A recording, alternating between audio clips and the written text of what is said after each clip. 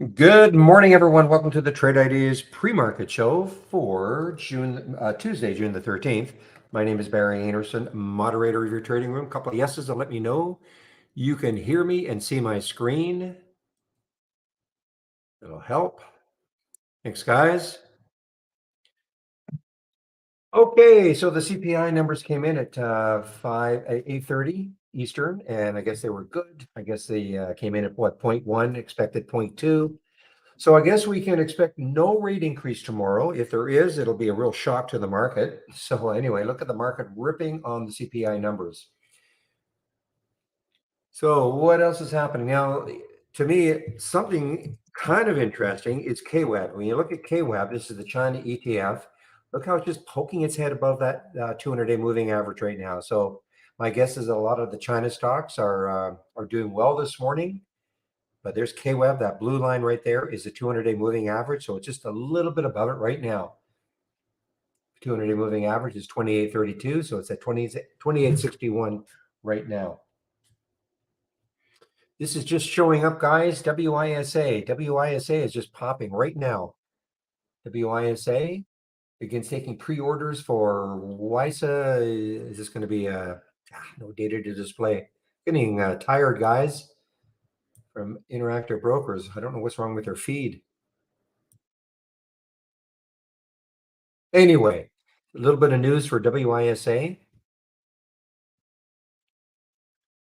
I think I saw your message there. I don't have, yeah, there's, if the font does not control it, increasing the font, then there's no way to do it, I guess. I'm just going to look at the dock channel bar just for me.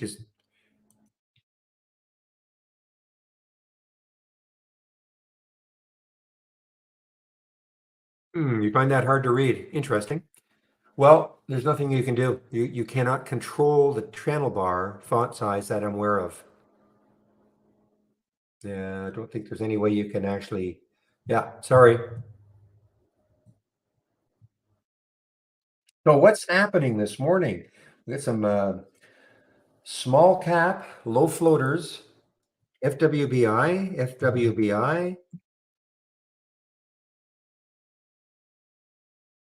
First wave gains on reaching enrollment target in pancreatic disorder drug trial. Okay, so that is FWBI.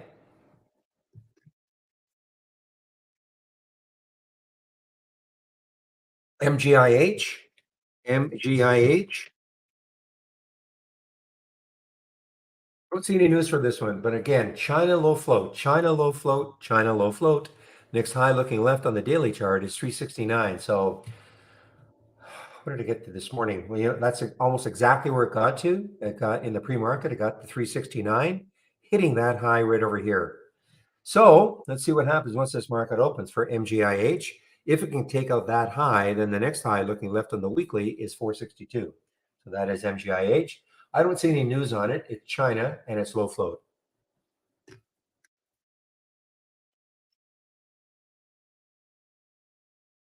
On my daily chart, I have a purple line.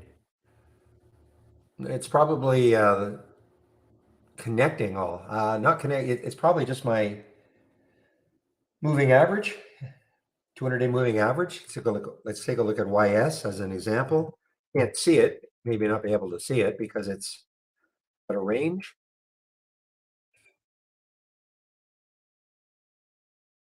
You're talking about this line right there? That's a 200-day moving average, if that's what you're talking about. Oh, you're talking about this purple line here. Not sure what that is. That might be the VWAP. Thought I got rid of it, to be honest.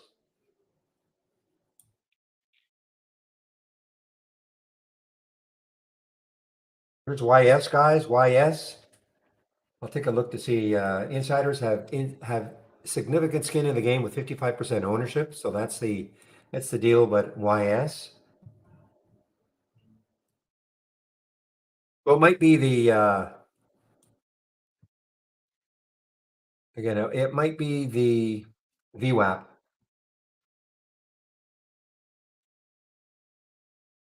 Oracle. Okay, fire that service, Mister Two.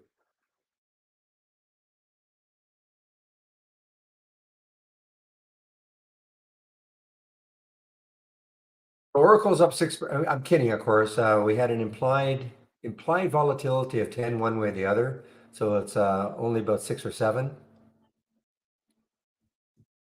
Let me just see if that is the,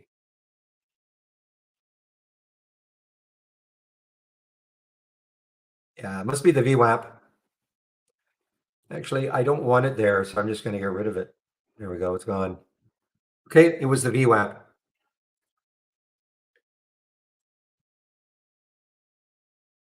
Silo, SILO.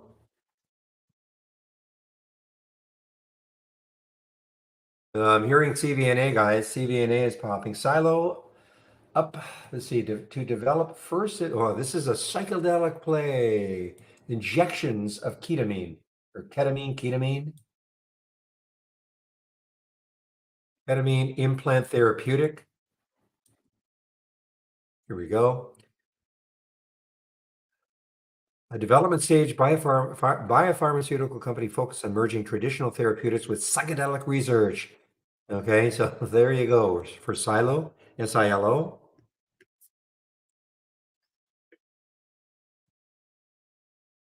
Manu, MANU. So Manu, so it's an earnings play, but I guess the real news is speculation again. This is not going to load again.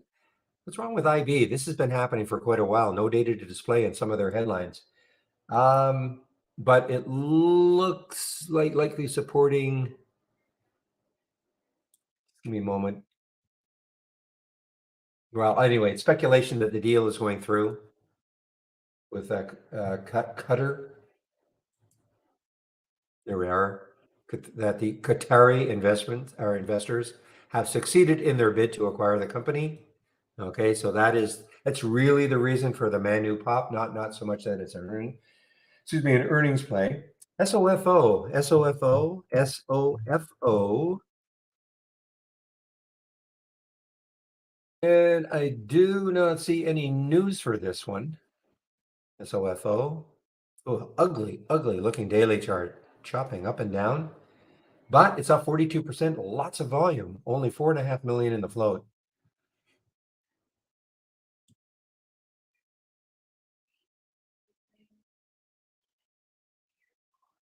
Give me a moment here. I have to, my news feed at IB has been a little bit spotty.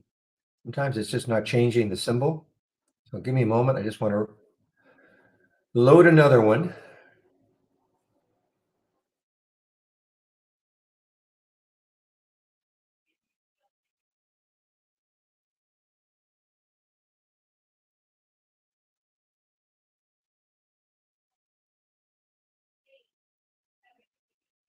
Okay, let me see if I can find any news on that's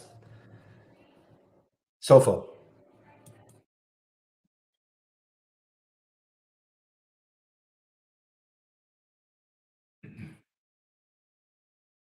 No, I do not see any news on SOFO, guys. SOFO. The only news really is that it's a low float and it's moving. Look at the volume. I don't see any news on it. You guys maybe find something. I'm just scouring some headlines. I don't see anything.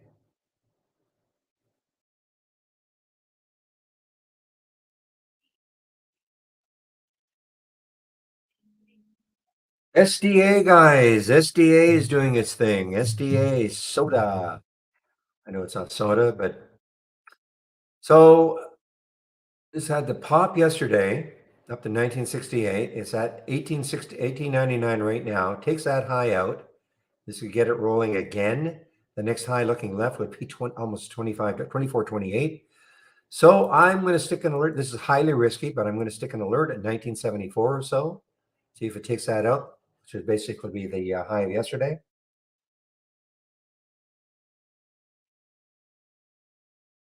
The GME, yeah, GME popped up.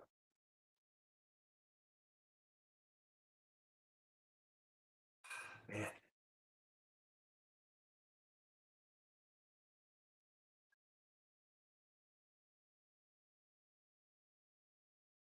A big level for it to try to get through would be this 2650, which is the high of about 3 days ago. Okay, 4 days ago. And what did it get to? Almost got there, 2616. So something about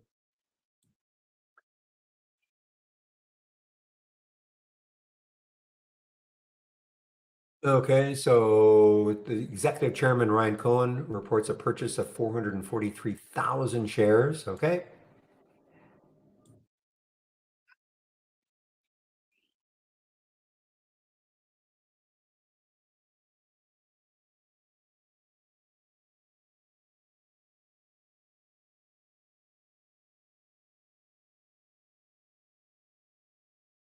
PBLA. Let's see if it's holding its gains. Let's see, not really. Got up to 853, back down to 734. Again, insanely low float. We only have 568,000.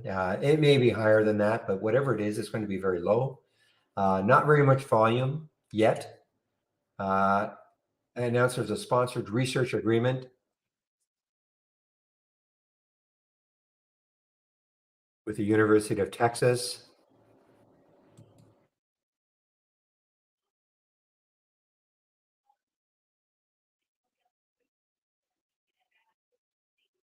And here's another small earnings play, MPAA. MPAA is an earnings play.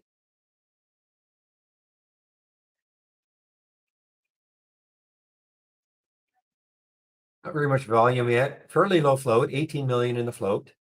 Only 47,000 shares have traded so far. But this is an earnings play. Not too many earnings plays. MPAA. IonQ is on the move here. Yeah, IonQ is on the move.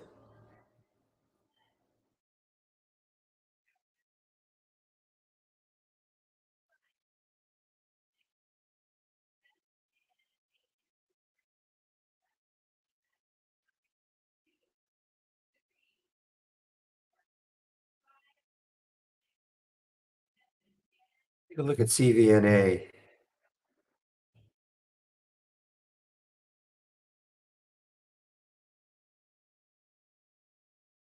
Look above yesterday's high, guys. CVNA is above yesterday's high. Again, got raised to 25. This is another. I know they came out last week, but they're just really trying to pump this up. JMP Securities, $25 price target on them from 15. Kerrisdale came in yesterday, the short seller, and slammed the heck out of them. But tremendous, great recovery. Just shrugged it off. Real mentioned Urban, URBN earlier. Morgan Stanley is put a $42 price target on them. I think 45 or 42. They're also looking at two other retailers, BBWI, and also Lululemon. So BBWI, not too much, no volume yet, and also Lululemon.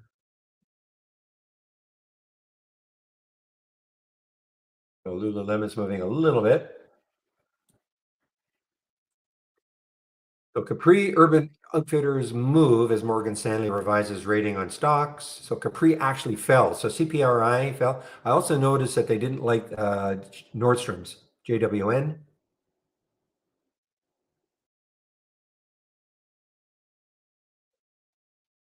But they do like Urban and they do like BBWI and Lululemon.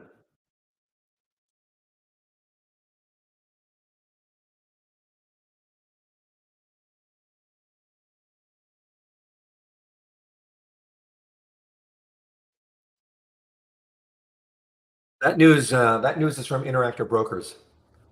When I pop something like this up, this is from Interactive Brokers. It's possible you get the same thing here.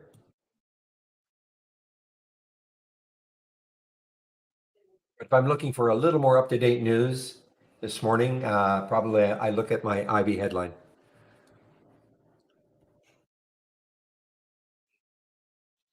I say it popped up. Well, I mean, I'm just looking at the 15-minute chart.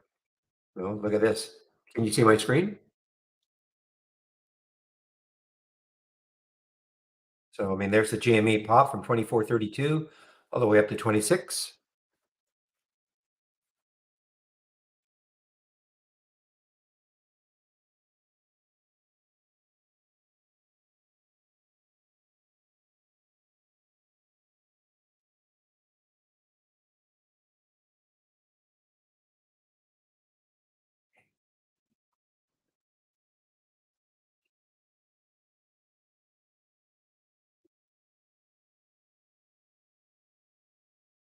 Yeah, 433,000 shares. I don't know what price, but probably around the 25 mark.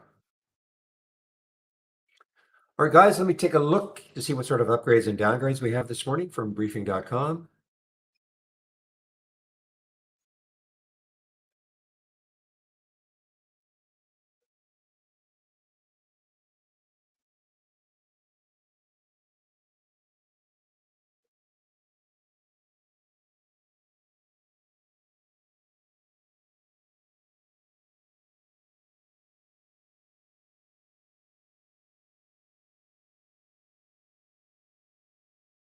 Goldman is upgrading Oracle, guys, after their earnings, or CL. Goldman's upgrading Oracle.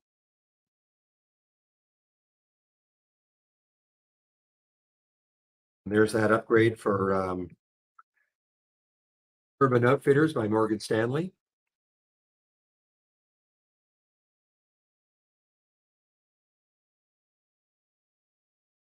And Goldman is also upgrading DVN, Devon Energy, DVN. Take a look at DVN, see if it's moving at all.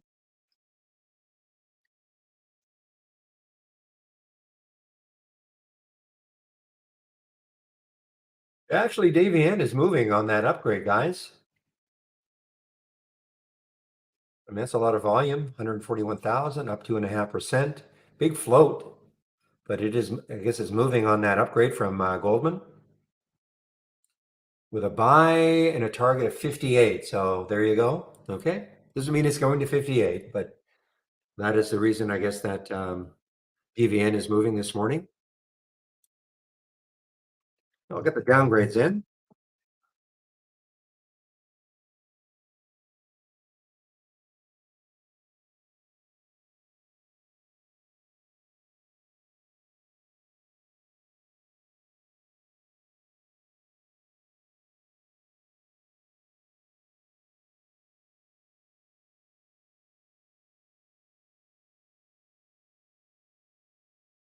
There's a downgrade for Capri from Morgan Stanley, CPRI.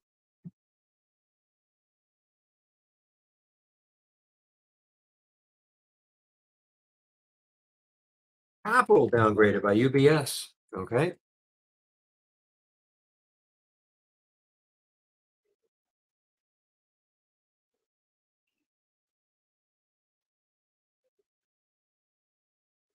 All right. Well, with this market ripping higher right now, let's take a look at the indexes, the major ETFs or major sectors. From our toolbar, I'm clicking on new and then dock channel bar, and then I'm going to click on show more and then scroll down till I see sector status.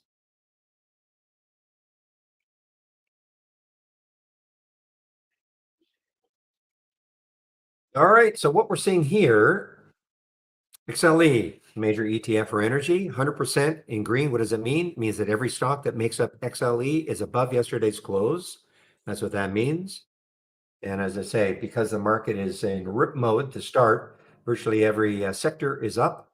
The only one that's sort of 50-50 is consumer staples. I don't really look at utilities, but yeah, everything is up. Let's take a look at the 200-day moving averages, though. So the market was really good yesterday, but let's take a look at energy. Yeah, still drifting away from that 200-day moving average. Retail, I think,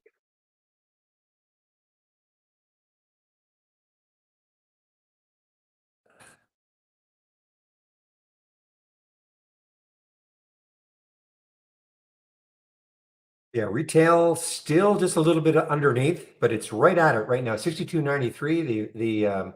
So the VWAP 62.92. The 200-day is 62.98. Maybe today it breaks above. Staples was below also yesterday. Let me take a look at Staples. Yeah, it's close, but still a little bit below. The other one I just want to take a look at is financials, XLF. You see, at one point, financials were really dropping. Yeah, remember this had a big bottoming tail, but kind of still holding its own. Again, the day that it breaks the 200-day moving average, I think the market's going to cheer. And we know that the rest of them communications and tech soaring way above the 200-day.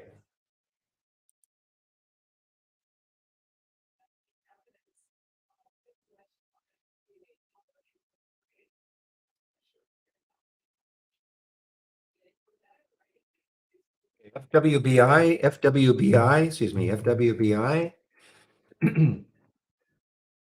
This has been a huge downtrend for several weeks, and big pop here. Again, this is the news reaching enrollment target in pancreatic disorder drug trial. And it's a low float, 1.5 million in the float. Look at the volume, 21 million. Looks like 3 could stall it though. 3 could stall it.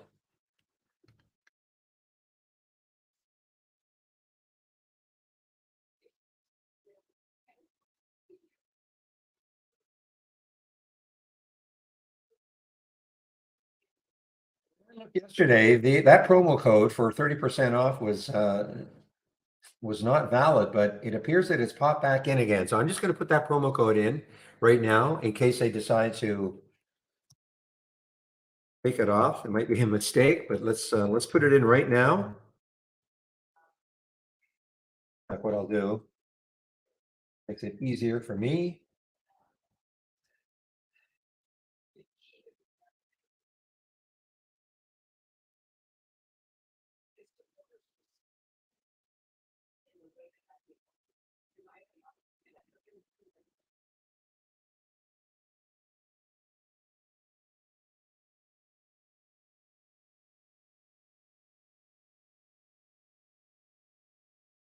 Okay, I want to make sure. So you click on the early bird promo for 30% off.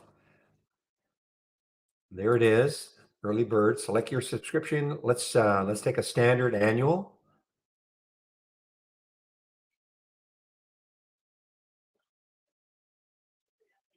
Want to make sure it is working. Purchase.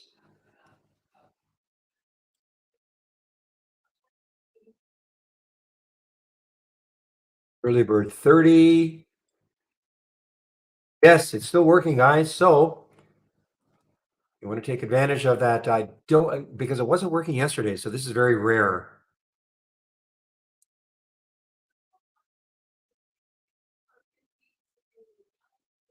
So that's open for people. If you have a monthly subscription right now and you want to upgrade to, or you want to take out an annual, you can do it. And of course, if you're brand new, doesn't matter if you're part of the test drive or just somebody looking in this room and you want to take out a subscription, that promo code is valid. Okay.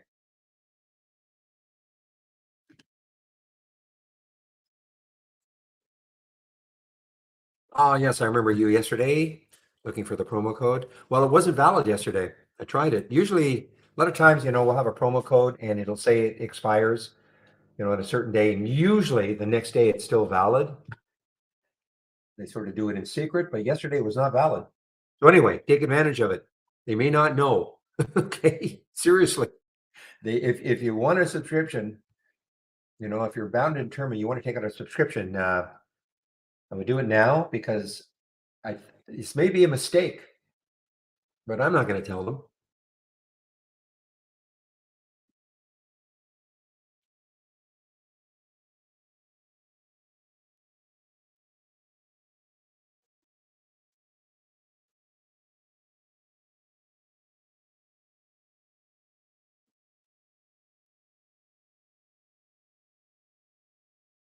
Beyond Meat, a little bit of a move here by Beyond Meat. Beyond Meat debuts the newest iteration of Beyond Sausage. That sounds tasty. The number one selling plant-based sausage at over 15,000 retail outlets nationwide. So maybe the latest iteration will make it taste better. I haven't had their sausage. Palantir, I'm hearing Palantir, guys. PLTR, I'm hearing it. PLTR. It's the Mamers. Beyond Meat is the Mamers. Okay, thanks, Real. Palantir on the way. Play is also moving here, guys. This had an earnings on the 6th and a big pop up for Play. Just sort of remember that. pulled back. That's right. This was the day that for some reason I could not short it. It said there were no shorts available at IB, but yet some were saying that who had IB that they were available. They're certainly available now.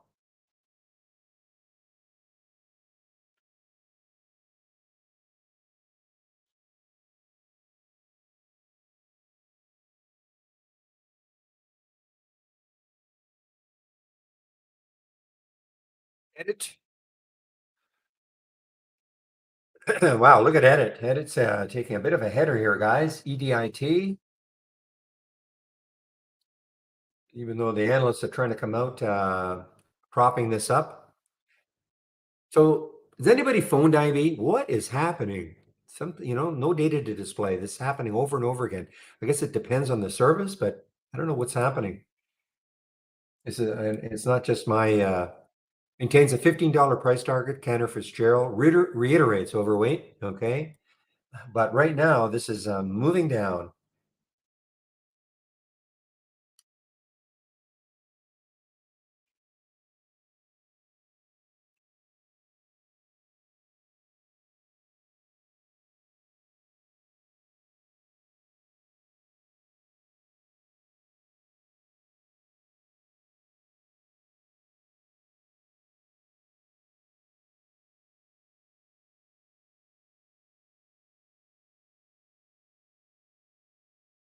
Yeah, I just don't know how much room this has got. I mean, nine looks like it's pretty, could be pretty solid as resistance or support on a short of Edit. So not terribly interested. And I'm just noticing that it's showing up. PBR was hearing it over and over again. PBR.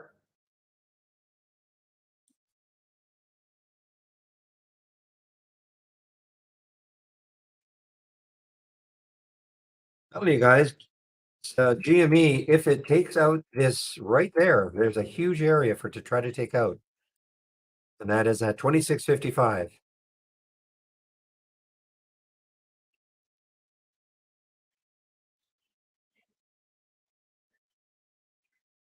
Actually, 27 is more the area. 27, the next 27. I mean, there's a lot of, resistance. Looks like there could be some resistance just around 27 to 27.50.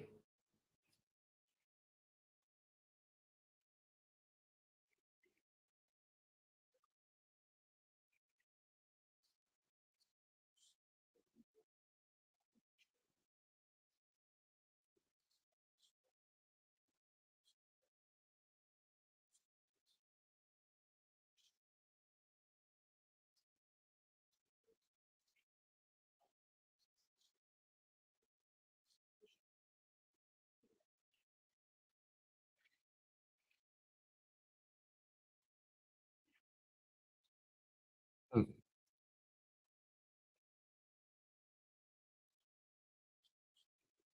Zion, guys. Zion is on the way down here.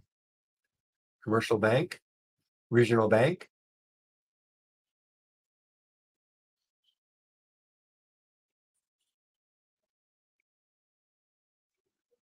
Look at KRE. Let's see what's happening with KRE. Not much. So this must be just Zion for some reason. Zion, ZION.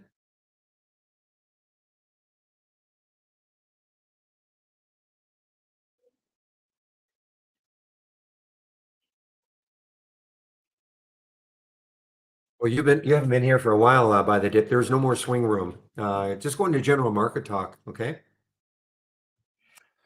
1 minute. Thank you. Yes, less than about 30 seconds for the market to open. So let's have a great trading day, everybody. I typically don't trade in the first 15 minutes. Try to let things settle down a little bit.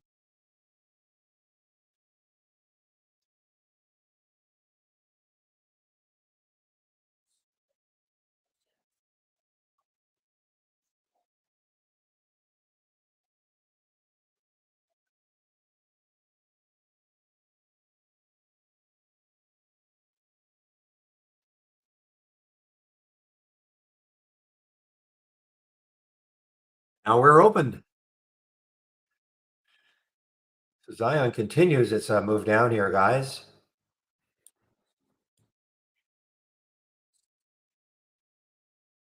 Just give me a moment as I try to resize this just a little bit. Here we go.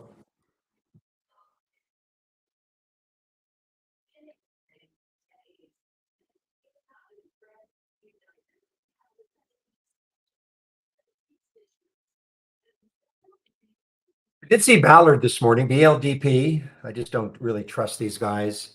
I don't mean the company, but I mean any sort of a move. Derm, DERM. Haven't seen Derm. Well, it popped up and then right back down. Okay. Haven't seen Derm for a long time. What an ugly looking daily chart. MGIH, pre-market high was 367.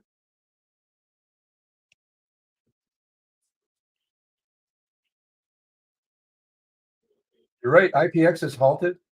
Excuse me, volatility halt. Is this a SPAC? No, it isn't a SPAC. Okay. Gold ore and silver mining.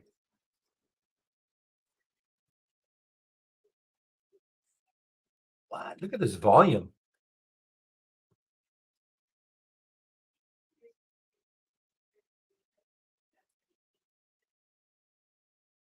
I didn't see this in the pre-market. I don't know exactly why, but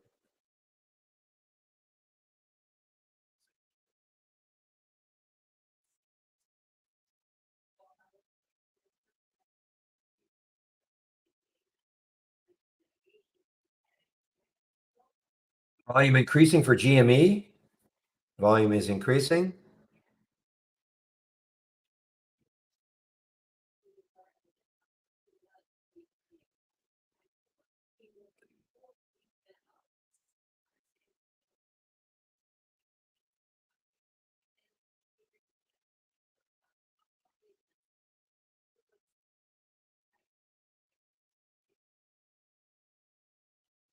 Give me one moment.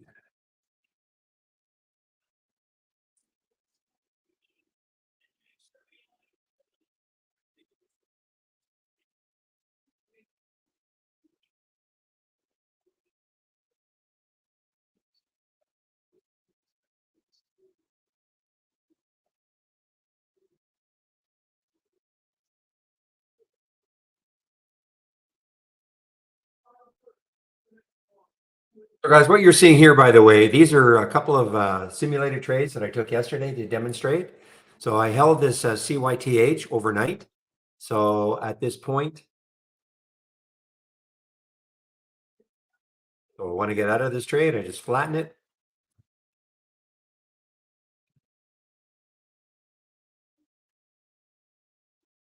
Did the same with the ONCY, ONCY.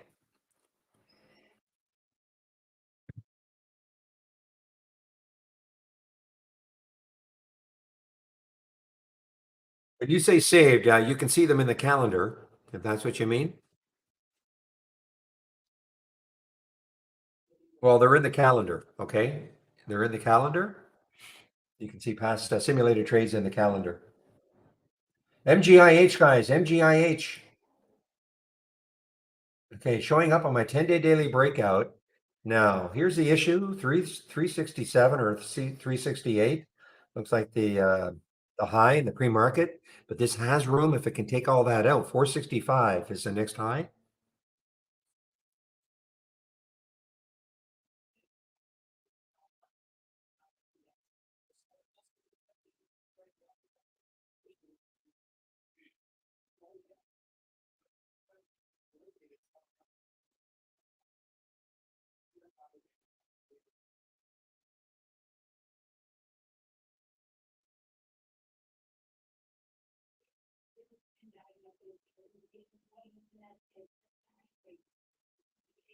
This is one that we couldn't find any news on. Very low float, 1.25. And I'm talking about MGIH.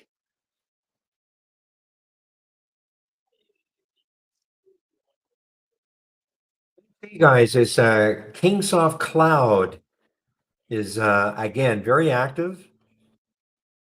Remember these weeks it was super active, and then it had a big fall right back to where it all began when it became super active, trying to come back.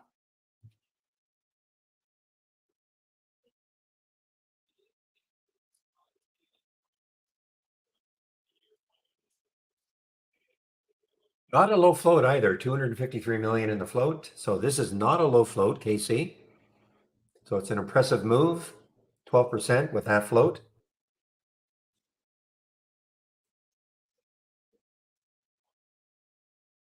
Okay, IPX just resumed.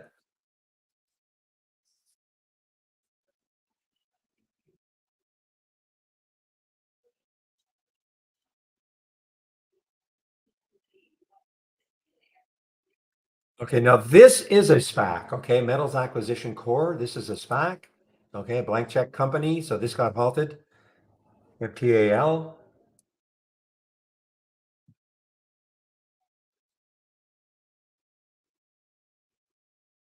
So IPX to produce titanium components for Ford Motor. Okay, so that is the news. And this is what's causing the excitement for IPX. And it's halted again. IPX is halted again.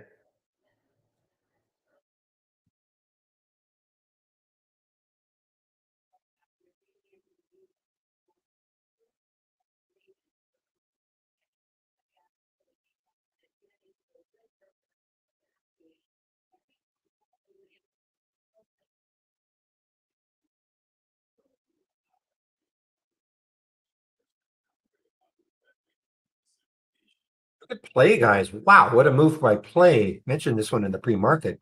This is a big move by Play. That was its earnings day. It's almost there again.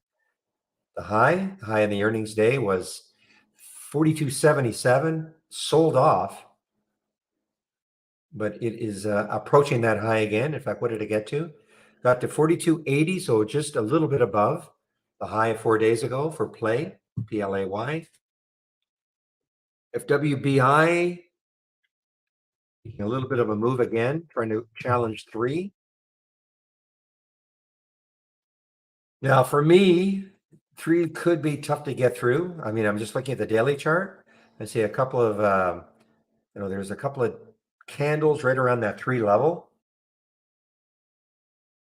For me, anyway.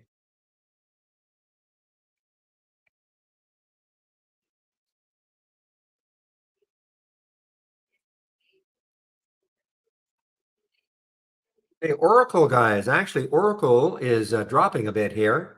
ORCL, Oracle's dropping, still up for the day. Earnings play, but Oracle is starting to drop. ORCL.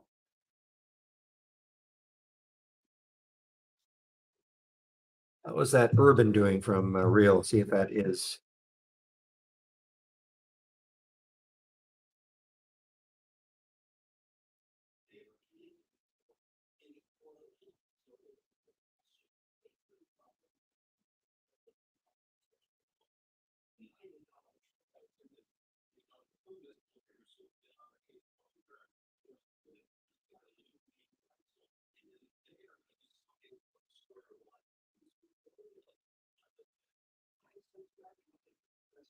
Yeah, play guys, play now above that high. It's earnings day high.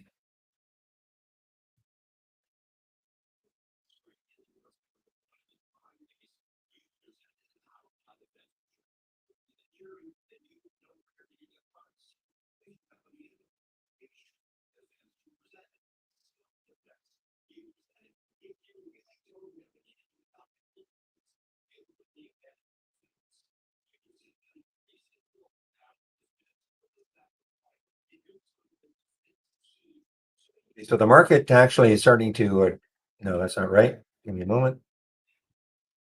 Okay, so market is still strong. CPI came in slightly less than what was expected, which was expected. It was expected to come in slightly less than what was expected, and that's what happened. So the market rallied, said yay. And then tomorrow we have, of course, the Fed. Well, it'd be a real shock to the system if they actually raise rates tomorrow.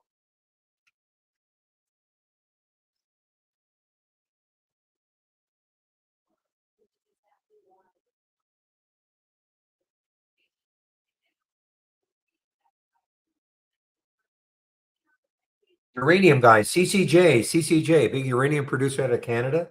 Lifetime high, CCJ, lifetime high now for CCJ, showing up on my 10-day daily breakout. as is now Manu, MANU, Manulife, Manulife. Manchester United, MANU. Now it's an earnings play, but really the reason is that they're saying that maybe this deal with the Qatari syndicate is done.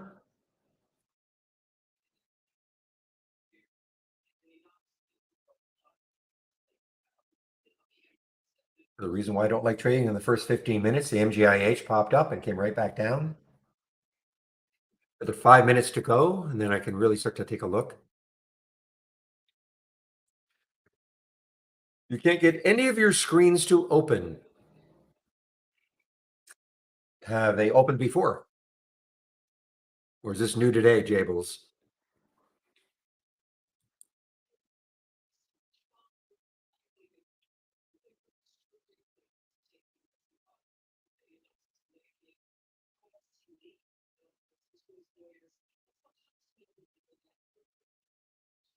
PBLA halted, guys. Halted on the way up, I think. Yes, halted on the way up, maybe. I mean, I know it had the big pop. It came back down.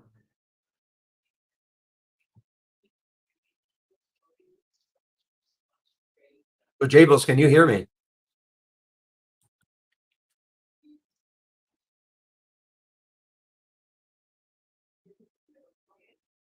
Okay, so were they opening yesterday? Hard for me to help.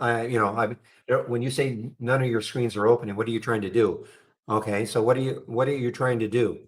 You have, first of all, do you have a lower this just a little bit? Do you have a green ball showing that you're connected?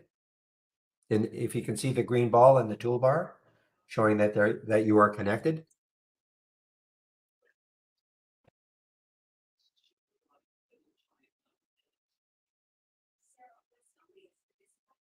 All right.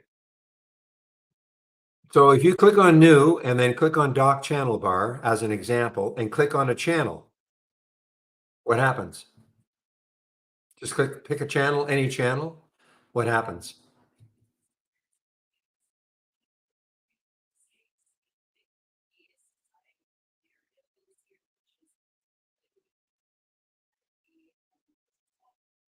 When you say nothing opens,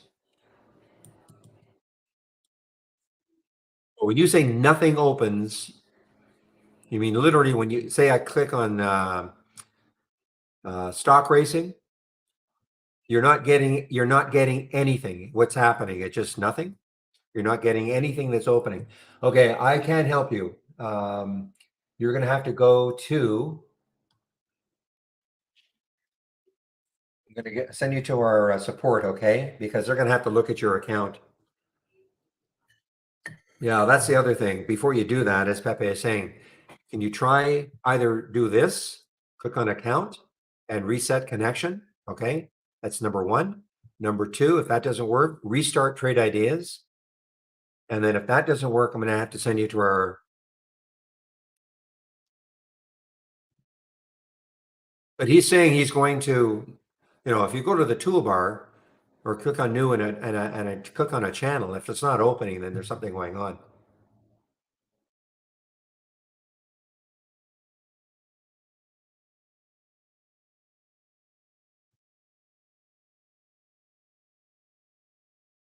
But that doesn't make sense. I mean, loading a template may help, but I mean, it doesn't make sense that if you click on our toolbar and click on our dock channel bar and then click on a channel, nothing's opening.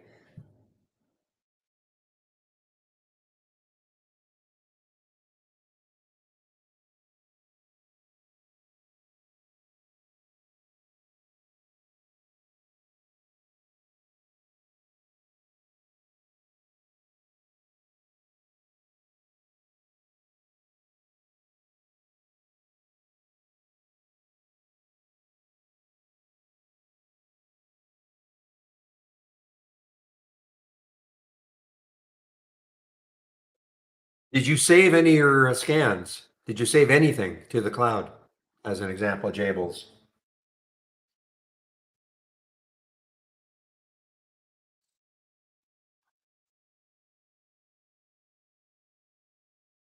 All right, let's take a look at MEI. This is from the AI. Let's take a look at what is the reason for this one moving down, trading lower after the company reported. So this is preliminary. Okay, so they don't release earnings until the 22nd, but they're kind of preconditioning the market. This is like an earnings play now, guys. Okay, MEI is like an earnings play.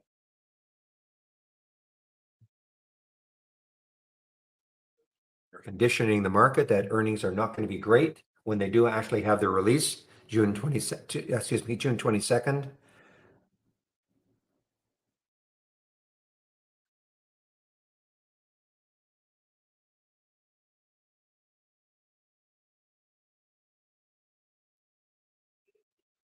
IPX resumed again, guys. IPX resumed after the halt.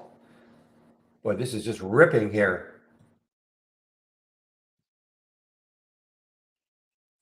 Had to pop up to what, about almost 14. It's pulled back.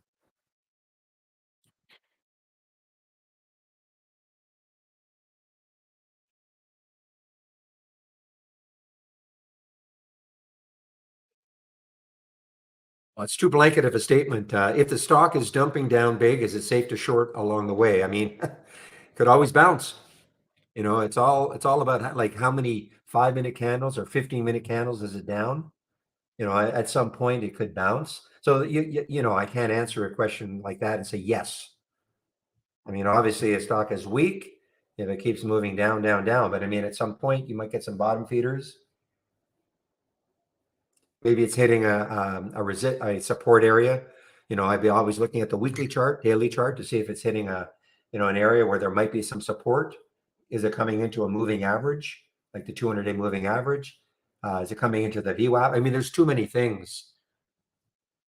You just can't say, just because the stock is moving down, is it safe to short it?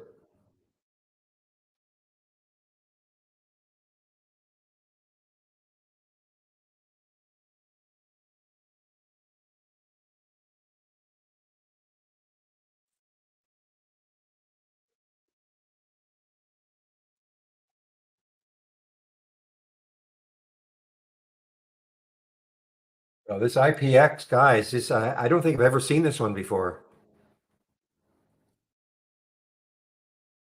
It's well, it looks like this is a lifetime high. I haven't seen this one before. So it looks like it started trading as IPX back here. Not shortable for me at Interactive Brokers.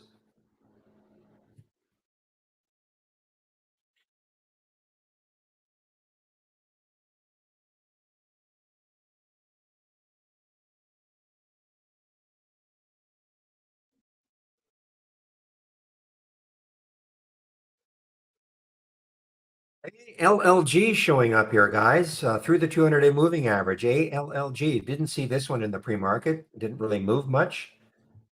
Well, I guess it moved right at 9:30. So when the market opened, it started to move. Out of the Netherlands. If there's any news on this one. Trading higher amid strength in EV charging names. Well, let's see. Let's take a look at Blink, BLNK. That got hit hard because of last week's announcement between Tesla and GM. Let's see if Blink is coming back. Blink is trying to come back a little bit. BLNK trying to come back a little bit.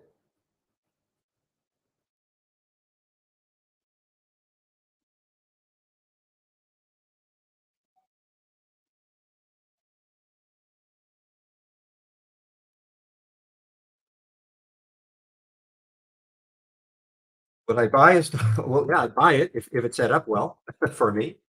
Okay. And I have to look at it. I mean, it's highly risky. 13 million in the float. It's pretty choppy. But it has news. So I mean, it's in play. Now, will I buy it? Well, it doesn't mean just because it's here right now, I'm going to buy it. But the reason why I would buy it is because it's in play. It had some news. Obviously, the market, there are a lot of people around the world, traders around the world that are been buying into this one right now. Pretty good volume. But this is not a recommendation to buy it, okay? But you're asking me why would I buy it? Well, because it's newsworthy right now.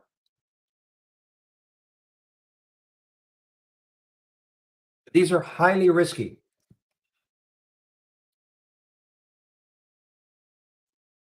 The reason I say that is because, where are you going to put a stop? You buy this one, where are you going to put a stop? The low of this candle, which is, $12. I mean, so you've got to really, if you're new to trading, I just wouldn't even look at these. But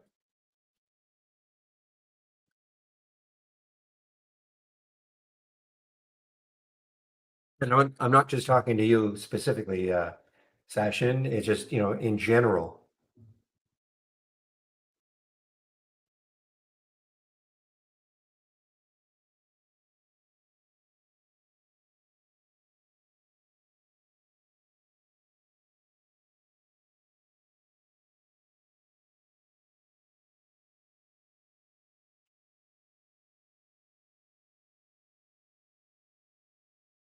Okay, now Manu was on the way down a little bit, guys. MANU was on the way down a little bit.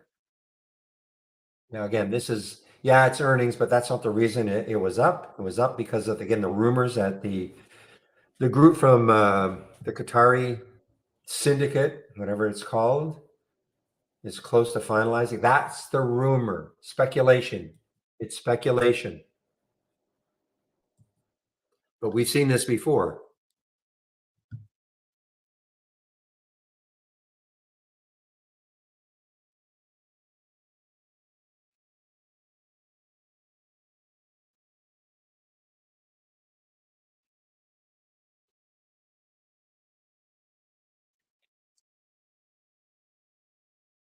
Take a look at Urban. What's it doing? Wow. Well, so much for the upgrade so far, anyway, from Morgan Stanley. So far.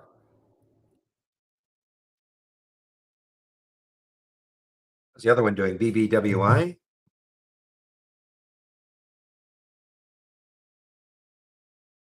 A little bit better. It's not dropping as much as Urban.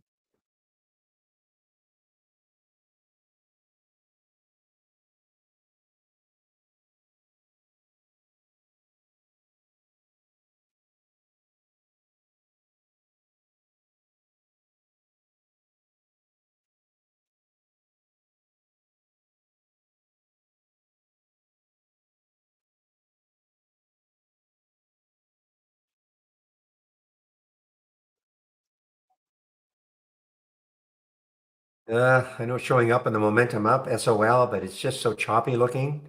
Lots of little areas where it could stall, in my opinion. SOL.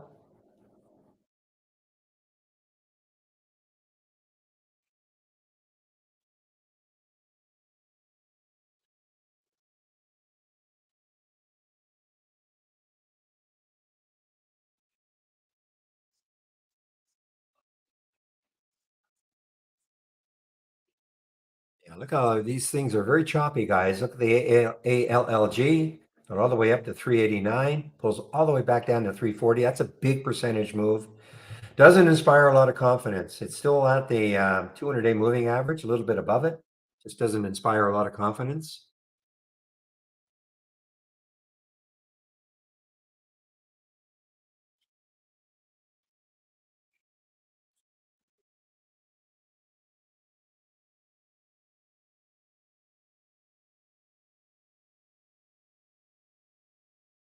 Not seeing too much that's interesting to me right now, guys.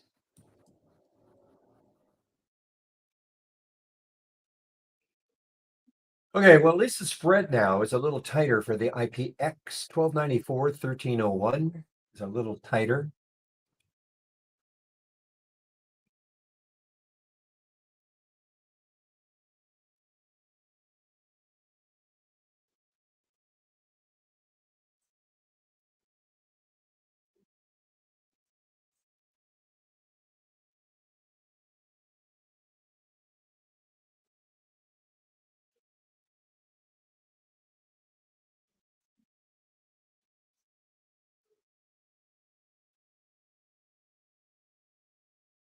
I've been watching Rum, guys. This is the trade of the week, and it had a nice move yesterday. I've been watching it to see how well it is holding 11. And unfortunately, not holding it that well right now. I was looking at this area right here. It was holding 11, but big, pretty big candle right now.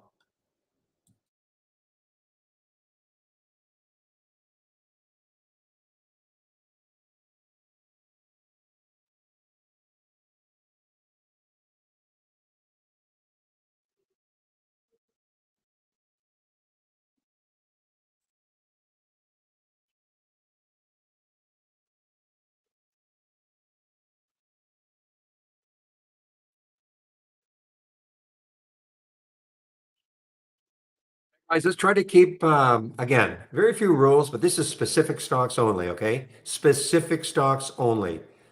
So, if you've got anything to do with the market in general, that's why it's called General Market Talk, please use that tab, okay? This is specific stocks only.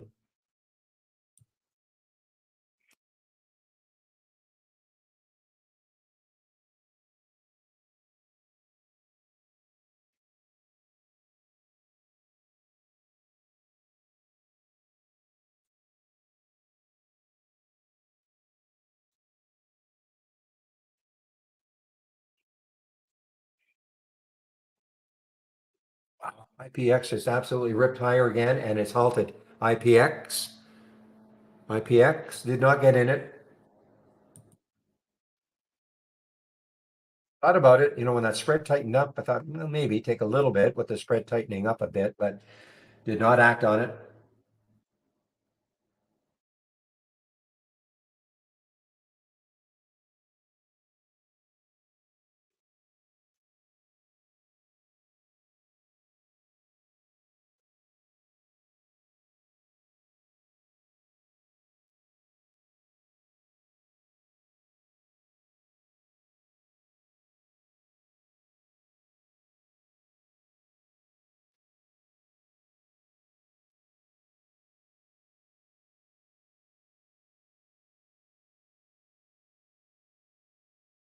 I didn't even look. I'm sure there were no shorts available at Interactive Brokers. Let's take a look. No, not immediately anyway.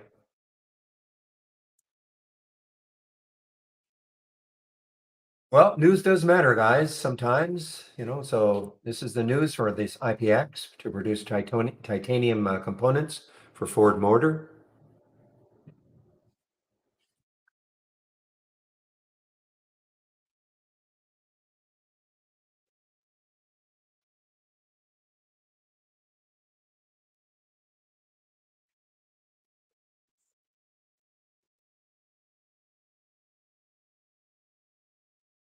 Play continues to move higher here, guys. Play, look at them. Wow, once it took out this high of 4 days ago, 42.82, it continues to move higher. Now you would think it's coming into some resistance right around 45-ish. Okay. Now this is shortable for me. 1.3 million. I have no idea why in this day it said there were no shorts available for me. But anyway, 1.3 million shares available at Interactive Brokers. So I've got my eye in this area. If it can stall at around 45 for play, PLAY.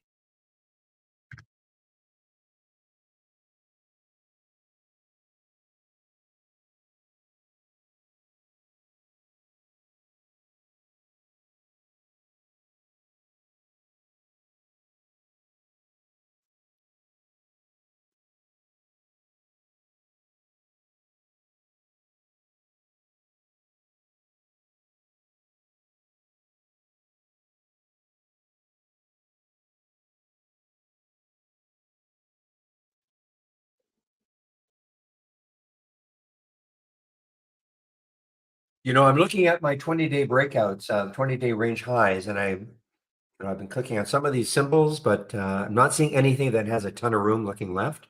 So I'm not interested yet. Yeah, same thing. RKLB is not interested yet.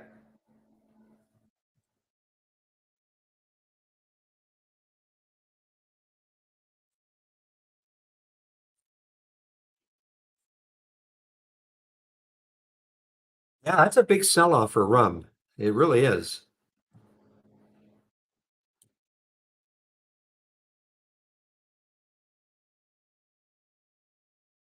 Okay, we have a few more AI alerts here. Let's see if anything is interesting. Take a look at PLAB, PLAB.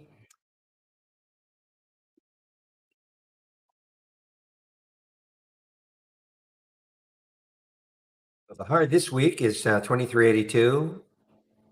Got some room, guys. You look left on the weekly chart, 2545. So this has some room. PLAB, see if there's any news on it. It's on an earnings play. I'd feel a lot more comfortable if some of these were earnings plays. MEI is an earnings play, I guess. Yeah, I mean, it technically it's not, but it is in essence an earnings play because they're pre-announcing. They don't release earnings until the 22nd of June, but they're basically conditioning the market to say, may not be very good. So this is technically, I would call this an earnings play.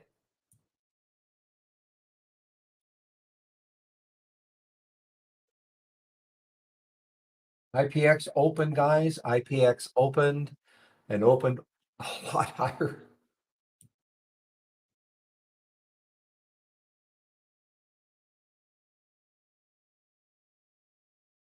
Well, I tried to get some, but I didn't get it. I tried to get some. I'm sure this is going to get halted again.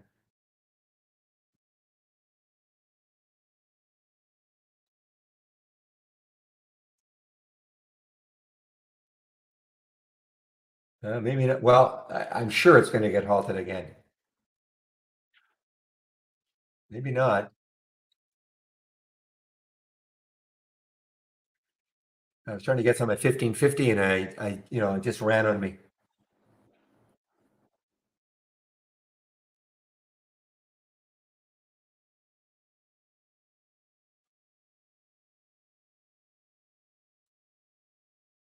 So you downloaded the software. Okay. Yeah. Now, when you say you downloaded it again, or you just exited Trade Ideas and then re-entered, or did you actually have to do a download?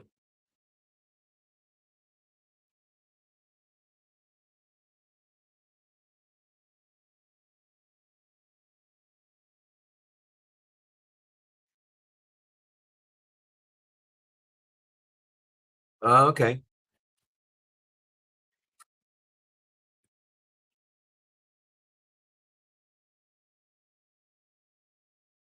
Again, I look at EURN. I just don't see enough room.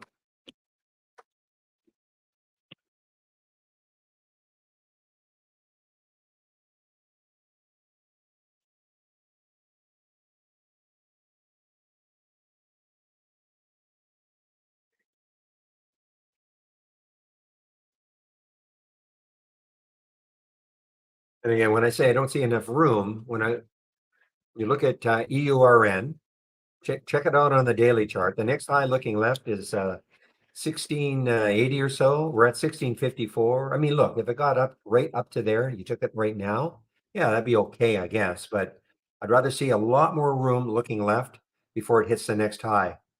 That's just the way I trade. And I'm not trying to talk anybody out of taking this trade because of that, but I'd like to see a little more room.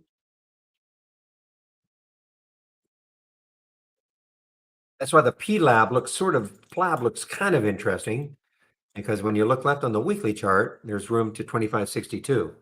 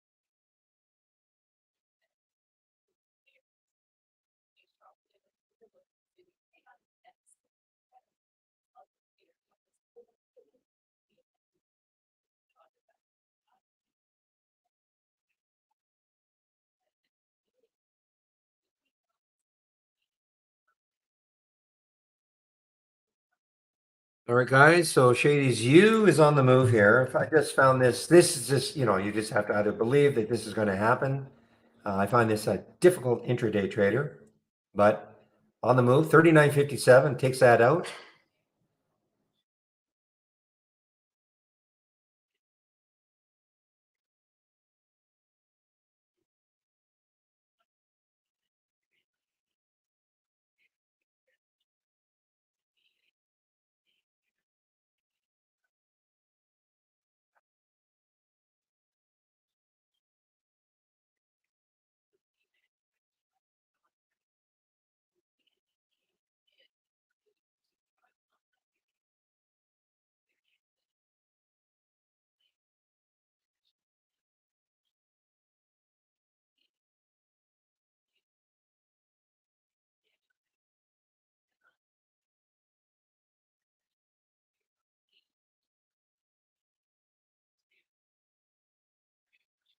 Hmm. Looking at a couple of things that are thumbnailed here. So AI itself, another, in my opinion, very difficult intraday trader, but there's AI. So, Mr. Two, are you still in the room? Did you say the implied volatility was some crazy number for AI? No, it's not an earnings. Well, May 31st was its earnings, but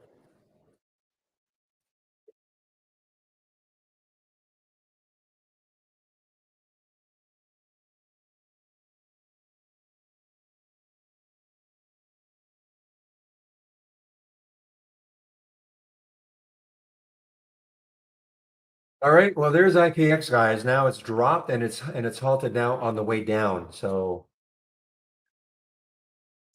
would have done okay if I'd have been able to get it at 1550 or so, which I was trying to get it, but I just it just moved too quickly for me.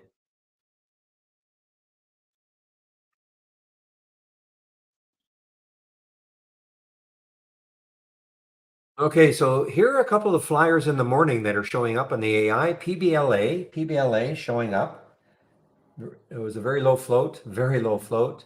Sponsored research agreement with, I think, a university in Texas, I believe.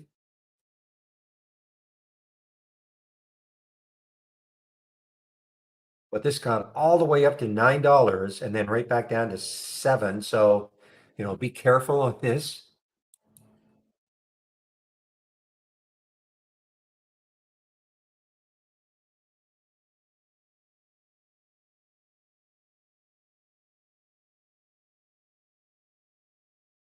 Just check another website. I want to check another website to see what their float information is on that PBLA.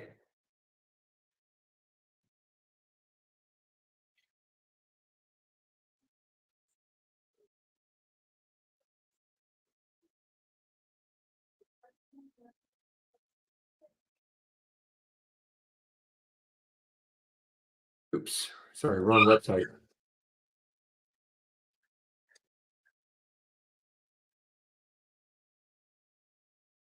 Yeah, this is a very low float. Very, very low float.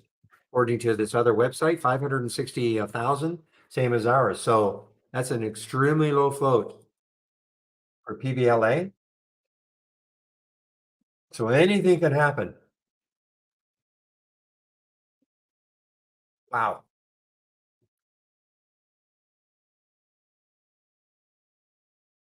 The problem with these ones is, where are you going to put your stop? I mean, here's a stop price of 435. That's ridiculous. Okay. It's probably the low of the day or something like that. But I mean, you can't put a stop at 435 at 679, in my opinion, anyway.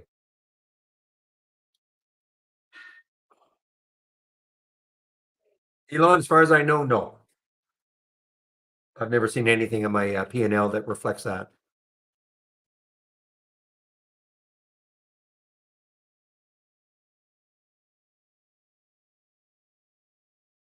Well, definitely have to keep an eye on this in case it just has this massive move because of that float.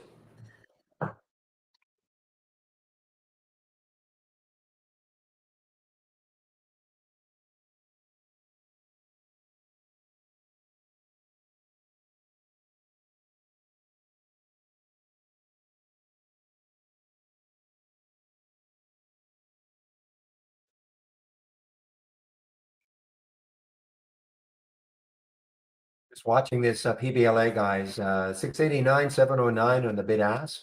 So it's a, it's a not a great spread, 20-cent spread.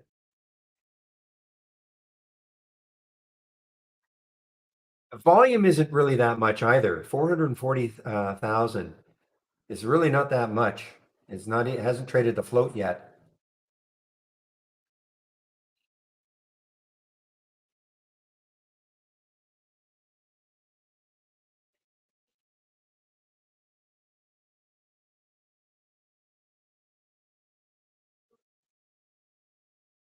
Well, I wish the volume would really start to pick up.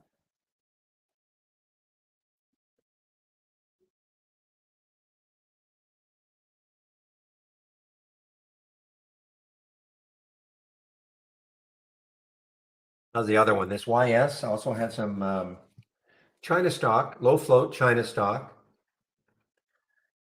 Did it have some news? I can't remember if it had any news. Insiders have significant ownership. That's right. This is what the news, I guess, on YS.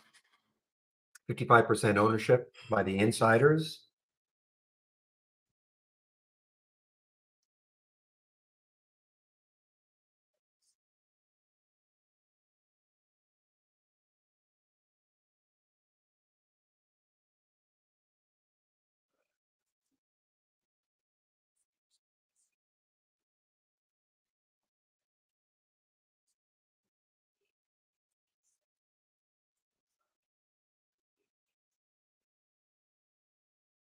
Just making it hard to trade, guys. This is what I'm talking about. 691, 709. That's a terrible spread, for a $7 stock. It won't matter if it takes off, but we don't know that.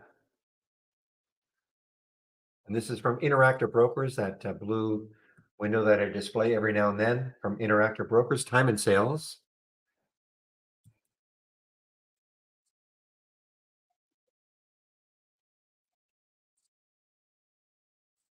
I'm just not seeing a lot of follow through with these flyers. So look at the FWBI.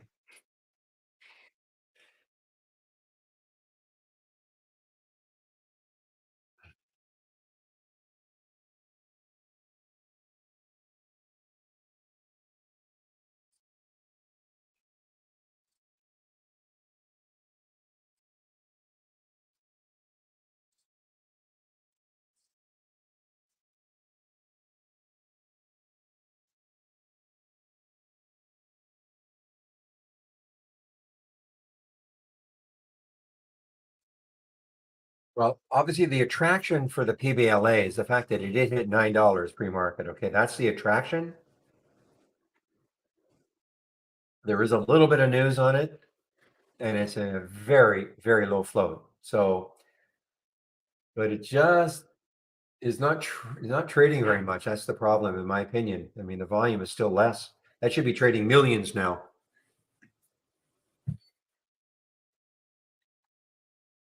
Well, I guess we should have all played play, guys. Play is just ripping here.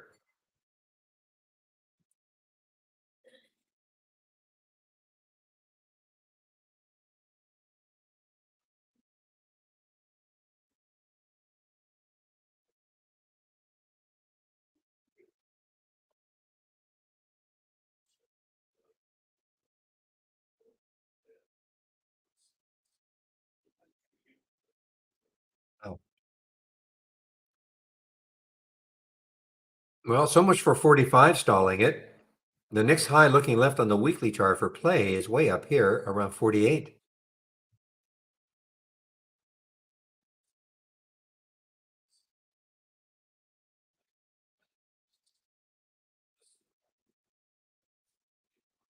Well, okay. I'm just going to stick a price alert around 717 for a PBLA and see if it takes it out later on.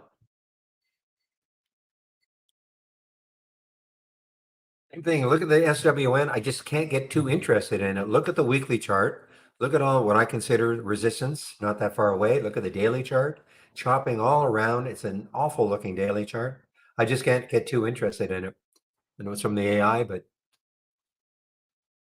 we'll be selective.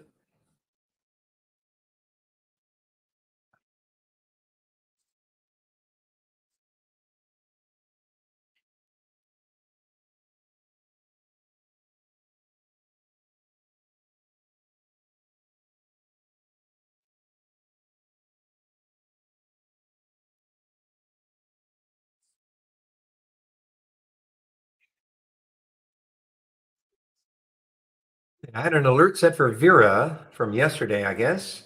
Let's see why. VERA. I see why. Wow, this is interesting, guys. That's right. You look left, there's the highs, 973, a couple of highs for the last 2 weeks around that area. But the big deal is look at the room it's got on the weekly chart. 1953 is the next high looking left on the weekly chart. So this, what's the volume like? Not bad. Again, a difficult spread. I mean, they're just trying to make it difficult to trade. 960, 981, not a good spread.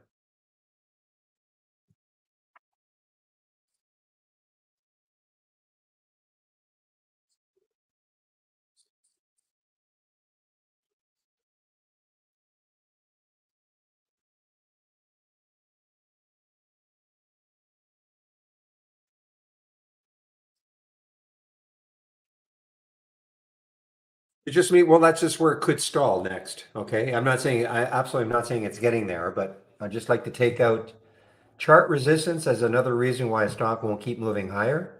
So that's why I just look left. I mean, I'm certainly not saying Vera is going to get to 1980, but when you look left, it's got a lot of room to go until it hits those highs. I'm not saying it's getting there, but if the next high looking left on the weekly, so Vera's at 971. If I look and the next high was like at 10, I wouldn't take the trade. I wouldn't even consider it. But because it's got a lot of room, it means it can keep going for a while. I mean, there are a million other reasons why it won't keep going or a stock won't keep going. I just like taking chart resistance as one of the reasons out of the equation.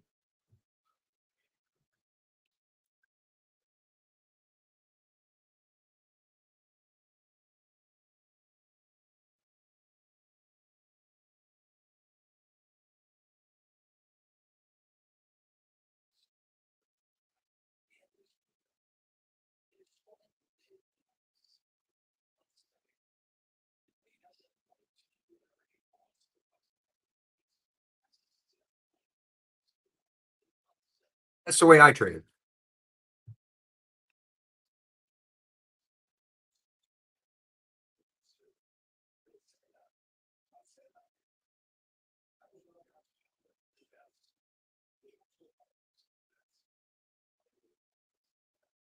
So I'll be honest, Sandra, I wouldn't pay attention to any of that. Okay, I use the AI like a watch list. Okay, these numbers up here mean nothing to me. Okay, I mean conservative profit means it got out at it's already out of the trade. Moderate and aggressive will be the same unless at some point the stock hits the actual stop. Aggressive just means if you didn't get out of the trade at all, even if it hit the stop, what would have happened? I honestly wouldn't pay attention. Okay. I would just look at this like a watch list, like I'm doing with the PBLA. You know, 679, it's at 680. I put a price alert up here. I don't pay any attention to these numbers. Okay. That's, I'm not telling you not to, but I just wouldn't pay any attention to those numbers. If I had my way, I wouldn't see these numbers. Okay. They mean nothing to me because I'm trading. It's like a watch list, trying to find areas to take the trade. You know, I rarely ever will take a trade right on the entry. I mean, it may end up, I'll take it at the entry price, but when I get the alert, I click on the symbol, check to see what's happening, what's the market doing. A lot of times, like some of these will follow the market. This one, YS, will not follow the market. It doesn't care.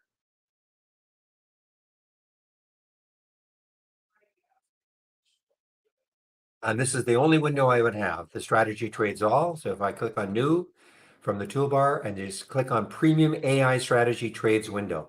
Okay. And then you'll have this window. If you're part of the test drive, you have access to this. This is part of our premium service. So next week I will not be displaying this.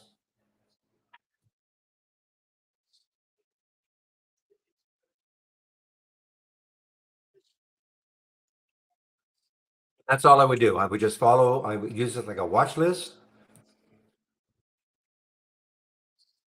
Times what'll happen, you'll get an alert, and let's just say for argument's sake, PBLA, the alert was at 679.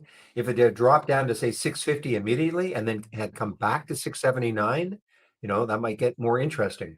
So I'll put price alerts if it is dropped down below the entry price, the suggested entry, and then I'll put a price alert back at that, see if it takes it out later on. Sometimes, look at it like any strategy. Sometimes you get something, you might have a strategy you really like, you get an alert, and you think, hey, wait a minute, it didn't do what I thought it would do. Maybe it's just a little bit early. Maybe the market's doing something that's causing it to not go up if you're looking for a long. Maybe there's something else happening. But just reset, just put your price alert back at the original alert price and see if it takes it out later on in the day. I mean, I like this PBLA, I really do because of the float, but it's highly risky. But that's what all traders are looking at right now is that 905 pre-market high.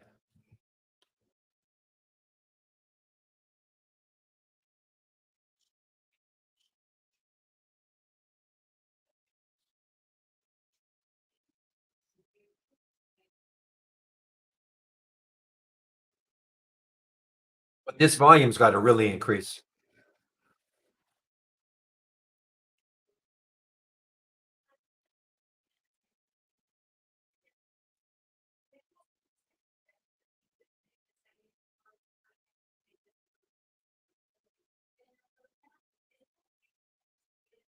Guys, this could be interesting on, again, highly risky, okay?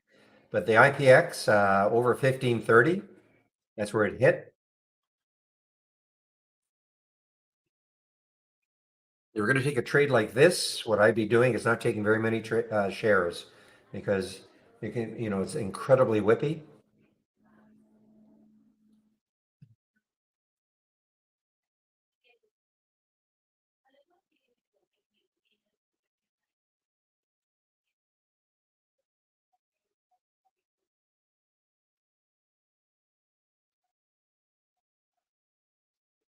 And this high right up here is 1750 or so.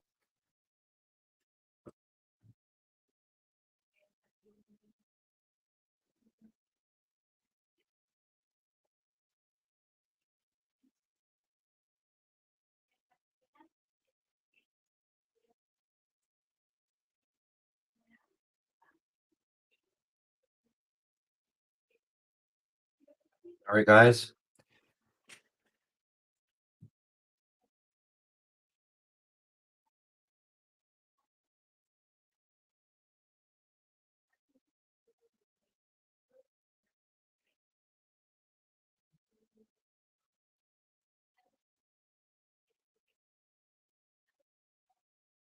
Oh man, just give me a moment.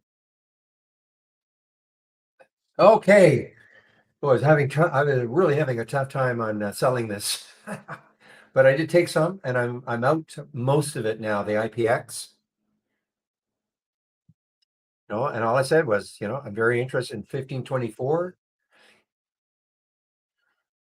I don't know if you guys were following that, and if you have Interactive Brokers, the bid ask and the order entry was not the same in time and sales. It was like lagging, and that's what was causing a problem for me. I don't know if you guys were seeing the same thing.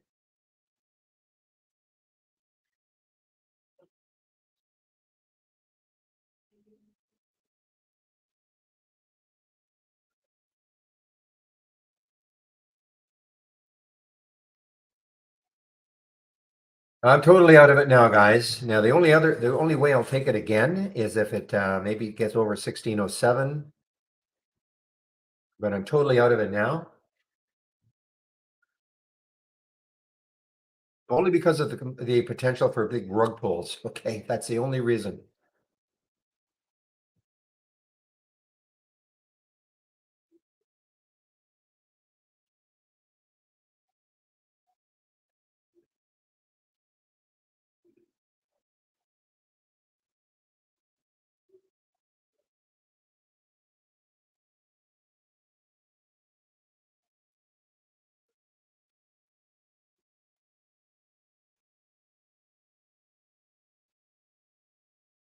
Wow, that's a good exit. Good exit. Excuse me. So again, I just put a high price alert at the high of that candle, see if it takes it out later, and see if that 1750 has still some attraction.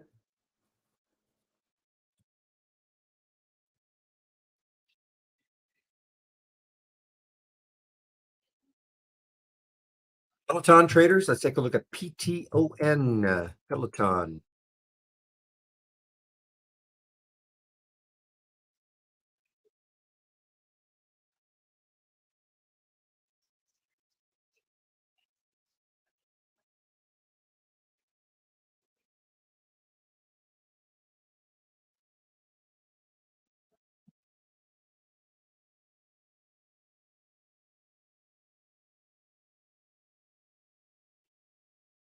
Don't see that yet. I'm not disputing it, of course, William. I just don't see that yet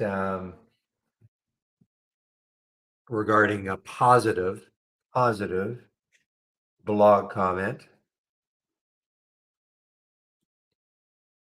Didn't even look at the VWAP for IPX. 1418. Hmm.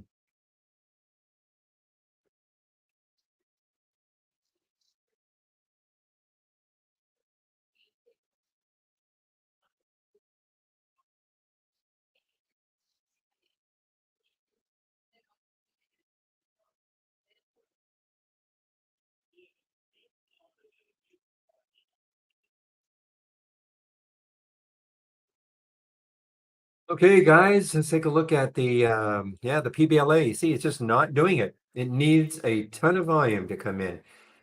You know, with that float of 568,000 and it's only traded 488,000. I mean, that's just not good.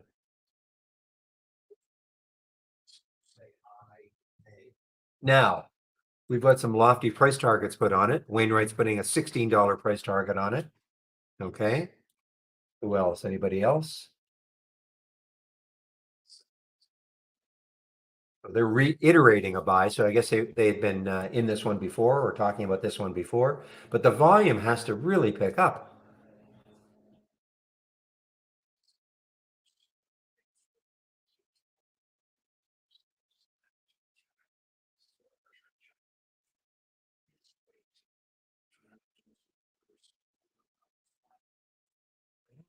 Son of a gun, I forgot it. Looking at Oracle, guys. Yeah, Oracle continues to move down. I mean, could this go negative? I mean, it's only up 2% now. Closed yesterday at 116.47. Not that far away.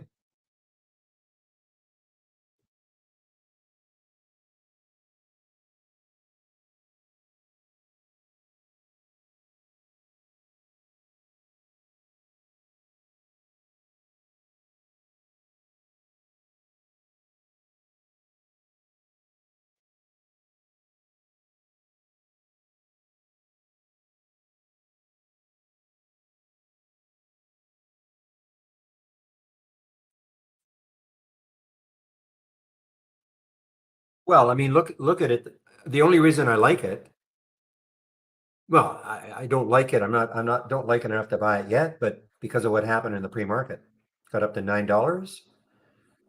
It is a low float. So I mean, the craziness can happen, but I'm not buying it unless it gets back over 7.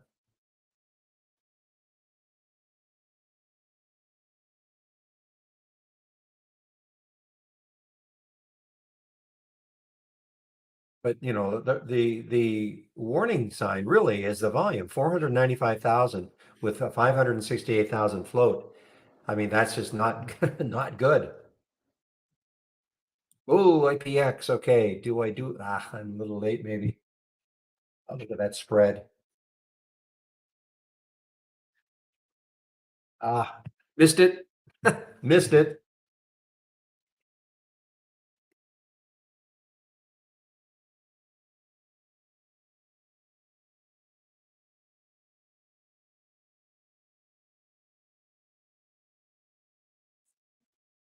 Well, you know what? Believe it or not, I'm sticking an alert at the high of the day. Remember, this is an all-time high right now. It did have some, well, looks like significant news. Titanium components for Ford Company, Fordco, has agreed to scope of work for the supply. Who knows how much money they'll make?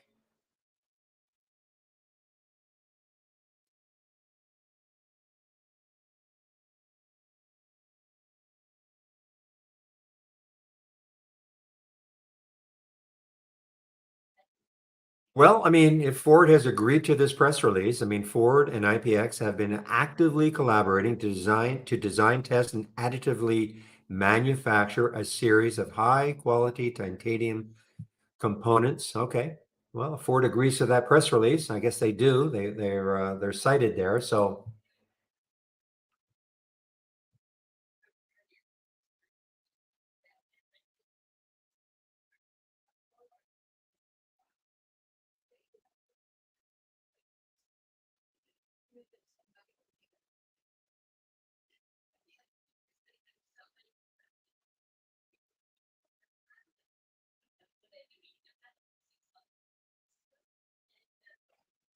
man, I missed that. I just missed my entry on that.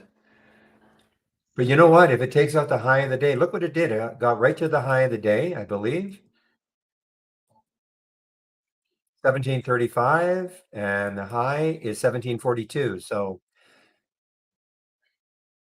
if this were later on in the day, I'd be all over this if it took out the high of the day. Just, I just feel kind of have an idea how traders think, but it is early. Remember, it's an all-time high, so there's no chart resistance.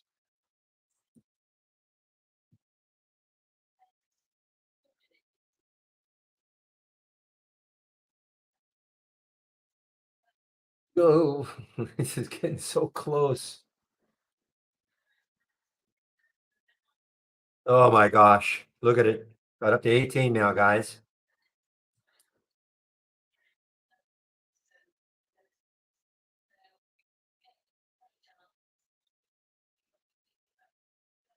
Winning races, guys. IPX has won 5 races. I'm surprised it's not halted.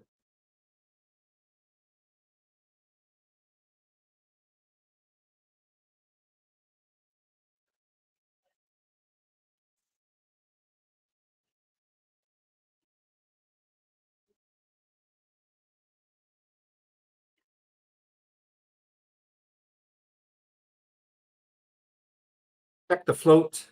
We have 13.5 million. Want to just check another website?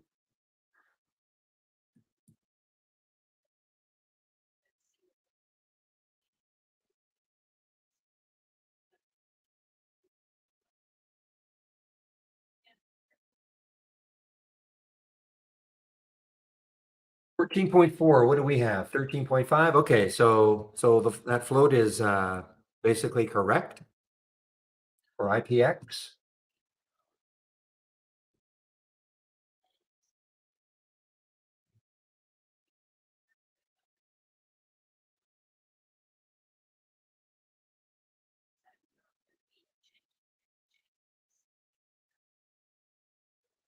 How's PLAB doing? PLAB. Now that has some room when you look, 25.45. It does have some room. It's a choppy looking 15-minute chart, but like to see if it settles down at all.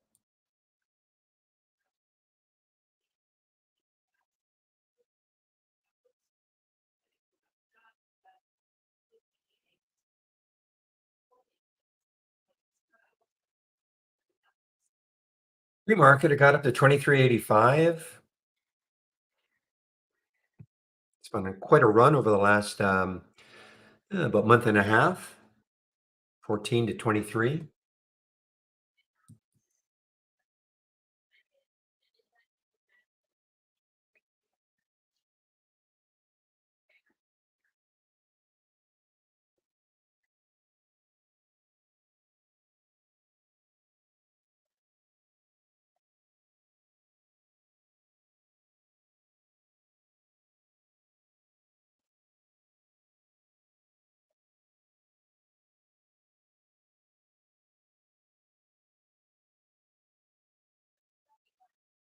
Look at the relative volume, guys. 3,200%. The relative volume. This does not trade very much. 5.7 million today on that news. It was just a sleepy stock for forever almost.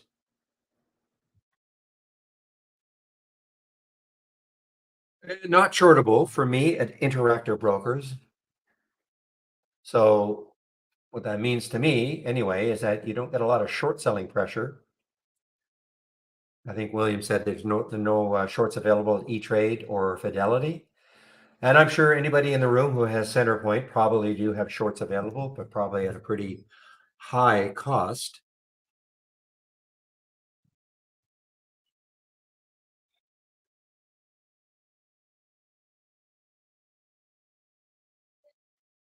Oh, when you look at my 10-day daily breakout, I guess that was pretty good. 13.99 to 18 now. Wow.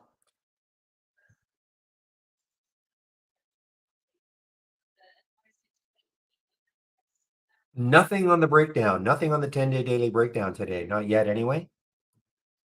And the interesting thing for me, again, if this 20-day range low versus the 20-day range high, 2 weeks ago, about 2 weeks ago, and probably for at least 3 weeks when I was displaying this was full. The 20-day range low was full. I mean, I'd have to scroll down to keep seeing all the symbols that were passing the filter requirements. I might get one or two. We've had a complete flip. Makes sense. I mean, the market's been, pretty robust over the last couple of weeks, but now I'm getting nothing on the 20-day range low.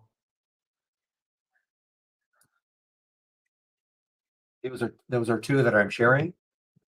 Okay, guys, time is it now? It is now 10:38. So let's make sure. I hope they haven't taken this off. I want to see if this promo code is still working.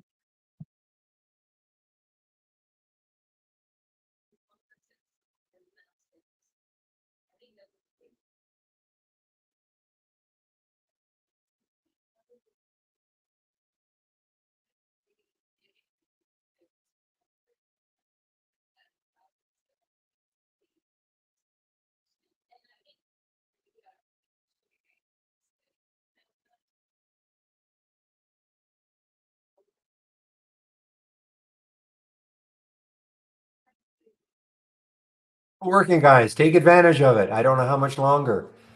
Okay, you can see right here that it is supposed to be over. 000. Okay, so it is supposed to be over, but it's still valid. So you want to get 30% off the first month only, or the entire year of Trade Ideas?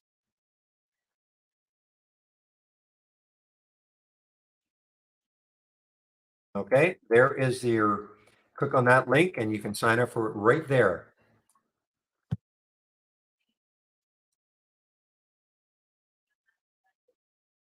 You can also do it from my homepage.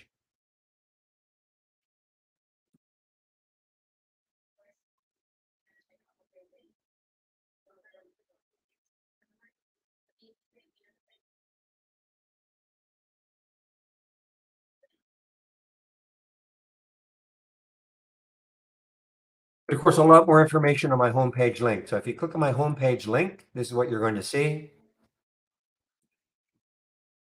So obviously do not use this promo code. Use early bird 30. You'll get 30% off, okay? So don't use this promo code.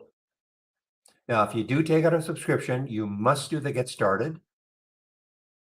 There are 10 videos, short videos. Take you about 30 minutes to go through them all. You download and install, first startup and login, etc.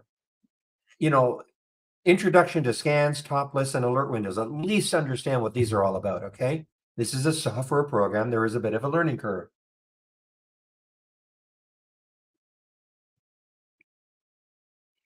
If you're new to trading, now Trading 101, Michael Noss put this together, and Michael will be in our YouTube room in about an hour and 20 minutes. I take a break between 12 and 1 o'clock. One of the other traders takes over for me in our YouTube room. Today's Tuesday, and so it's Michael's day to be in the YouTube room, and he put this together, this Trading 101. Okay, before I take my break, I'll put the YouTube link in to the main room so you can head over and listen to Michael for his hour in YouTube. Stock of the day video. I wonder what it's going to be.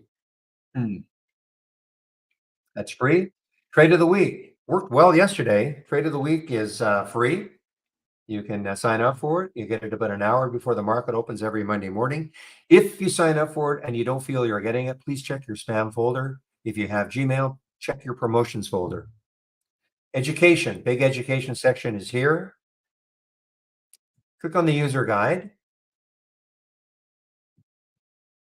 And again, there's that getting started. Alert windows, a little more in detail about what alert windows are all about, what top list windows, the T window is all about, and what stock racing is all about. If you click on stock racing, this is you've got 4 videos that explain it. Plus you can click on the race startup, race configuration, etc. to learn about stock racing, okay?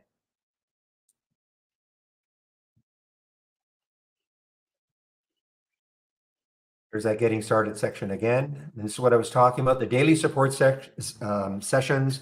So again, between Monday and Friday, between 12 and 1, I do take a break. One of the other traders takes over. And today being Tuesday, it'll be Michael Noss in our daily support between 12 and 1 in our YouTube room. And last, my scans. So if you've clicked on my homepage and you're looking for my scans, just scroll down a bit and here they are. Here are the scans that I am currently sharing. Okay. Here's the race that you see, the biggest scanners from the open right here. This is what I use in the pre-market. The pre-market actives up and down. You'll hear me talk about the halts resumes. This is what it looks like. Stock gets halted and resumes. Okay. My 10-day daily breakout and breakdown. My 2 favorite scans right here. I mentioned my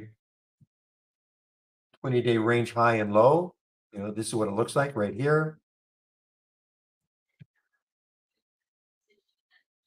Stock momentum up or down. So when I start displaying my layout next week, you'll see the ones moving down also.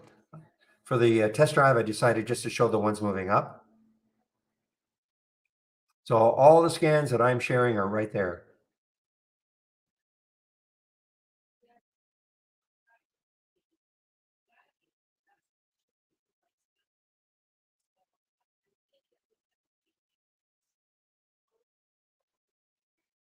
So if you do decide to take out a subscription, I'd appreciate it if you do use either that link that I put in, the early bird promo link, or go to my homepage and put that code in. And if you save my homepage, of course, you'll have access to all my scans and the education section anytime you want. Yeah, we've got Sandra. Sandra's saying very impressed, but there were a lot of features I'm sure I haven't discovered yet. Of course, but it's like any software program, you don't have to learn everything. All right. I mean, I think the main thing for me is not to overcomplicate it.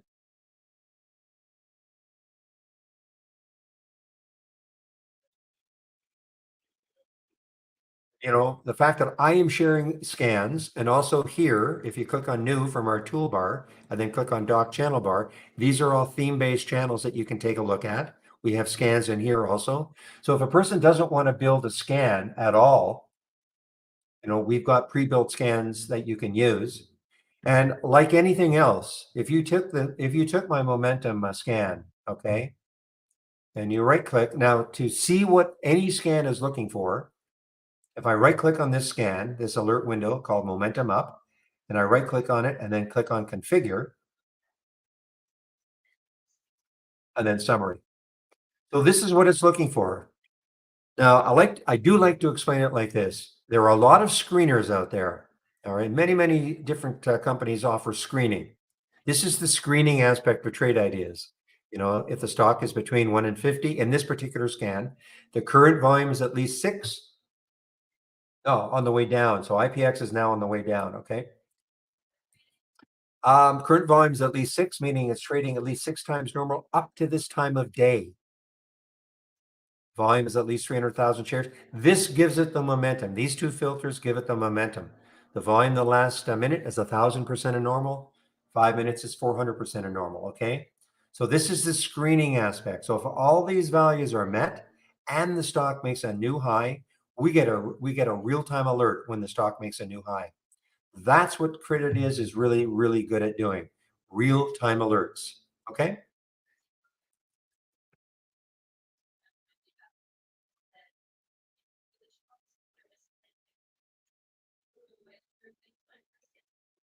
Now, if you want to build your own scan, now what I was saying though, if you took my scan and you say, well, I love it, except I like a different price range, no problem, just change it. You know, I'll make it 10 and 100 now. Click on the summary, see how it's changed. Now you can save it.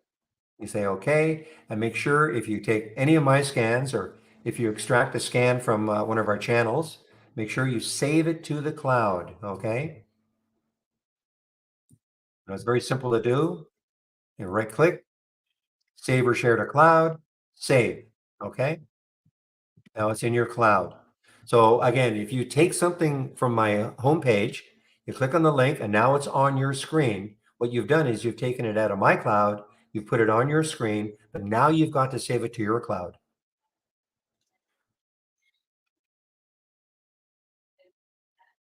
I think I toyed around. Somebody asked why 10 day, why not 20 day?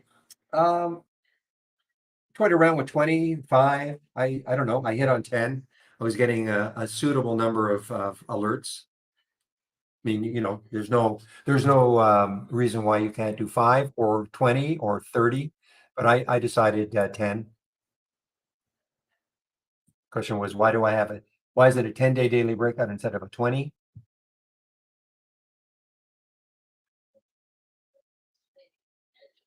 I don't get very many alerts. You can see right now, obviously if I had a 20-day daily breakout, it'd have even less. But this seems, I don't know, the sweet spot. It's a sweet spot for me.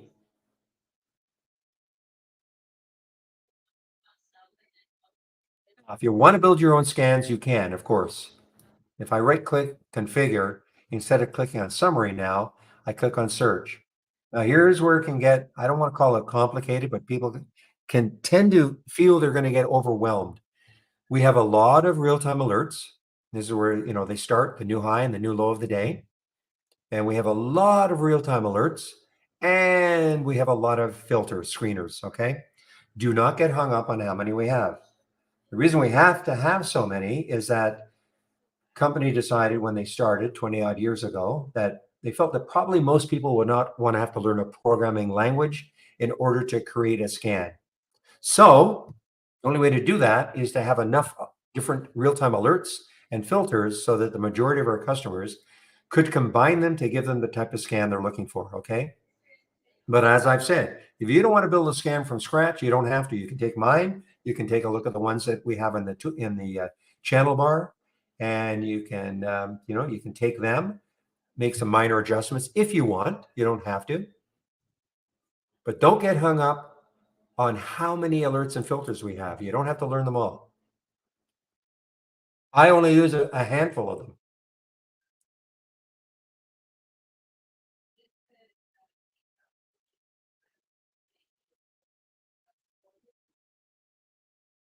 Yeah. So Frank, what I would do, let's see, will it work? I mean, you can definitely do it. Okay. You may have to try it. I don't know if it's going to work just by doing it automatically. Definitely manually, though. Okay. In other words, manually meaning call, like I'm going to give you our accounting. Use, where are we? Trading room homepage. Okay. The TI homepage. You just give accounting or just say, hey, listen, I've got a monthly. I want to go annual and I want that promo code. Okay. And just give me your email so they can take a look at your account.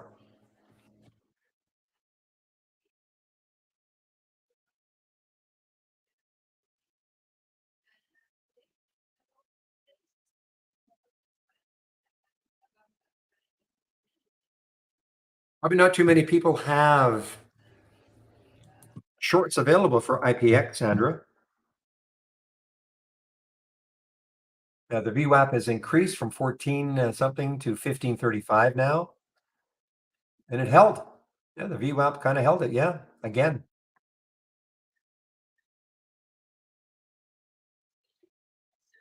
So again, Trade Ideas is a scanner, so it doesn't matter who your broker is, you can use Trade Ideas. That's another question we get. And it doesn't matter where you live in the world, you can use Trade Ideas. Okay. We're a scanner. Now, we do have a sort of a special arrangement with Interactive Brokers and E-Trade. So this window that we call Brokerage Plus, this blue window here, now only available if you're using our downloadable application. Brokerage Plus, this window that we call Brokerage Plus, plus the racing, not available if you're using the web-based version. Now, if you do want to trade from within Trade Ideas, I'll pop this link in.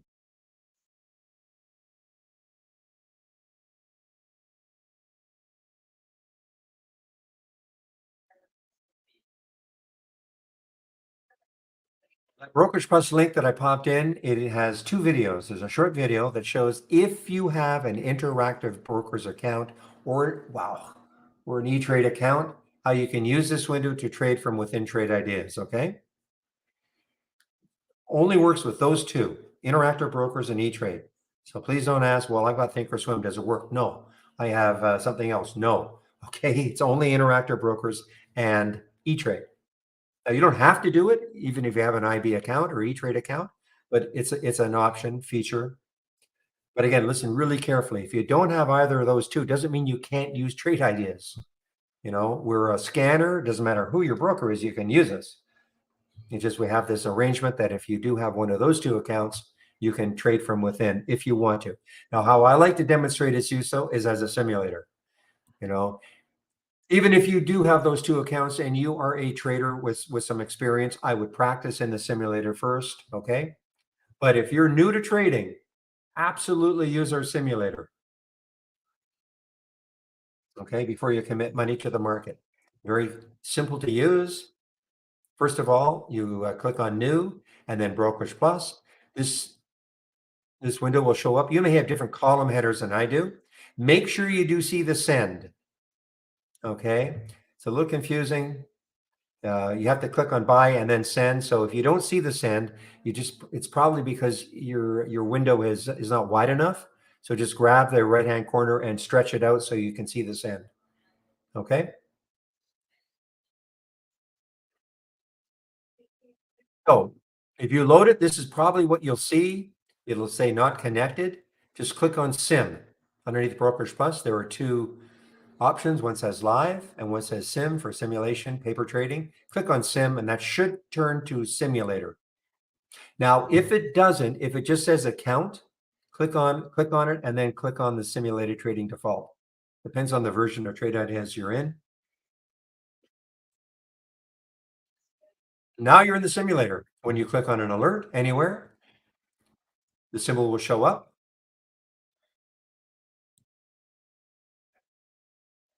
The symbol will show up. So it's not going to show up. Every now and then that happens. It's lost the link for some reason. So if that happens, when you click on a symbol and the symbol is not showing up, just shut it down and then reload it.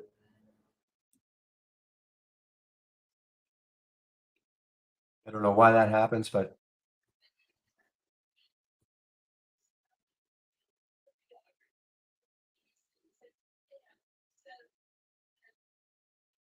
oh, so see how the symbol shows up?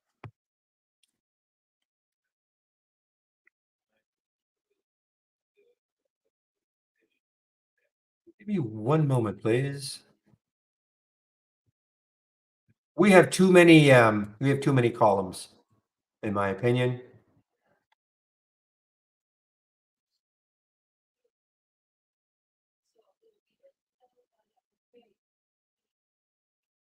These are simulated trades that I took yesterday.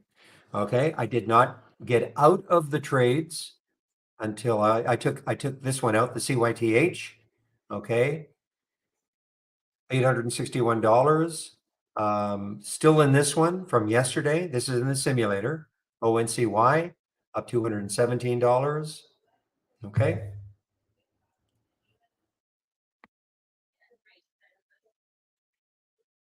And really simple to use. You just click on an alert, symbol shows up, click on quantity, and you'll see a drop down. And you can pick how many shares you want from here, or you can type in the exact number you want. And there's your bid and ask. If it's okay, you can go in at the market.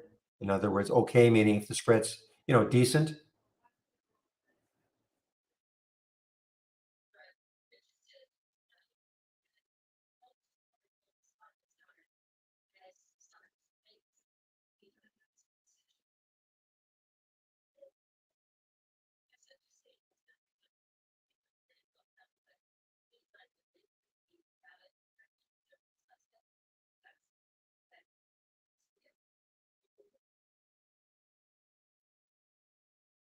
Why is rum getting spanked? No idea.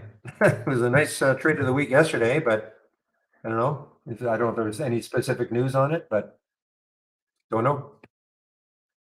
Too bad. I thought it was, I thought it was going to hold 11 today. I was actually looking to get back into this one and take it if it held 11, just because when you look left, it had a ton of room, 1268 on the weekly chart, but it did not hold 11 really.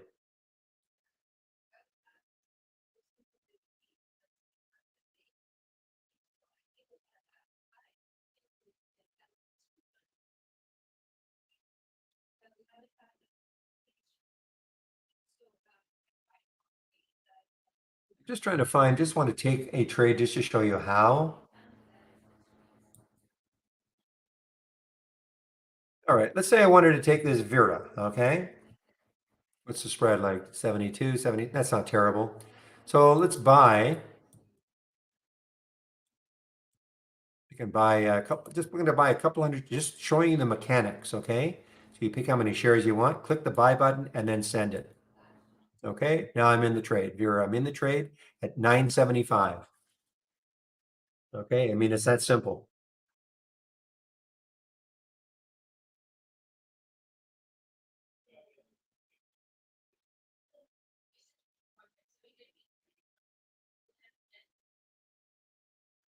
So I am definitely not seeing a lot of follow through for these high flyers from the morning guys for the last little while.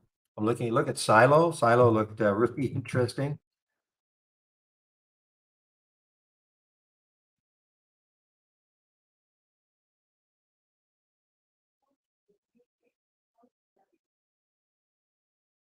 I mean, really interesting. I mean, look at this. It got up to 336, low float. This is, kind of the things that we've been looking for. Had some news.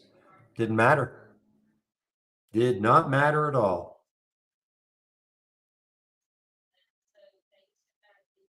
FWBI, the same thing. What else is on my list? MGIH, probably the same thing. These are all flyers in the morning, and they're just not doing anything. YS, I think the same thing. Look, flyer in the morning, up to 240. You're dropping. Just really not, no follow through for these low float. Not yet, anyway.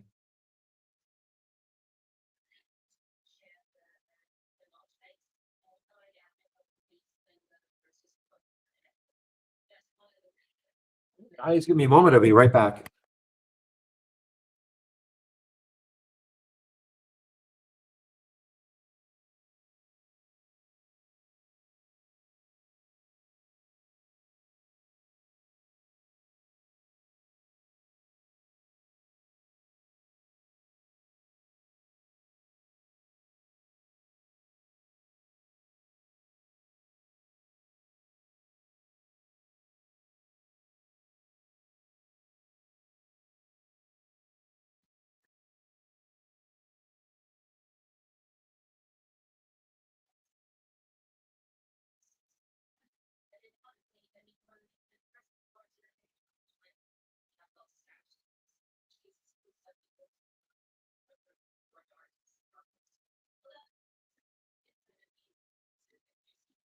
Or the sell-off for Oracle just continues here, guys. Only up 2% now. Earnings play, only up 2%.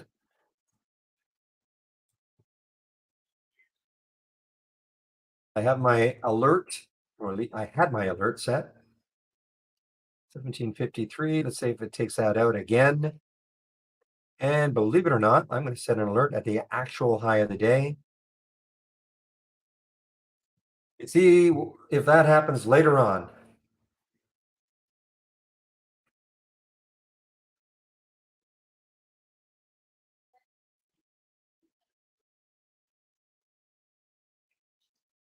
All right, this one's got a little bit of room. This RVNC, it's got a little bit of room. When I look left, it's got about $1 to the next low, 27.65. This is showing up on my 20-day breakdown, 20-day range high low. Okay, so let's just see. The moving average is 27.90 is the 200-day moving average. So that's about $1 away.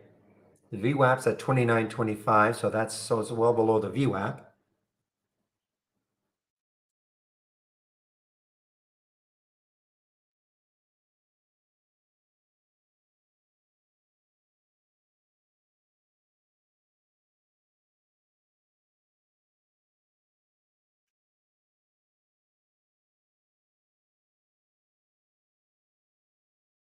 Yeah, that Joby has been quite a mover, hasn't it been?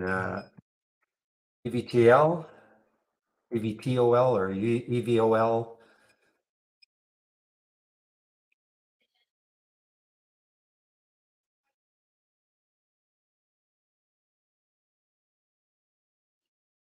Vertical takeoff and landing.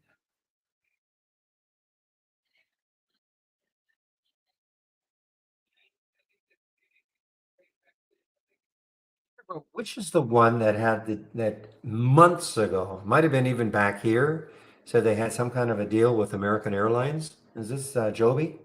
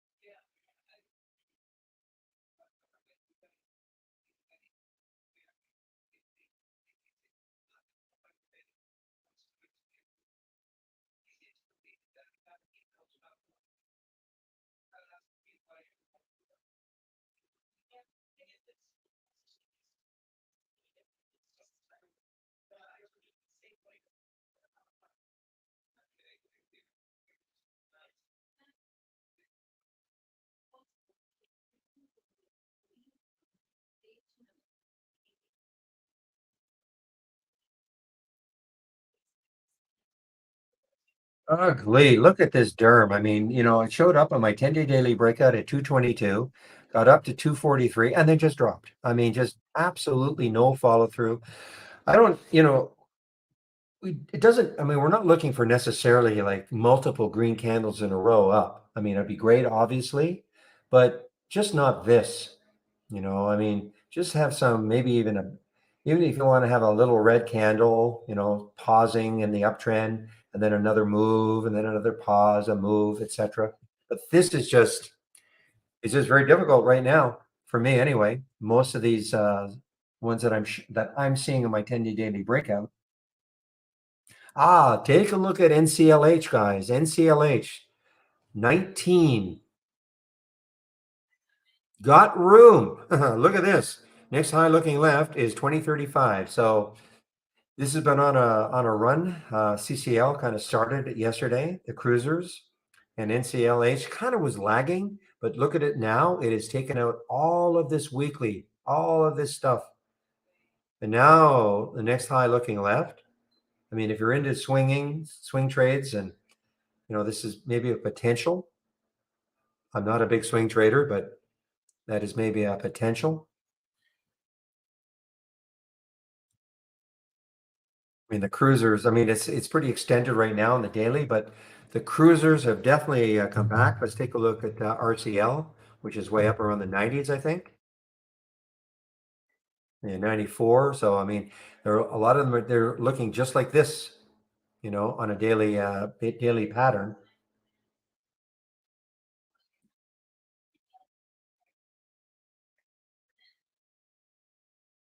Look at the difference though. Look at NCLH, 21%. So what that means is the position in the lifetime range. So if you had the high and the low, this is, way down here, 21%. Whereas RCL is at least at 64%. So again, if you had the all-time high versus the all-time low, at least it's within, it's 64%. It's way better than NCLH. Let's take a look at CCL and TCL. So RCL is a clear leader, clear leader. I mean, these are recovering, but RCL is a clear leader in all this.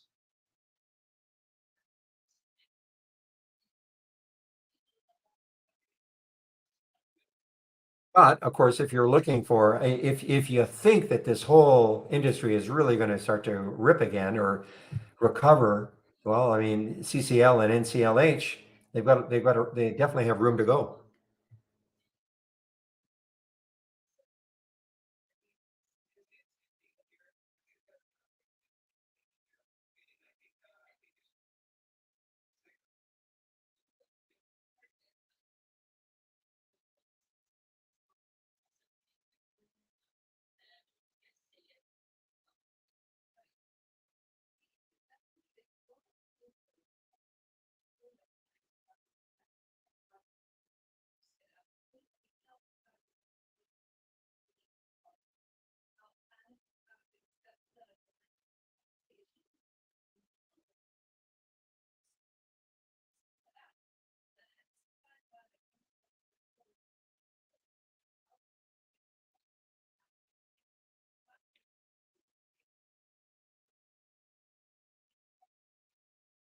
Hey, guys, I mean, this has got a little bit of room. ACHR, when I look left, 485 is the next high looking left, sitting at 435 now. Big float, 118 million in the float. Let's see if there's any reason. Is this one of those? Yeah. So this sector is the same sector as Joby, Joby. Okay.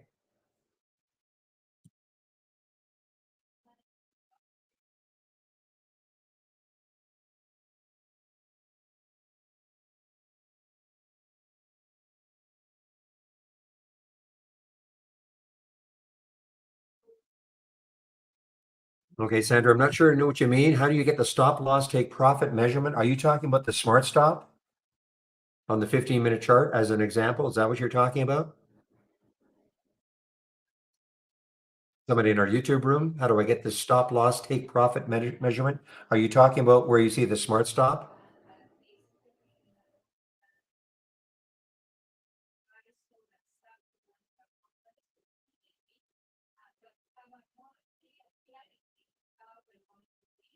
Yes, no. Okay, good. All right, so the smart stop is generated by our system. Basically takes into account the volatility of 15-minute candles, the high and the low of the day, feeds those numbers in, and it generates what's called a smart stop. So what happens is this: when you click on a symbol, let's click on Peloton, PTON. Okay, what it's saying is if you took the trade right now at 9:49, they're suggesting a smart stop down here at 9:19. Okay? It's a suggestion. It doesn't mean you have to do it, but so you take the trade at 9:49 and they're suggesting a smart stop down here at 9:19. Okay? Now, the profit target is nothing fancy. It's just double the difference between this, the entry and the smart stop. Let's make the math easy. 919, that's 30 cents. Okay, 949 down to 919, 30 cents. So the profit target would be 60 cents, just double the difference. I don't pay any attention to targets, in my opinion. Okay, because first of all, it's not scientific. It's just doubling the difference between the entry and the stop. Okay. Now the smart stop will change, of course, because if Peloton now if you take the trade right now, that's what they're suggesting the smart stop to be. Later on in the day, if Peloton was at 10 and you clicked on it, that smart stop will have moved higher. Okay, how to get it? If you right click on the chart and go to properties And at the very bottom, it says show smart risk levels and check it.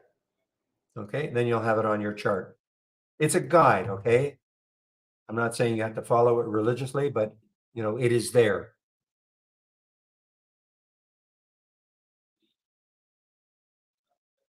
Okay, so again, right click on the chart, click on properties, and then this will pop up.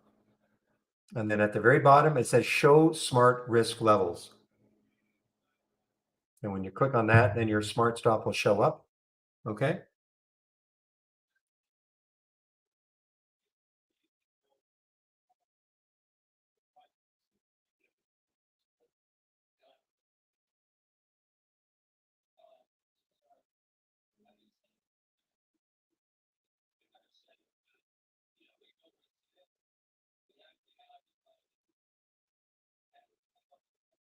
I forgot to take this RVNC. Well, no, I didn't forget. I had an order in around 28.76 and it didn't trigger. It must have moved down just after the RVNC. I was going to short this one at that 28.76 mark.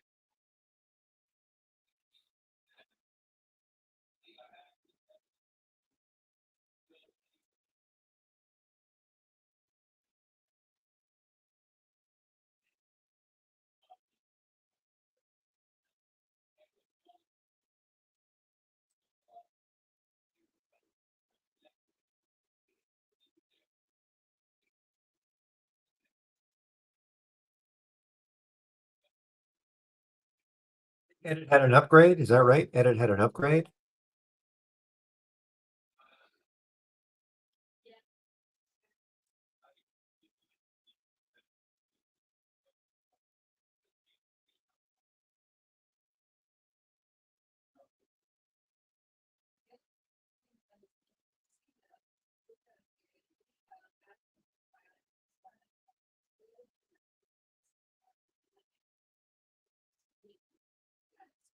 Where are you, Edit? I think it had an upgrade.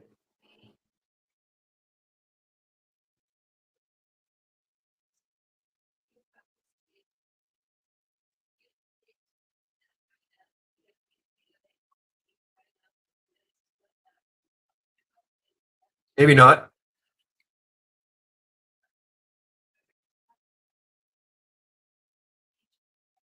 Yeah, AI is strong. I just find it difficult to intraday trade, but no doubt about it. $40 now. The next high is 42.28. So it has been, the trend is up. Big, big pop now. Nicely done, Shady.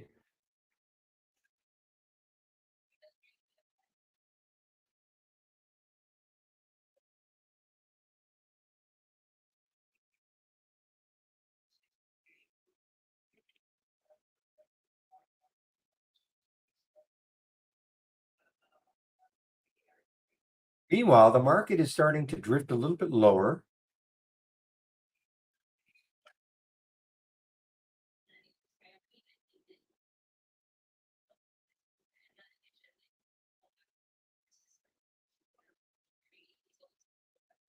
Maybe a bounce now for Oracle. Oracle got down to 118.60. Okay. Maybe if it can take out 120 again, it might have a decent bounce in it. But as always, check the VWAP. Where's the VWAP? 121.07. So that probably wouldn't be good to take it there. Just we'll put an alert maybe at 121. See if it can take out the VWAP.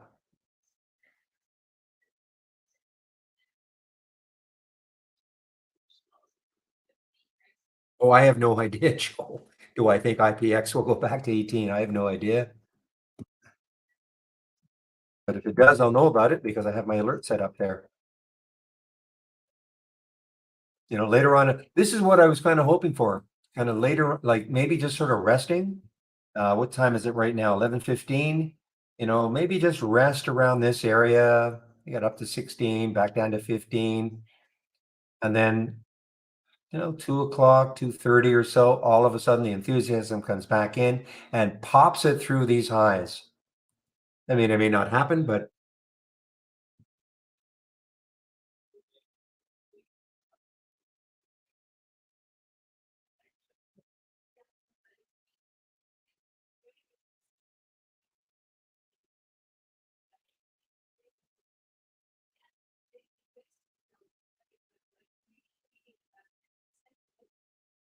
All right, I am on the TI trial. Trading partners just trade the Qs. That's all you're trading. Well, I mean, if that's all you're trading, I'll be honest, Trade Ideas isn't. I mean, I suppose you could put, I mean, I don't know how I could possibly help you. If all you're trading are the Qs, I mean, then you just need, you just load them on a chart. But Trade Ideas, if all you're trading is the Qs, I'm not really, I'll be honest, not sure how Trade Ideas is going to help you.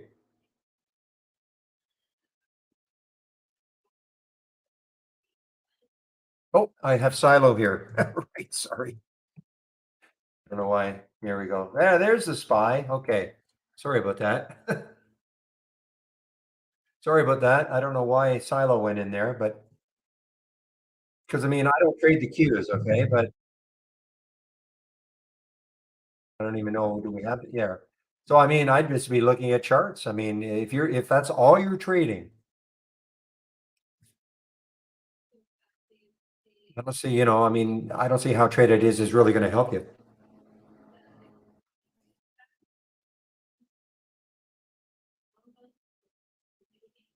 I mean, what Trade Ideas is great at, it's event based. So you create an event. So here's the event. If in this particular case, if the price is between 1 and 50, et cetera, if all these filter values are met and the stock makes a new high for the day, and we have no idea what stocks are going to meet, but that's the event that is created and we get a real-time alert. If you are just trading the Qs, I mean, you must have a I don't know, a methodology of doing it.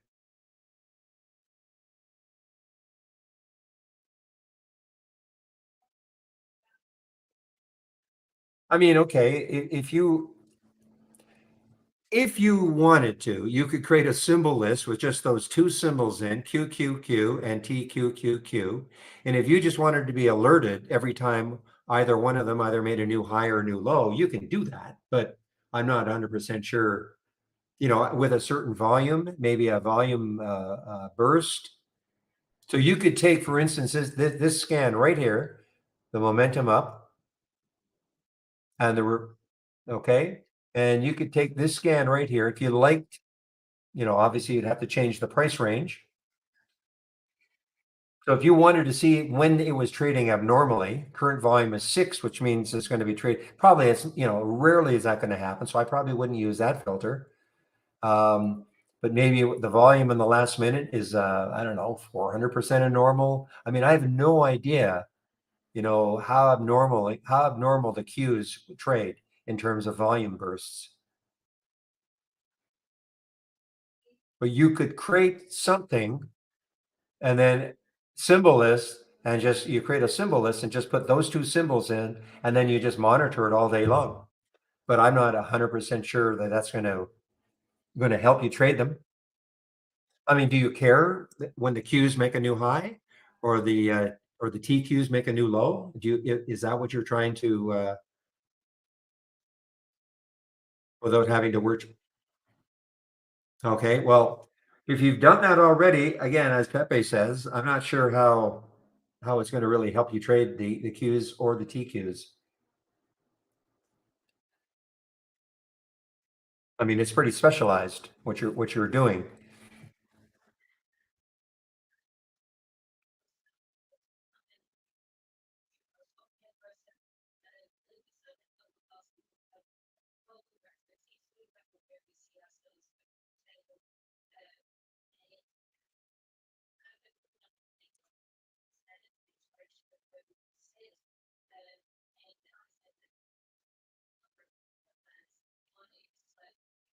Yeah, I mean, the VWAP, you can, as Pepe is pointing out, I mean, if you're interested in seeing, the relation where they are with relation to the VWAP, things like that, you can do that if that's going to help you.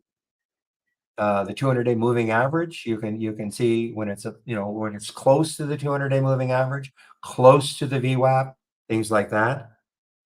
If that's going to help you. But I'll be honest, I mean, if you just had her single stock window and knew where the VWAP was, you know, and I don't know how often like how dramatically, say the VWAP for something like this changes over the course of the day, you just put a price alert, around it. Now, I will say this, in about 40 minutes, Michael Noss will be in the YouTube room.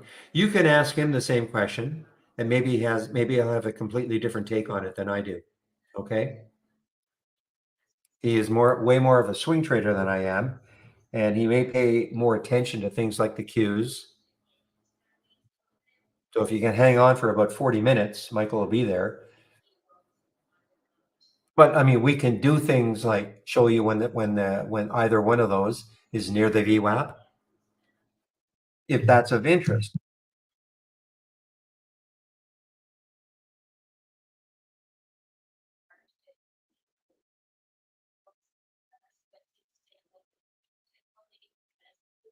So there's the VWAP right now. Get out of here. 3901. So TQs are just above the VWAP right now. Does that help you?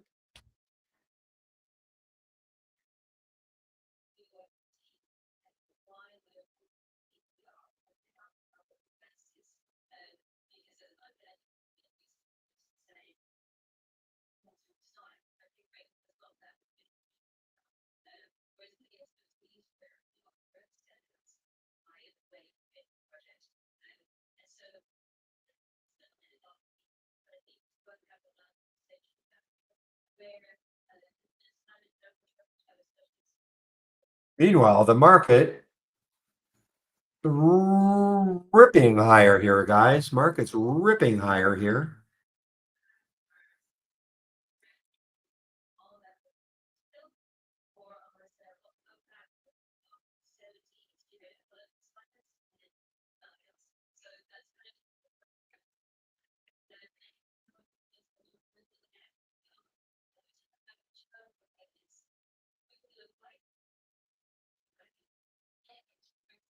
Well, I'd be keeping an eye on this. Again, one of these scans, well, it's a top list. I don't want to call it a scan exactly, but one of the things I'm sharing, the 20-day range high, a top list. Okay. I mean, if this market just keeps moving like this later on in the day, I mean, as these things set up even better and better. Take a look at VRT as an example. And as always, all I'm going to do is look left. Now, when I look left on the daily chart for VRT, nothing. When I look left on the weekly, nothing. So let me back this out a little bit more. So there it is, 2211. So the next high looking left looks like it is 2219. Is that right?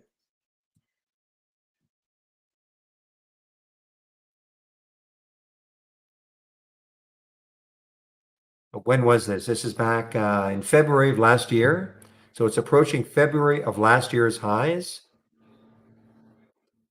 And if we can take that out, then it's got 23 as the next high. So a little bit of room. I wish it had more. I wish when I look left on the weekly, the next highs were around 25. So it has a lot of room to run until it hits the next low high.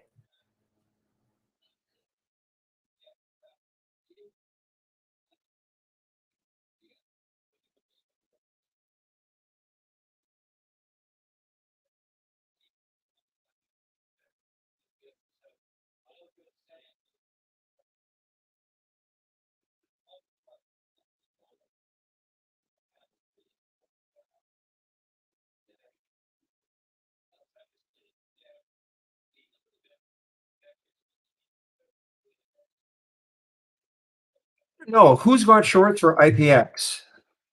Hands up. Who's got shorts for IPX? Interactive brokers don't. Fidelity doesn't. E-Trade doesn't. Other than Centerpoint and probably maybe Cobra, who's got shorts for IPX?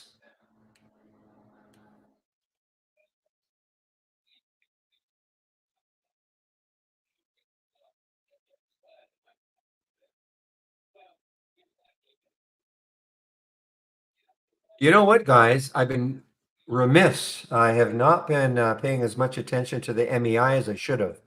The MEI 34 34.75. So that's almost $2. Maybe not. Okay, the next low looking left on the weekly chart is 36.54 for MEI. Yeah, just on the simulator. Yeah, exactly. So Centerpoint has them. Just that Centerpoint is just not a brokerage that many people have. Well, many people. I shouldn't say that. It's a little more expensive than the average broker, but I mean, you're paying for Centerpoint because typically they always have shorts available no matter what the security is. That's the reason to have Centerpoint.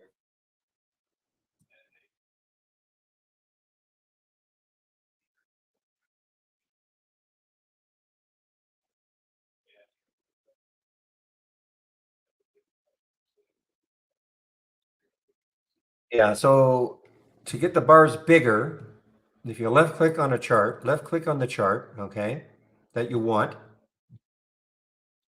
press down on the control key on your keyboard, then use the scroll wheel, oops, on your mouse to scroll in and out, okay,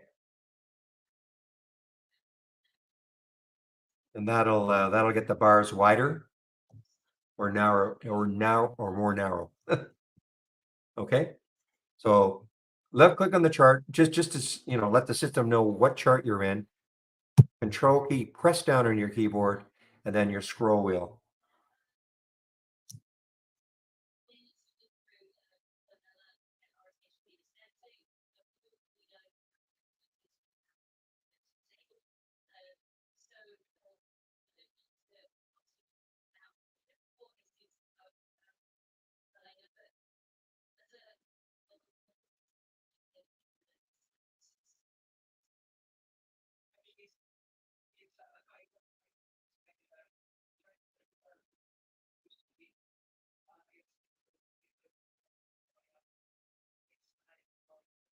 Mentioned the NCLH guys still on the move here. I think when I mentioned it was at 1913.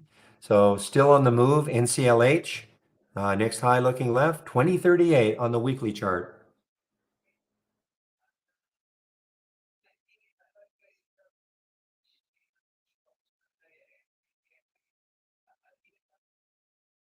Well, AI looks like it's taking out this high here, or trying to, 42.12, or it's getting closer to that high. I wonder how Kerrisdale, was it Kerris? I know I should remember this. It was a Kerrisdale or was it Hindenburg that knocked them down? So left click on the chart, Sandra. Left click on the chart that you want to do this, okay? So I'm just left clicking on this daily chart right here, left clicking on it. All it's doing is getting the focus on the chart, okay? Control key press down on your keyboard, keep it pressed down, okay? And then your scroll wheel on your mouse. Just, you can scroll in and out, okay? That's all I'm doing. I'm just scrolling. When I scroll down, it shrinks the bars. When I scroll up, it makes the bars wider. Okay.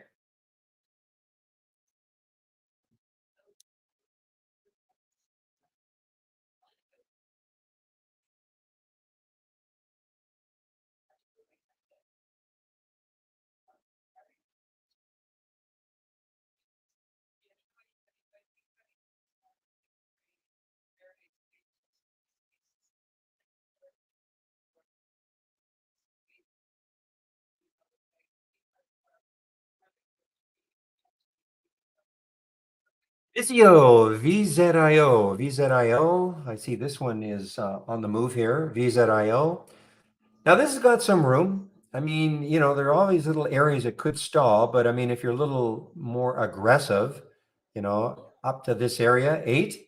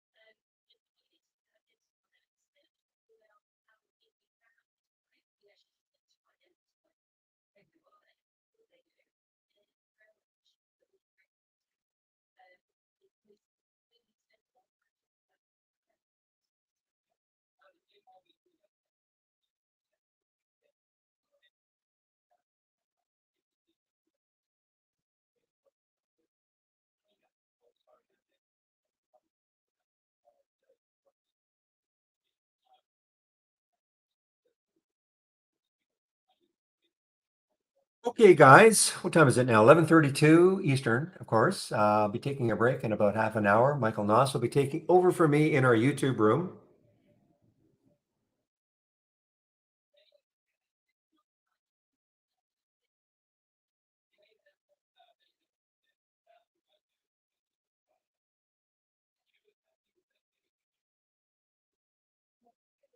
And just kind of biding my time now.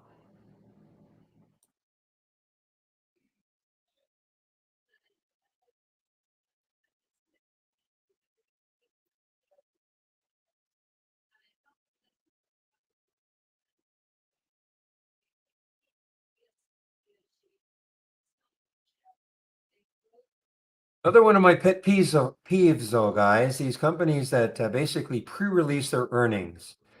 They're warning, MEI is warning that not going to be great. They don't actually release to the 22nd. So for those of us who don't want to hold stocks, if you were swing trading and you don't want to hold stock through earnings, this can destroy a trade. I mean, I just don't understand. There ought to be a law because this may as well be an earnings play right now for MEI.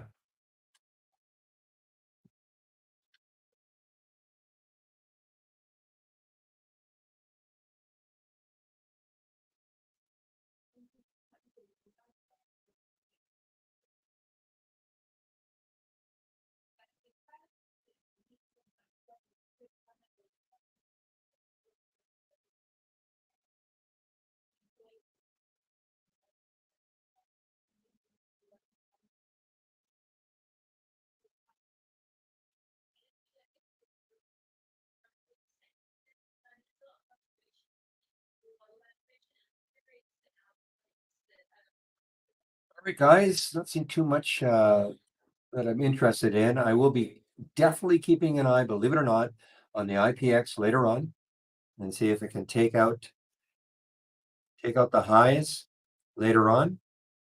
May not happen. I mean, it may just completely collapse from now, but from where it is right now. But to set your price alerts through the VWAP now, way below it, but with that float and the news, it could happen again. So actually, what I'm going to do is reset, put a price alert at 1551, which is just at the VWAP rate, the current VWAP.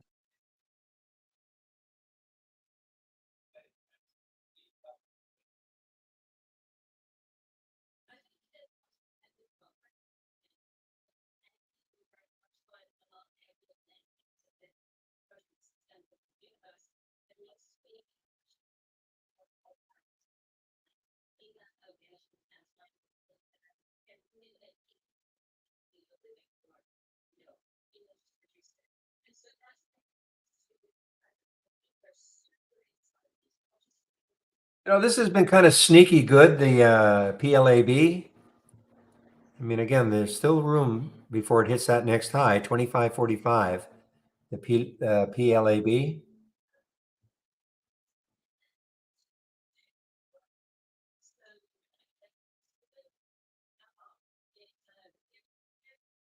PBLA is a mess, but remember, didn't had an alert set up in this area, it never triggered, so there was no problem. Just wait, just wait. You got to wait sometimes on these, and if it doesn't trigger, then just walk away. Just don't even look at it again. I explained why I didn't like the EURN. To me, it's just too much resistance looking left immediately. That's why I say this is like a watch list, okay? You get the alert, and now you can start to do some quick analysis.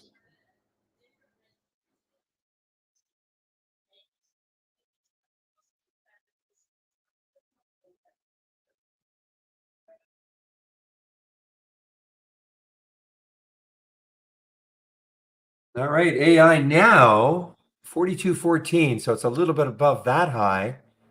And it way up here, this is not the all-time high, but sort of the recent highs, 44.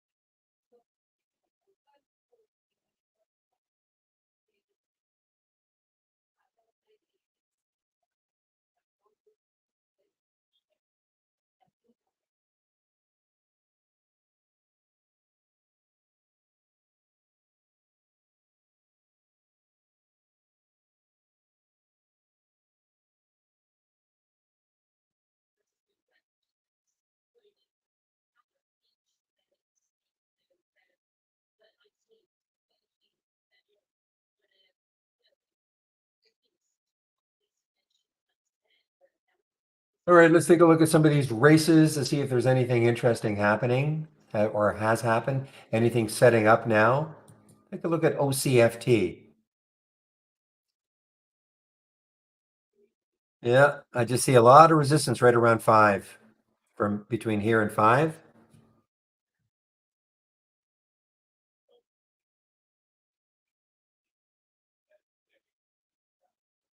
Yeah, this ALLG had the big pop to 388 and then it came all the way back down to 3-ish.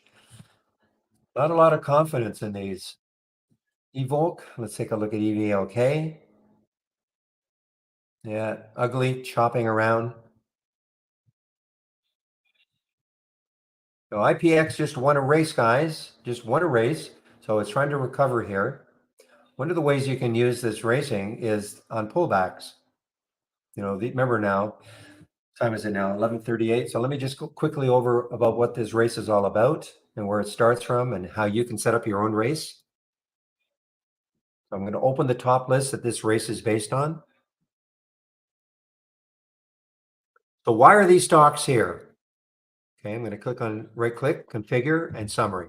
So if a stock is between $1 and $50, volume's at least 200,000 shares, and it's up 2% from yesterday's close, it can be on this list. Okay, that's how these stocks are appearing. So any column header, you can sort on any column header. So what do I mean by that? If you wanted to see the stocks that meet those filter requirements, the ones that are up the most from yesterday's close, as long as you have the filter header, which I do, the C percent is the change from the close. So if I double left click, I can see that IPX is up 123% from yesterday's close, PMGM 35%, etc. Okay, all the way down the line. If I want to see what stock has moved the most from its opening trade today, same thing, IPX 61%. I don't even think I've seen this PMGM. It's one of these acquisition. Okay, it's a SPAC. So that's great, but how do you use this to trade? Okay, what if something down here, CNVS or Vera, okay, what if Vera all of a sudden starts to move? Right now it's at 9.8%. What if all of a sudden it's at 10, 11, 12, 15, really moving up? Very hard for you to see that. So that's where the races come in. All races start from a top list. If I right click, launch the real-time stock race. So these are the two, I'm sharing two races. Of course, you can create your own top list, with your criteria and then launch it. You can even have a top list just of stocks that you like to follow. Maybe you've got a basket of, 20 or 30 stocks that you like to follow. You can create a race based on that. So what happens is I run 4-minute races. Now somebody's going to say, well, why 4? I picked 4 when we started this race concept many months ago. You can have a 5-minute race, a 6-minute race, a 1-minute race, a 10. I mean, it's up to you. You can customize it. I picked 4 minutes. So why is IPX up here?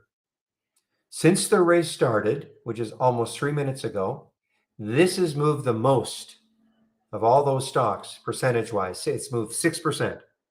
Okay. So it's right at the top of the leaderboard. Okay. Now, it doesn't mean it's going to stay there. All of a sudden, if IPX has dropped a lot, it would drop from the top place and some other stock would be at the top. Okay. So what happens though is that it automatically creates a top 10 or a watch list for you to follow these stocks all day long, made up of the stocks that have won the most races over the course of the day.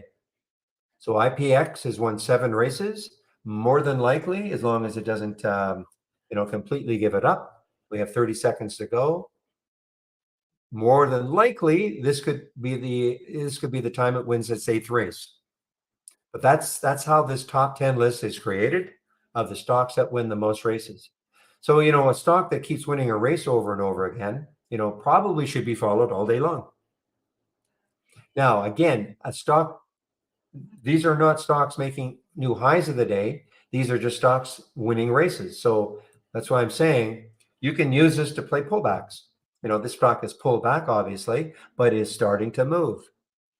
So if you see something, and it did win the race, it's now won 8 races.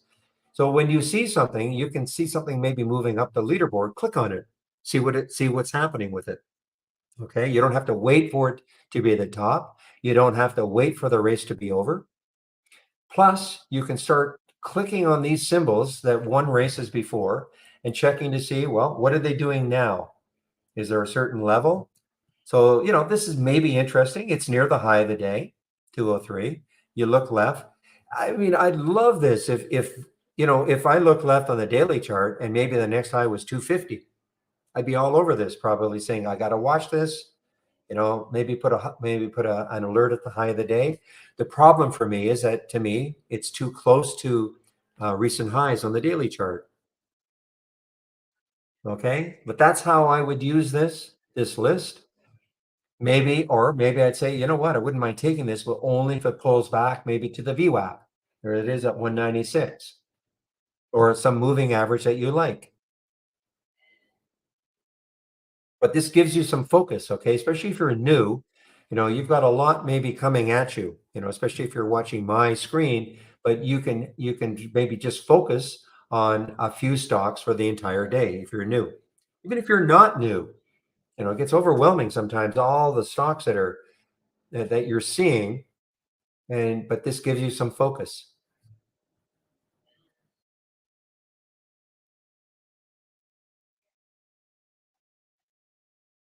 Now I'm sharing another race, which is a large cap gainers from the open. The difference between that race and this one, typically you will not see big percentage moves because I've got one filter, meaning it has to have at least a half a billion market cap, plus the float has to be at least 50 million. So if you loaded that race, the one I'm sharing, you will see that you won't get huge percentage moves. Doesn't mean it's bad, it just means it's not as volatile.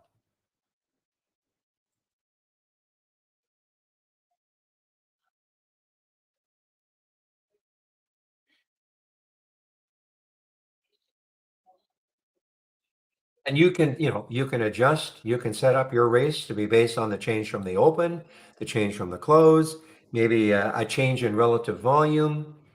It's up to you. If you go to the guide,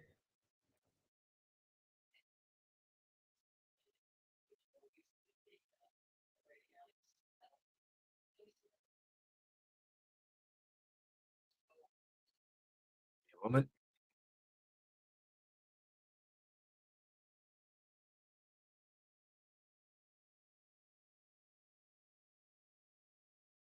So if you click on the guide, or sorry, if you click on my homepage,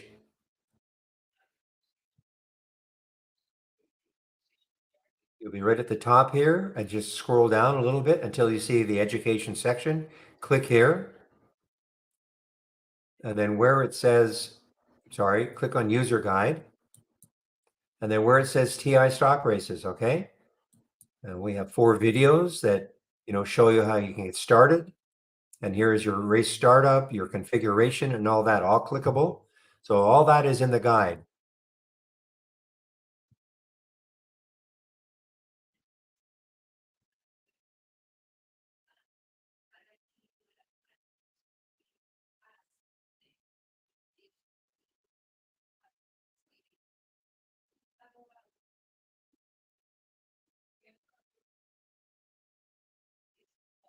And just quickly though, let me duplicate this just to show you, how you can customize it.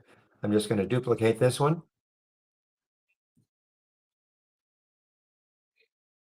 Okay, so here it is. Okay, here it is. So you click on the square and you right click because you stop the race, and then show race setup. Here is how you can adjust how long you want the race to run based on what? The change from the open. This is a little drop down, okay? So as long as you have the column header in the top list, you can run the race based on any of the column headers. I like to race it. I like to do it on the change. What was the stock that moved the most since the race started, percentage wise? You can Most people will probably click on auto rerun because once a race is over, you'd probably want the next one to start immediately rather than having to click on it to start it manually. You can start it. You can auto start it at any time you want. I like to start it when the market opens, but if you want to have it started in the pre-market, you can long as you're up at that time, or you can just manually start it, in the pre-market, and then it'll keep running for the rest of the day. So there's all sorts of options for you.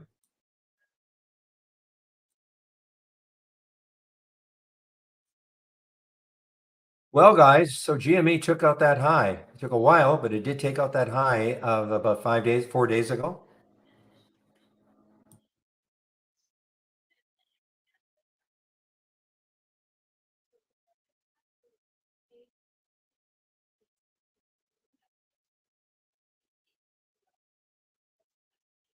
So the next high looking left is 27. Takes out 27. There's looks like there's a lot of resistance between 27 and 2770. So I'd be surprised if it got through this today, if it does, even gets up to that area.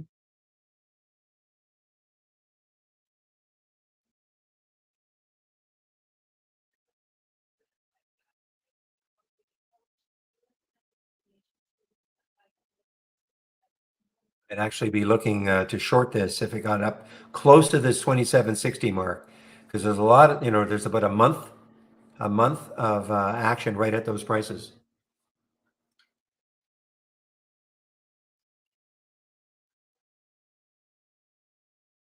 I think it's on a case by case basis, MBB. Okay. You sign up for an annual and take a break.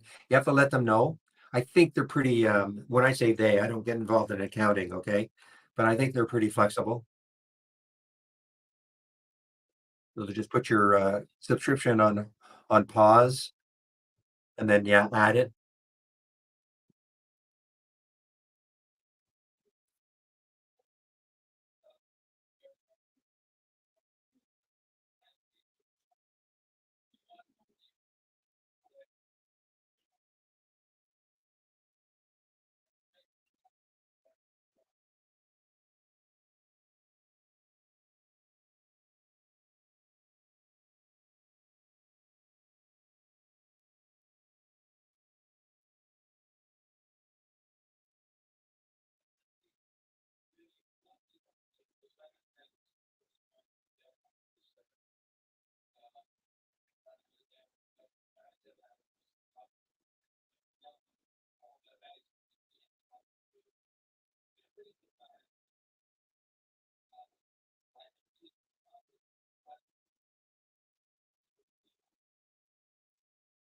All right, guys, 11:50. So I'll be taking my break in about 10 minutes. I confirm that it'll be Michael in our YouTube room.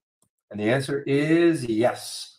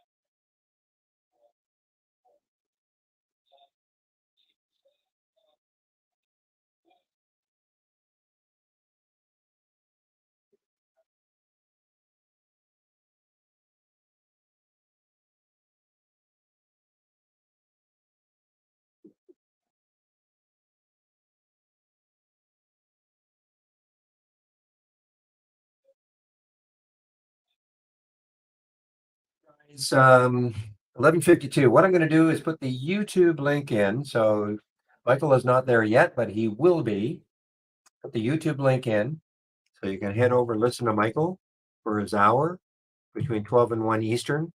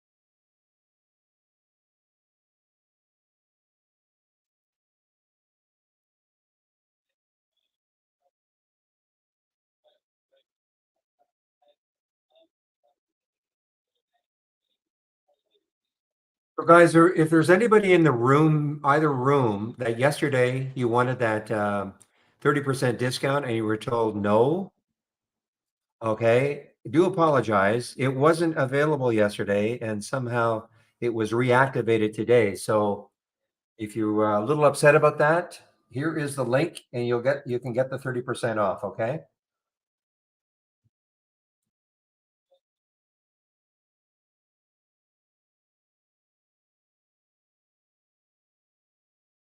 Just going to put the promo in again. All you have to do is click on that early bird promo link, and you will get the 30% off the first month only or the entire year. Okay. And I don't know when it's over. I really don't know when that link, when that promo code is not going to be valid. Certainly for the whole day now, though.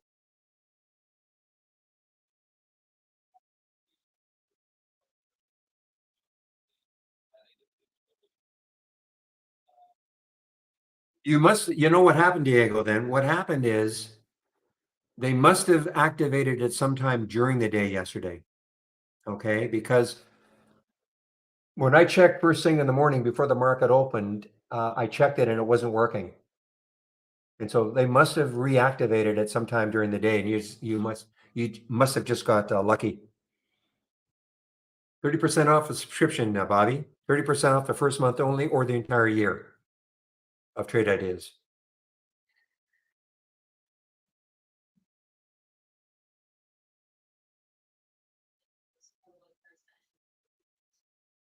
Okay, so if you click on that link,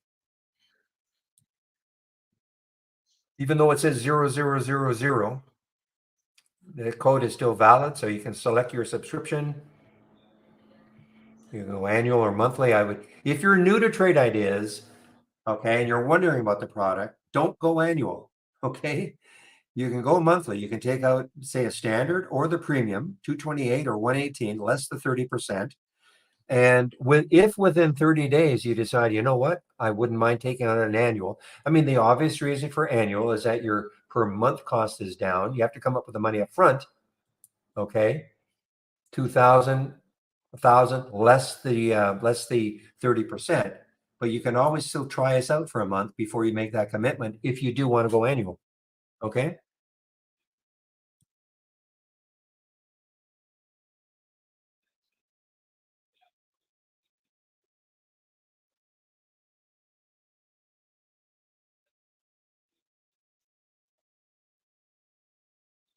August 20th. Well, who knows? Maybe there'll be something then. You can always ask them to see what they'll do. I have no idea. I don't get involved in accounting at all. Okay, Bobby. But if you go to our homepage, and if you want to take out the annual, but you want to start it, like I have no idea what they do. Okay. But you can go to our homepage, click on the link, and then there will be a question and answer that'll pop up. Click on the question. Let me show you what it'll look like. Questions and answers. Ask the question, hey, I guess you have an annual that's going to expire on the 20th. Any way I can take advantage of this promo and extend I don't know what they do. Okay.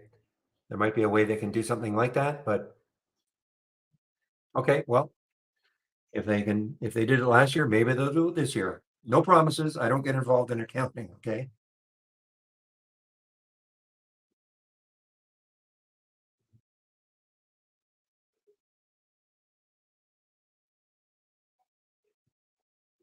All right, guys, I am just going to put my announcement in. I'm just waiting for Michael to show up.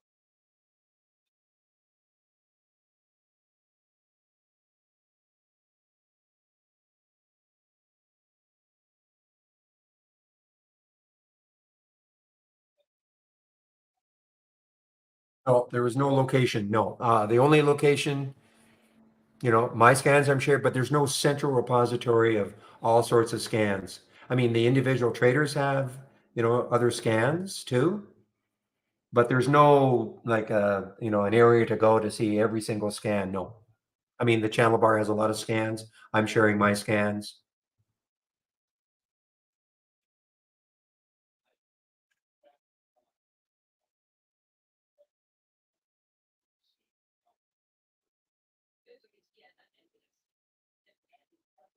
All right, guys. What time is it now? 11:58. I'll put myself on mute now. Michael is not there yet, but I'm going to put myself on mute in the main room.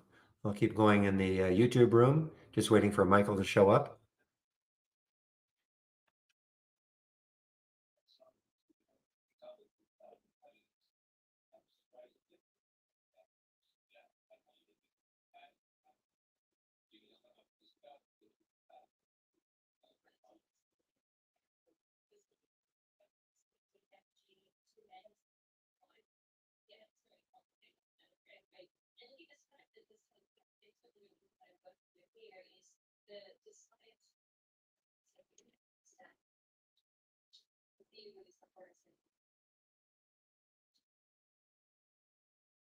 Okay, I just put the YouTube link underneath Mac Marine. I just put it underneath.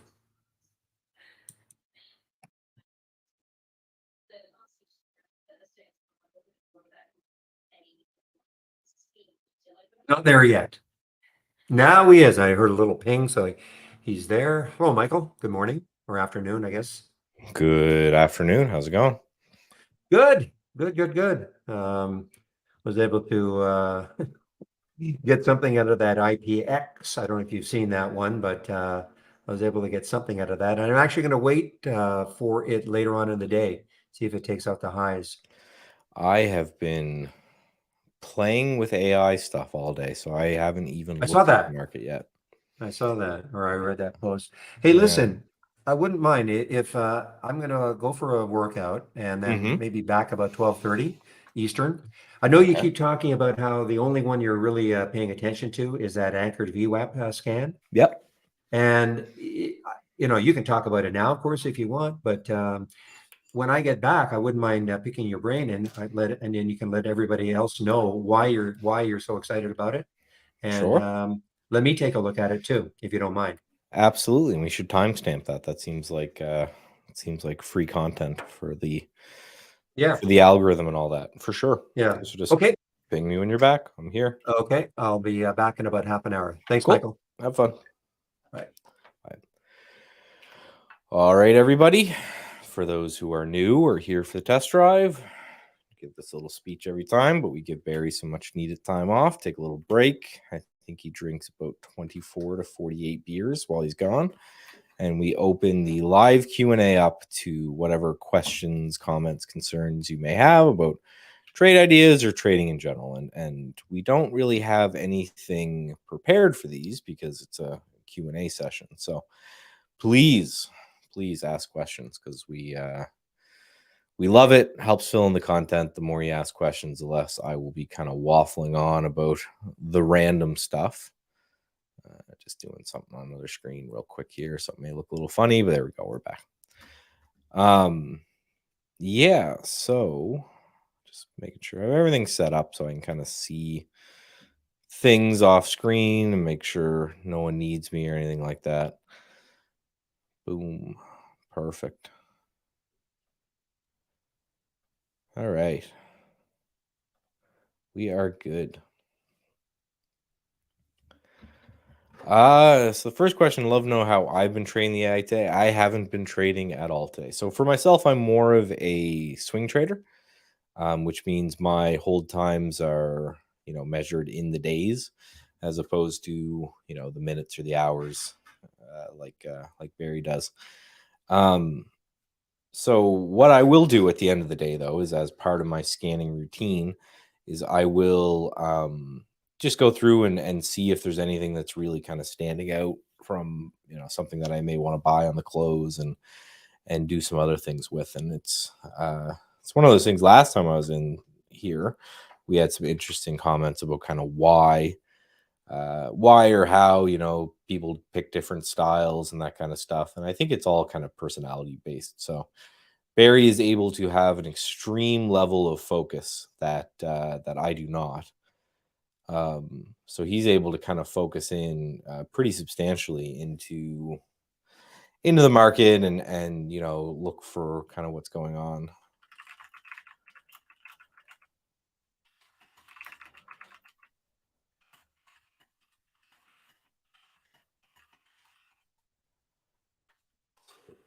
Sorry. So let's actually, we can open up and take a look. For those who don't know, we have a AI, and essentially what that is machine learning engine. So we feed it strategies from our traders, strategies that we think will do well in the market, and it kind of brute force back tests every single night. So a regular human can take a strategy and maybe back test it a couple times. We go through and we test it um, vigorously in the back end. It's okay, this is kind of working, that's kind of not, this kind of stuff. And then it gives you strategies. And the idea is not to just blindly follow these strategies. Let's just put this back into my other window.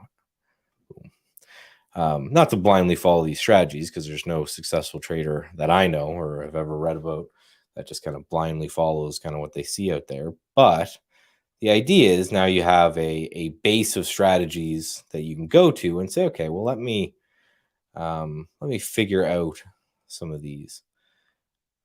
Did I break something? I may have broke something. I apologize. I am always on dev version, building stuff, doing all kinds of stuff. So for example, you can see kind of right here off the open, the AI shorted this MEI. So what I would do is kind of watch. I rarely myself will look at anything under a 15-minute time frame. Let's bring up my Epic pen. So then I take this, and it's the same thing I do with my own trading, where most of my swing trading is output via TI strength, which is a relative strength algo, and other scans that we do. But then I'll actually kind of do my own technical analysis on top of it, right? So for me, right, you had the first candle down pretty big. I don't think I would have had the guts to chase it there.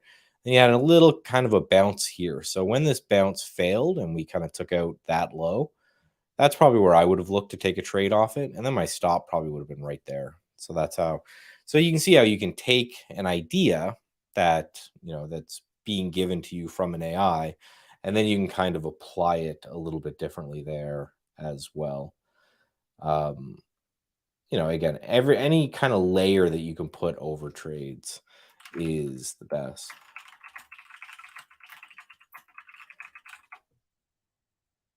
Right. So I would just look at that and say, hey, selling off here, I don't need to know what's happening. Obviously, some bad news, right? It's evident in the stock price.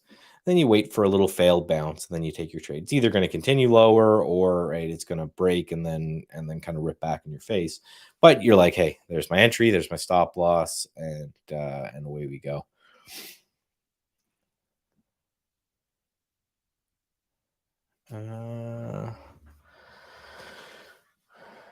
To what target price do you plan on holding it? I don't know what you're talking about, planning on holding it. I generally don't like targets myself. The reason that technical analysis and trading with trends and all that kind of stuff works mathematically is that things trend way more than they would if the market was random at all, right? So, if the market's random, you would expect more choppy action and less kind of trending action. So the reason, in my opinion, that trading and that trend trading and all of this kind of stuff works is that you have these, without getting into the nerd stuff of it, that they call it the fat tail distribution. So things that shouldn't happen more often than you would think. So what I always want to do is I always want to make sure that I have at least some of this, and this is why you'll see a lot of people, Barry included and stuff, selling parts of their position to lock in some profit. Oh, not the AI strategy, the AI stock. We can talk about that. Being able to go, okay, I want to let things go for the few times that something like really, really goes, right? I want to be able to have that kind of hammered out. So I'm not in this stock, unfortunately. Obviously, looks like it's a great name. I think I was in some of this. I think I've traded this a few times actually, but I don't think I'm in any currently. I'd have to go check my broker, which obviously I've closed down. So you guys can't snipe my account numbers or something. But, I think the obvious area is you got to see what happens at this high, right? If we fail below this high right here, you're probably in for some trouble. If you can get through that, then that's great. It's got a pretty gnarly short float. I didn't know that. It's probably a lot of people betting against this particular company with AI. So that could definitely be some fuel if that gets going. But I really think, simple technical analysis says that's a major high, right? We got to that high and that sold off pretty dramatically from that. So if we can get to and through that one, then, like Barry always says, you got to look left and you got to say, well, what's after this? Then there's 50, right? That would be a nice whole number right there. But for me, again, I always want to put myself in a position where if something just goes and just doesn't stop and has a nice, long trend in one direction, that I have the ability to stick with that, at least with part of my position. Because for me, that's the thing that really makes money. And if you look at most traders, and myself included, the equity curve, what you'll see is, most, I would say, trend trader equity curves, right, looks something like this, right, where it's, a lot of chop, a lot of slop, you're getting stopped out, maybe you make a few bucks, and then boom, you grab a big winner, and then, oh, you're fighting, and then you grab a big winner, right? A lot of people want their equity curve to look like that, and it's really not the way it works. Now, revision to the mean traders, their equity curve would look a little bit different, right? Where they're probably right more often, at least the literature, the studies that have been done say they're right more often than not.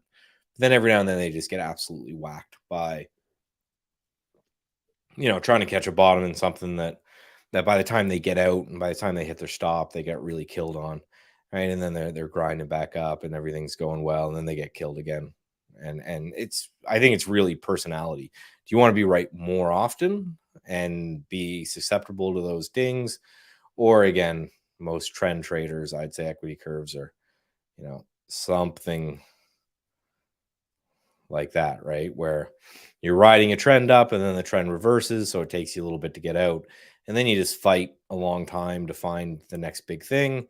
And then you find the next big thing and go. So if you're cutting yourself off from these explosive wins, then I think that's a problem. So, but right, teach their own, look at your own trading, your own equity curve, all that kind of stuff. I just think it's very important to make sure that if you are trading something like this, that, not all of it, maybe you sell 2/3 or something.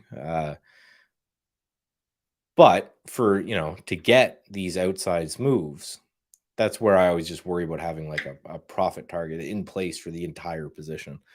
I know what a lot of people will do is they'll say, okay, I'm risking, let's just make the math easy. I'm risking $100 on this trade. When my P&L shows plus $200, I'm going to sell half, because then if it comes down and hits my initial stop, then I'll still like make a little bit or kind of break even. But with that second half, I'll put some sort of trailing stop on it, right? So pick a moving average, or you can do like the indicator if you just want to go like pure turtle trader style. You can go multi-period low and just say, okay, when it breaks like a 10-day low or something, I'll get out. And then you take it off your screen, which is always going to be the hardest part. And then you just wait for it to break down, either the moving average or a multi-period low or whatever it is that you decide to go with. But again, I always think it is prudent to try to have something going for that, that real blowout trade that may only happen once a year. I would say most of the traders that I've talked to, and myself included, trading follows that what is it, Pareto principle, the 80-20 rule, which is 80% of your profits will probably come from 20% of your trades, which were just real blowout trades when the rest of them were just kind of meh, kind of farting around. So that's how I think about it anyway. But again, there's a million different ways to skin that cat.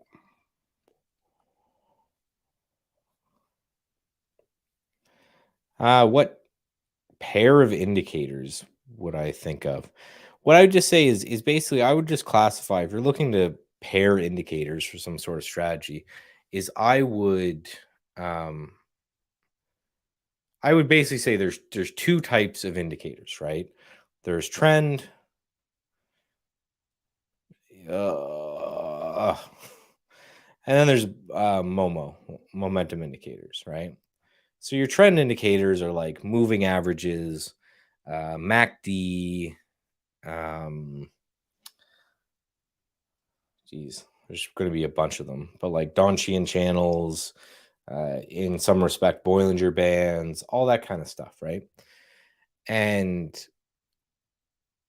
they're going to do just that. They're going to um, they're either going to show you, hey, this is in a trend, or the trend is reversing with, like a MACD cross or something like that.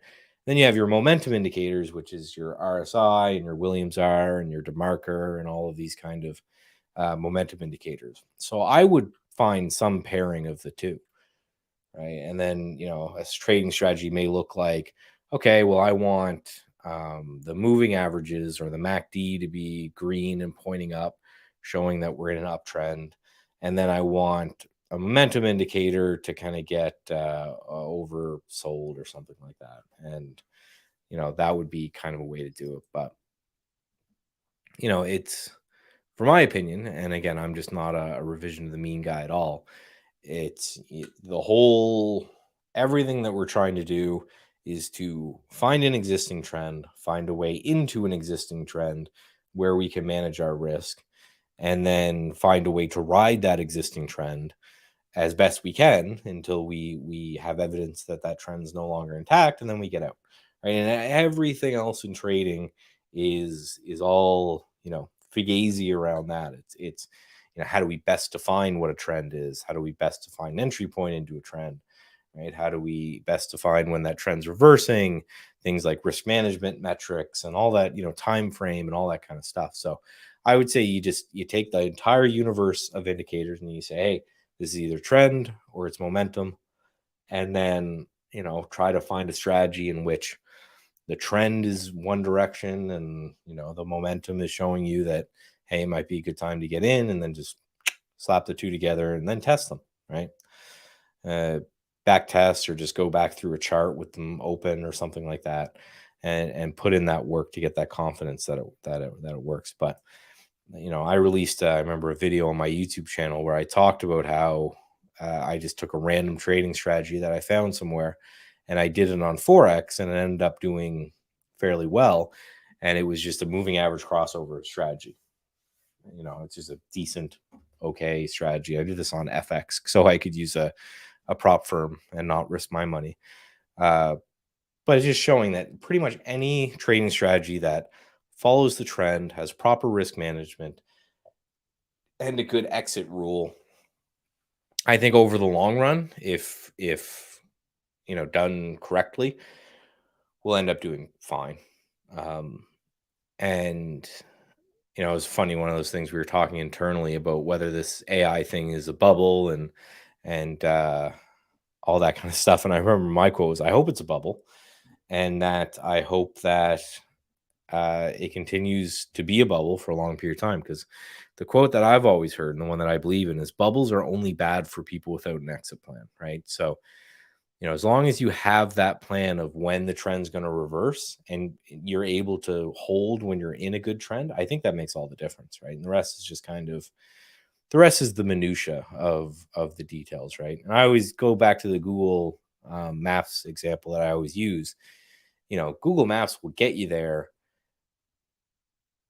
pretty much on time and correctly and stuff, but you may want to like adjust because there's this parade going on and it's trying to take you down that road or whatever. And that's the same with trading, is that the trend is gonna get you there as long as you're able to identify a trend and stick with a trend as long as it's going. And then it's just finding the details that work for you, right? And then if you're a revision of the mean guy, then I just don't know. It's just not my bag. So I'm not really too familiar with that. I've if I could have all the money back that I lost trying to pick tops and bottoms, I probably wouldn't be here. I'd probably be retired already, to be honest. Good morning. How are you? I am good. How about yourself? I need help. If you look at PLBA, never heard of this one, I don't think. Oh, that's not a stock. PBLA? Is it this one? Oh, hopefully.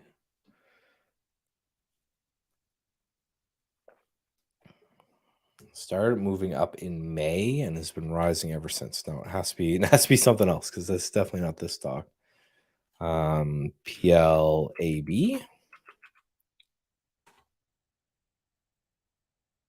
Got to be that one. That one, yeah, there we go. That one's been moving up since May. So I think you're going about it all wrong, right? What filter can catch such trades? If any of us knew, then we'd probably shut down Trade Ideas, open up a hedge fund, and just do that, right? There's obviously going to be no filter that's going to catch, stocks that are breaking out and they're going to go for 2 months, right? There's definitely nothing that's going to get it before it moves because there's no way to know that before it moves, right? That's the unanswerable question that if it was at all answerable, we would definitely be doing it ourselves. Now, what you could do is simply look for, a trend breakout, right? So I'd say the first time that anything happened here that's significant, just looking at the chart, would probably be this candle right here. That's probably the first candle that I'd say, if you were lucky, that'd be the first candle you could kind of get. So let's see. Let's take a look. Let's actually just switch them. So we'll remove the MACD and we will add, say, volume. Was that a big volume spike? Maybe. Anytime you see a big candle like that, maybe you get a big volume spike. Not really. A little bit more than normal. Right. So it's this volume candle right here we're looking at. So, right. I don't know. You could just look for relative volume, right? A high relative volume. Stocks making maybe Barry's 10-day breakout. Let me see if I can find that. Maybe something like that would be something to start playing with. Trade ideas.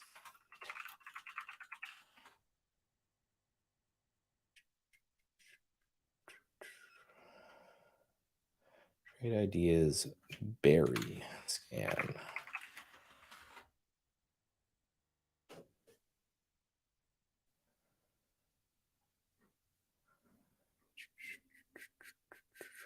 List of Barry scans. 10-day Braille breakout.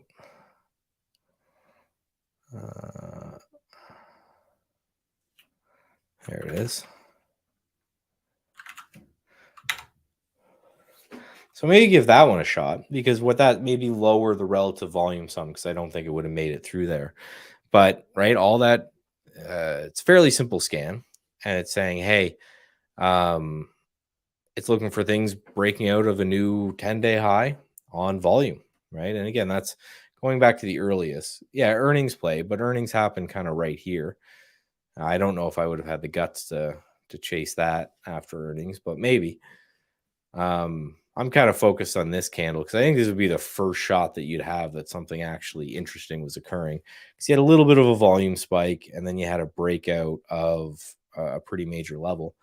So maybe try that one. I think he has like 10 times or 8 times relative volume. Maybe lower that a bit and say, 2 times relative volume. I want things breaking a 10-day range on 2 times normal volume. And then just sit and take a look at that. I think that might be a good place to start. But, you obviously have the big volume on the earnings day, right? And you can also just go, we have an earnings channel built into the system. So you go to the earnings channel and look at what's reporting earnings each day. If you wanted to kind of focus on this candle a bit, that's one way to do it as well. But I think the earliest you could have got, which again is hard, is going to be like this candle right here. So what number do I need for 120-minute range? I don't know. Depends on your strategy. I know higher is better, not necessarily. Maybe you want a small 120-minute range, right? There is no number to put in there. There is no like absolute. This is the number, you put it in there.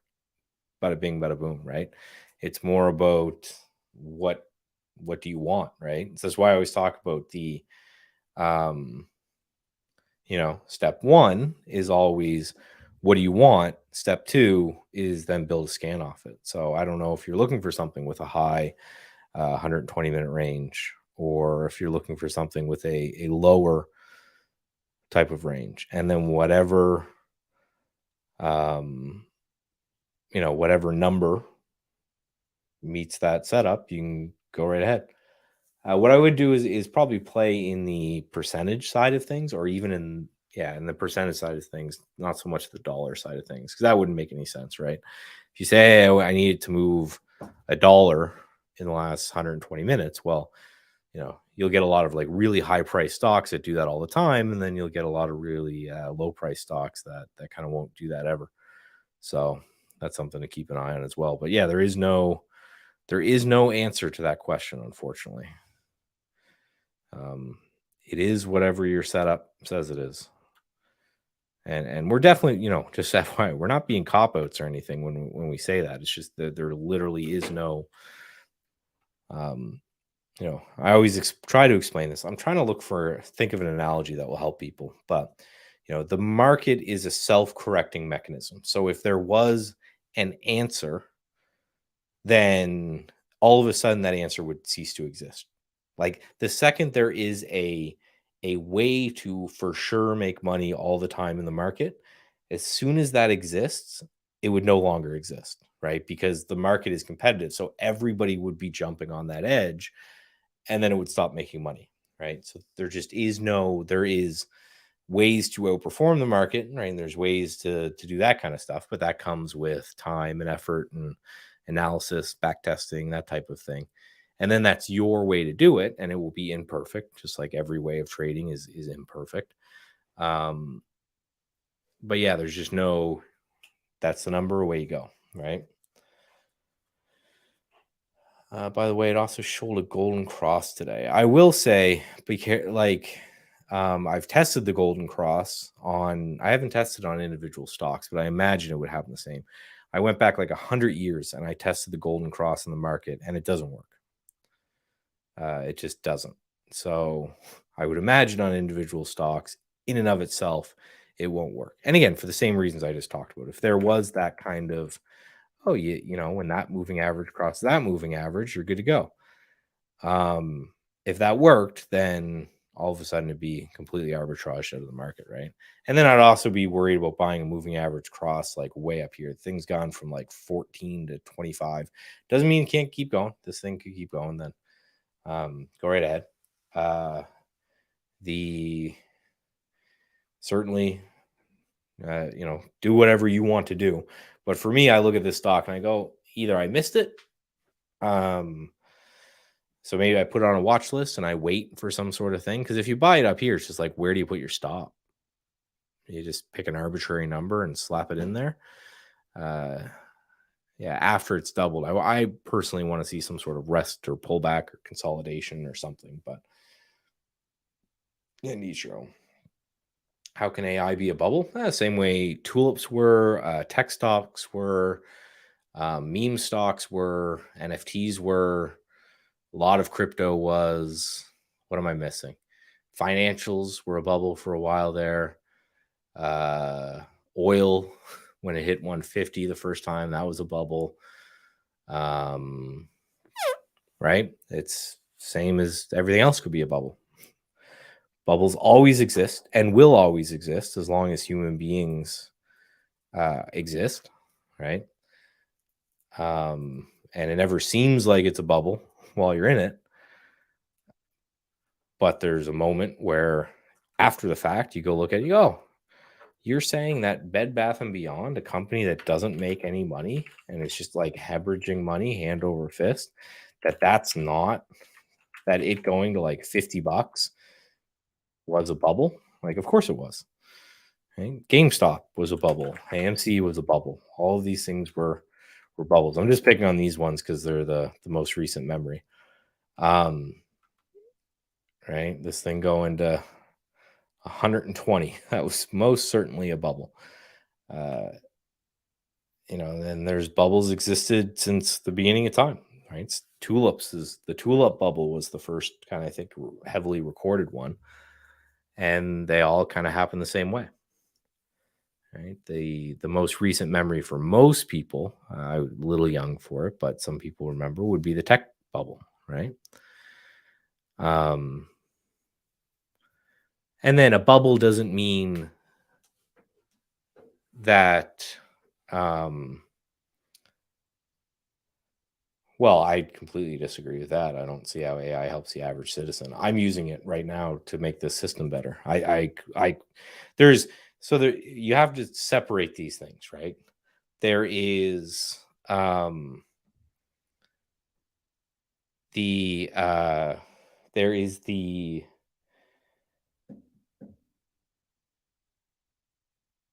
the I guess the technology, and then there is all of the financial stuff around it. Let's use Bitcoin for example, right? If people were around long enough for that, there is the technology, which, let's say for that, it's Bitcoin, it's blockchain technology, and all that kind of stuff. And that could have a place in everyday society. I could see a reason why that works for the long run. As someone, I worked in the crypto space and stuff for years, so I understand this fully. And Bitcoin, I could see Bitcoin being a long-term thing. But then if we look at all the stuff around it, first it was ICO, these initial coin offerings. They popped up and then completely disappeared. So that was a bubble, right? And then what else surrounded Bitcoin? Oh, there was all of these companies, all of these tech companies that say, oh, we're going to use blockchain technology. And the stocks would rip and then just completely tank. Those were bubbles. And then there was NFTs, right? People buying pictures of monkeys for millions of dollars. And that was a bubble, right? Same as but it doesn't mean that the underlying technology doesn't make sense. Same as AI. Like, I completely believe that AI, I'm using it all the time.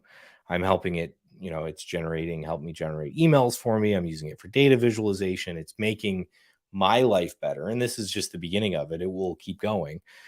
But do I think that means that NVIDIA's should be worth 100 times sales, and that this AI company, which I haven't heard anyone tell me exactly what this company does, should have rocketed this much? Like, could these stocks be bubbles? And could these bubbles go way, way, way further? They always get bigger and they always get further than you ever think that they will.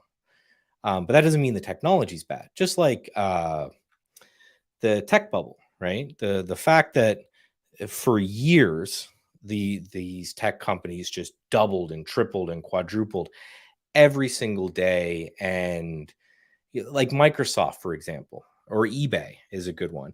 eBay was just an absolute. I don't even think we have the data that goes back that far. Long term eBay.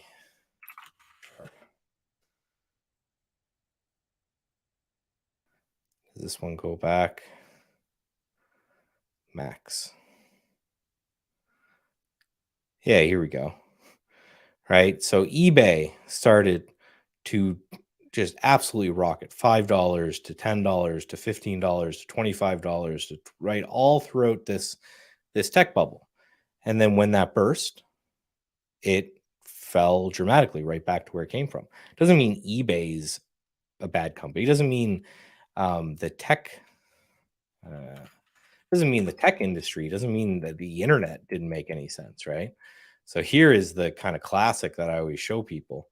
This is Microsoft, right? So let's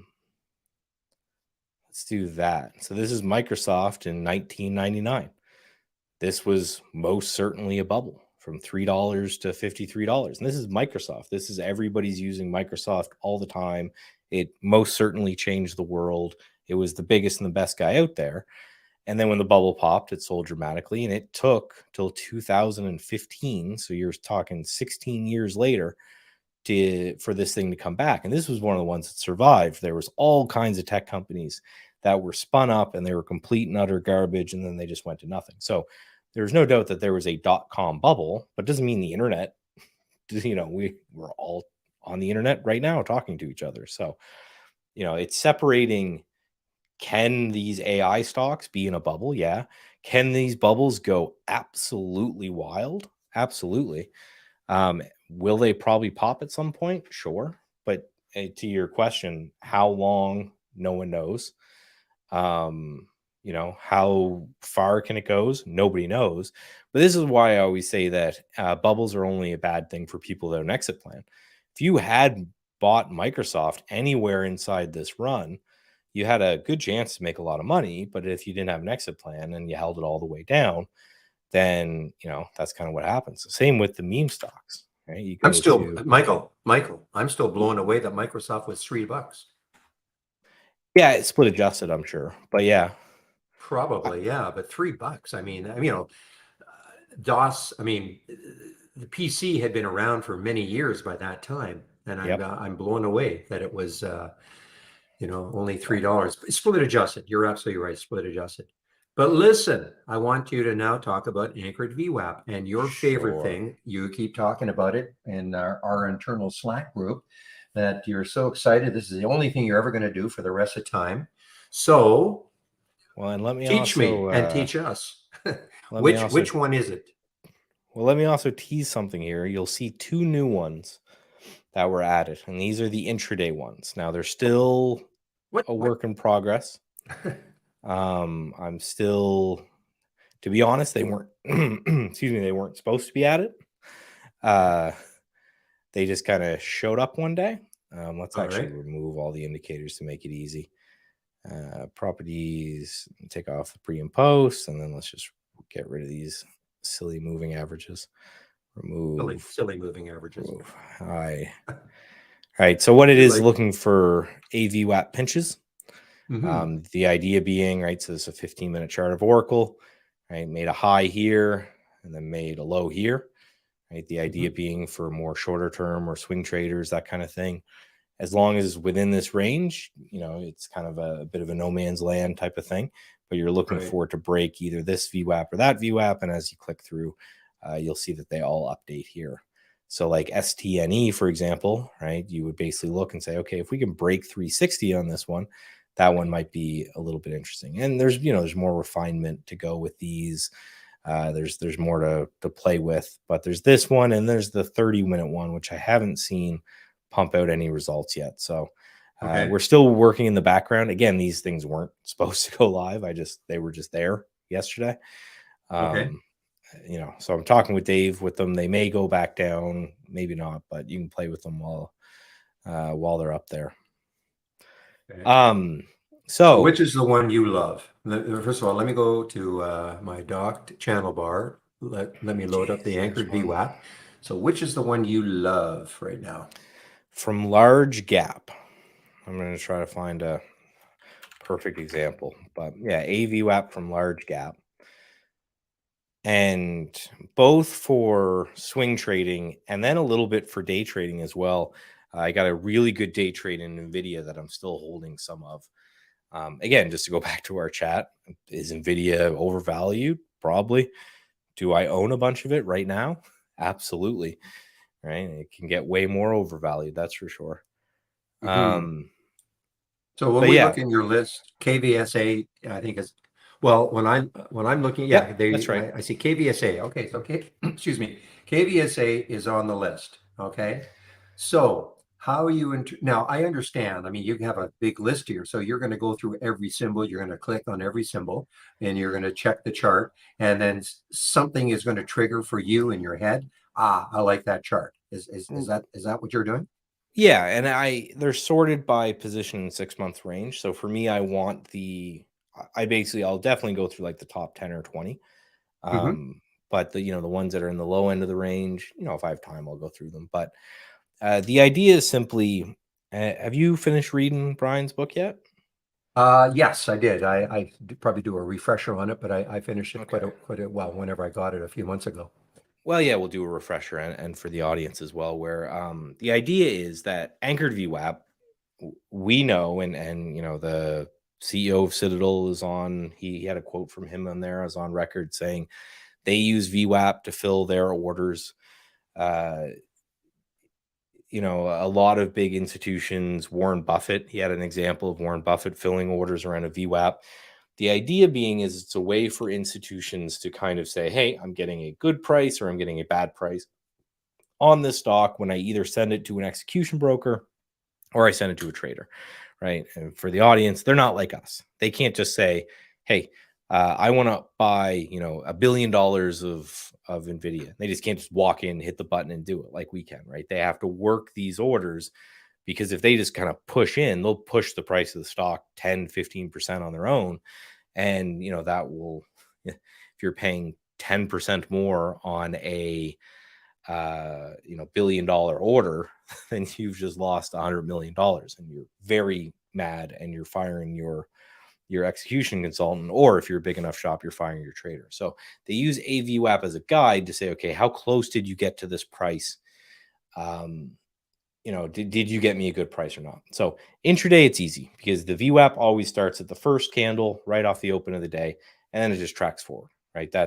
So we know, and any trader who's been around any length of time, it's uncanny how sometimes it will pull back to VWAP and it will bounce and it will break through VWAP and then really tank and all of these things. It's because these are where the hedge funds are playing their games, right?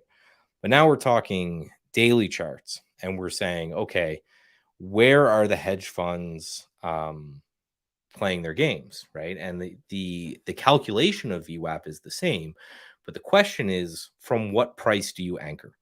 And Brian talks a lot in the books, from major highs and major lows seem important, from major events, which is something that I'm going to build in soon.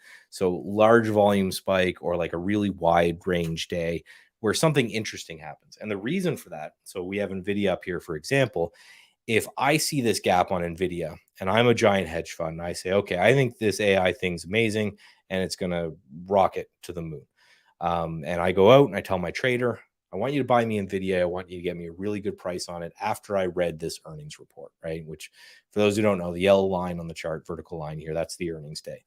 So gave his earnings report to all the nerds. They went through it and they said, yeah, this looks great. You buy NVIDIA. So how that trader is getting judged on his performance, and how sometimes he'll actually get paid, is by how close he got to a VWAP over a certain period of time. And so for me, these make the most sense because it's from a very definitive, significant event, which was a large gap. And we always know. Let me just interrupt you just for a second, just so Yep. probably people will understand. So the purple line is the anchored VWAP, and I can see on NVIDIA why it's there. That's the earnings date. The or I'll call it the mauve line. The one way down, that is the actual VWAP. I don't see a mauve line. The purple line. Well, the purple on line, my yes, chart, the anchored VWAP. Okay, but okay, on mine, I see a big purple line also. Can you Well, there not? should just be Maybe one. Should just be one. You let, clicked let, on let me just. NVIDIA from the scan. Yeah, switch Yeah, over to your I did. screen just quickly, and Okay. I'll. Oh, I can do that. You see what I'm saying? That's a moving See this average. purple line? Yeah. So I would take off the moving averages. Okay, but these are automatically drawn. Well, they're just moving averages. Oh, okay. I think Okay. So I've asked them to remove them, but if okay. you just go what's in the orange line? The it's orange just line is another moving average. just another. So I would take those off again. Okay, gotcha. If you want to bring that up in the marketing meeting to back me up, Sure. I for that, I said it for that same reason. I said the only thing that should be on these charts is the anchored VWAP. So it will confuse people. But yeah, so you can see, and we'll just go back to mine real quick. But yeah, so the only line that's important is the AVWAP line, right? The purple line there. And you can see as it pulls into it, it gets a little bit below it, and the next day it rallies up above it, and right, that was the low of this move. And that's mainly what I'm looking for on all of these. And these, so the reason that Barry's asking, guys, is because we have like an internal chat where, all the traders, me, Barry, Chris, Steve, Andy, we all just shoot the shit about trading because we're all traders. And I've just been saying over and over and over again, holy crap, look at this. It just went right to the AVWAP and then it bounced and it moved from there. So you could see from an intraday basis, that low at 377, 378, if you kind of go in from an intraday basis and you said, okay, that's going to be the area that I'm going to trade around, you could have gotten some probably be around this day, right? This round three, call it 380. That could have been a good place to trade around. But from a swing trading point of view, that's why I said I'm still in some of this. I bought some intraday, and then I bought some on the close of this green day where it bounced off it right there. So I'm in a bunch of NVIDIA at 384 and obviously very, very happy. And the beauty of it is that it's uncanny the amount of times I've seen it pull into the AVWAP from before the gap and then bounce on a swing time frame. But it's crazy also how many times I've actually seen it do it intraday as well. That's why I said for day trading, it's interesting. But as a swing trading concept, it just makes so much like logical sense that I really think that this is something that we should really, really push to the swing traders out there, because the idea is simple. NVIDIA gapped up. So something good happened. We're not fundamental analysis. We don't really care that much. We know why NVIDIA gapped up, right? It's the AI, that people are buying more GPUs, blah, blah. So if you want to know, so if you want to know the story, you can know the story, but it doesn't really matter, right? It gapped up because it reported really good news.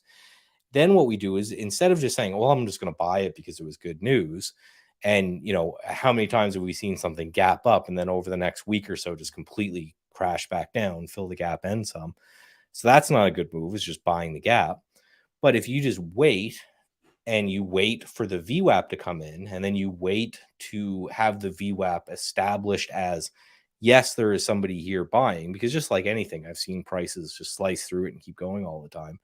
But you wait to see that kind of confirmation of, yes, there is a hedge fund or a large institution or whatever it is seems to be accumulating around this area. Then when I bought here at 384, if it closed below this anchored VWAP, I'm out, right? So the trade becomes really simple, because it's, okay, I have an entry point, which is just any kind of evidence that that's holding a support. I have an exit point, which is a big gap, large gap, same thing. It's the same scan. The AVWAP is now my stop loss, right? So I'm in at 384. If we closed at 374-ish, I'm out. So I know it covers that whole part of the trade. And now it's just, when I'm right, how do I take profits? And the beauty of it is that we're getting involved in a trend that has this kind of fundamental or news story legs to it, where, yes, people could start chasing. Like if we close over this 400, I could see a world where people start to chase this up, and maybe this has kind of a second legs. And I've seen, I'm going to go through just some examples. And your stop will be adjusted also, because your anchored VWAP line is going to keep moving higher. Yeah. So you could use that as a worst case stop. You could, like RCL, for example. I bought some RCL. I'd love to say that I'm still in some. I got out too long ago, but it was the same thing. This gap right here was earnings. And I guess we are working to make sure that the earnings lines stay forever. Yeah. So that's I mean, it's not staying. Yeah. But this was earnings right here. Look at Play. Okay. Just indulge me here. Play had earnings a few days ago, and I see where the anchored VWAP is drawn on the earnings date. And now, so it's sort of a messy looking chart, because it had, a huge topping tail that first day, but it came into the VWAP, broke down below it, closed above the VWAP yesterday. Now, just, out of curiosity, if you had seen this, I don't know if you saw this, would that have prompted you to take that trade yesterday? Yes. That's kind of the exact, no, I didn't see it, but yes, that would have been the exact setup. Because I just want to see, because for me, from a swing trader, so you trade on the open, right? That's, I'd say, where most of your activity occurs is off the open. And then for swing trading, most of my activity occurs on the close because I just want to see. I'm looking at the daily chart and I'm saying, okay, I need to see the candle finish. Where does the candle close? Right. So that's what I want to see as a bounce. Is I don't, I want to see a close that moves off it. Now, some things that we have to figure out how to filter out down the road, but I think ARNC is a buyout. Yeah. There's no way to currently filter these out other than, right, we just teach people if the stock gaps up and just goes sideways like that, it's a buyout. But just check the news before. Look at you IGT. buy. Okay, IGT third on your list. So now that is now how did you establish to put the gap? So okay, it had a gap up. I don't know why. You're right. It probably wasn't earnings because you hopefully you'd see that earnings. Maybe it was earnings. I don't know. It's But a UK company, yeah, so it could be yeah. something. So what I'm trying to figure out is after the fact, like you're seeing this sort of after the fact, because No, this was obviously on the on day of yesterday. but the day of the gap, okay, which was 2 days, which was on the 8th, Mhm. we wouldn't have seen this in your gap scan, I'm assuming, or would we? Because it's No, only had one candle. right. It needs Okay. a few days after because Okay, so it needs a few. because the idea is you're just not chasing the gap. Like if you just want to Right. find stocks that are gapping, that's easy. We can do that all day long in the system. The No, idea when you is to see that find one. things that are pulling back because this one. So you got to remember the VWAP has two parts of the equation. It's the price and then it's the volume. So this one you can see the AVWAP caught up so quick because of this massive volume. But then if we go Right. back to Nvidia, which is still here, the VWAP caught up way slower because although it had big volume, it was earnings. It wasn't insane like that. So this one Right. took a little bit longer to catch up. So when you have a massive gap up, but it's on just absolutely like atrociously large volume, then the VWAP catches up super quick. But the confirmation I'm looking for is I want to see this exact, and this is why I'm picking on this one because it's just the perfect play, is I want to see it pull in and I want to see evidence that somebody, because it's not a magic indicator, right? It's No, either nothing is. there is a hedge fund who's using it to fill orders or there's not. So what I want to Well, the do is IGT, just to get back to the IGT, when you look at it, so it had the bottoming tail yesterday, a little bit through the VWAP, obviously the anchored VWAP, obviously it kind of held. Would that be enough for you to have taken that trade? Just, yesterday, I'm not, yes. I'm not trying to put you on the spot, but No, not the day I'm before, just but trying to, yesterday, yes. yeah, Because yesterday, now, yeah. yeah, because now we've seen kind of two times that we've bottomed in this area, right? So that is showing me. Now, ideally, I want to see more. Okay. But that would be enough for me to say, hey, you can buy the close of this candle. Your stop is under that candle. Right? You know where your risk is. Whatever this thing is, game technology from the UK had something crazy going on.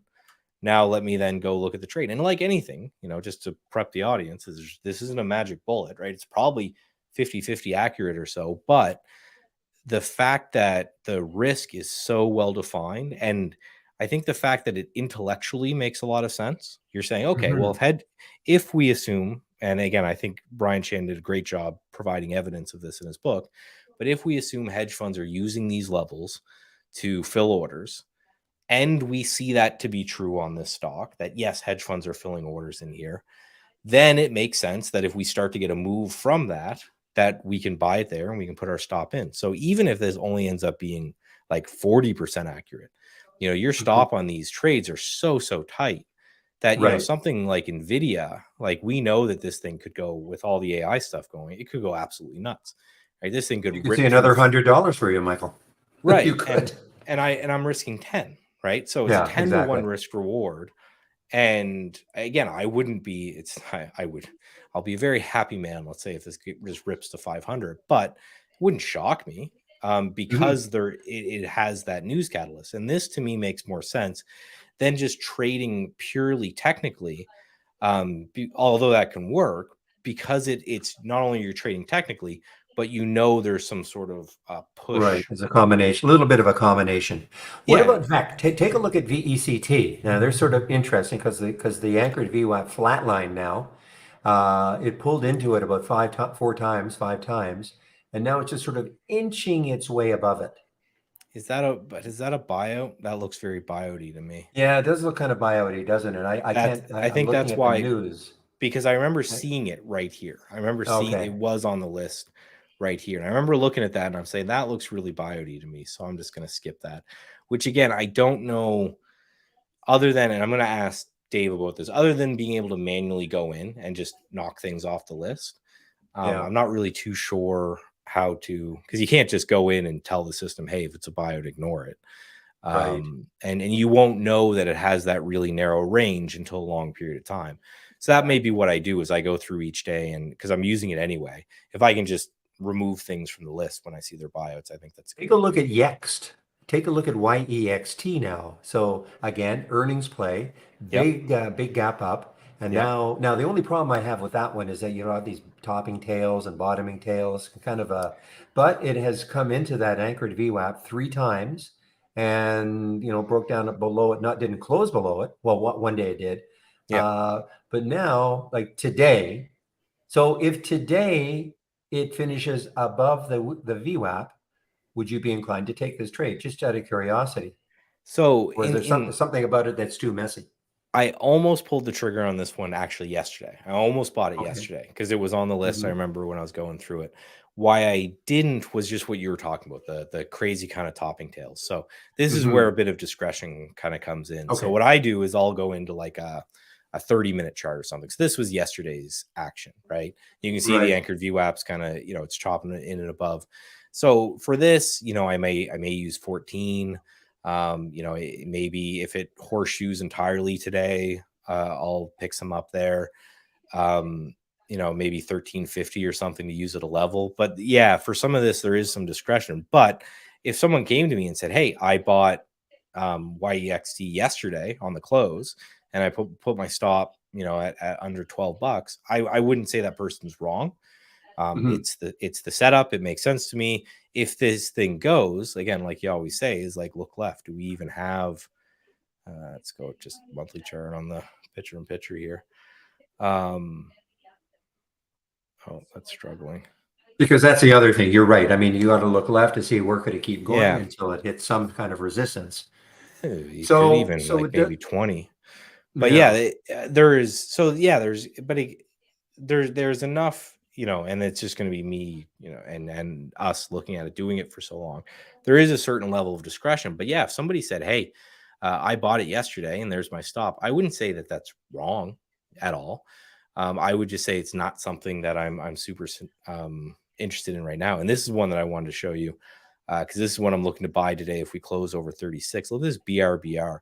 So this one, the gap. So what the algorithm is doing is it's basically looking at every gap that the stock has had over the last year, and it's anchoring it to whatever the largest gap is. And then it's saying, is the stock? I think it's within one average true range of that gap. That's how I Hmm. wrote it. We can tweak that. So this is the largest gap BRBR had in a long time, and you can see right there, right? That would have been a nice little multi-day Yeah. swing trade. Hmm. Happened again right here. Again, the same setup. I'm looking for the proof that there are buyers there. But not only that, Right. this is where I'm talking about with the intraday trading, right? That every time you see a wick that penetrates this AVWAP but doesn't close below it, that means the low of that day was right there. The low of this day was right here. The low of Hmm. this day was right here, right? That's to get that close to the low of the day. If you zoom in on an intraday basis, Hmm. to me is pretty wild.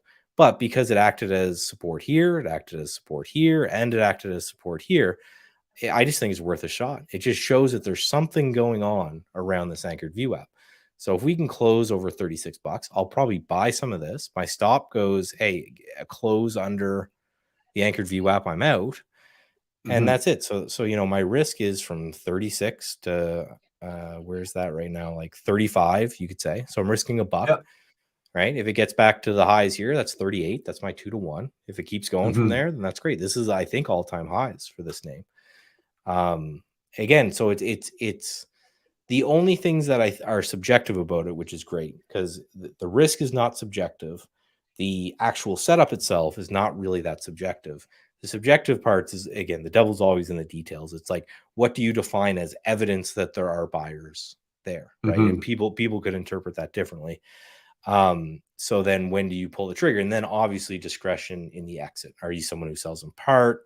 Do you put out a profit target? Do you trail your stop? Like that's all stuff I'll leave to the person. But this setup for me, it's like it's as I go through my watch list every night, and I, I'm sure I do a video every night and I put it out on Twitter. Yep. And said this is what I'm watching. It is more and more just this setup, just over and over and over again. Just literally the anchored VWAP from Big Gap. That's it. That's more and more. And it's just because it's just doing like again SMCI right here. So not only was that the low of the day, and that was from this Big Gap. This is another semiconductor maker. So not only was it the low, so if you were an intraday trader and you saw SMCI, you could come in every day and just set a price alert at where the anchored VWAP is. If you zoom into that day, maybe there was some action there that you could have taken a trade off of. Sure.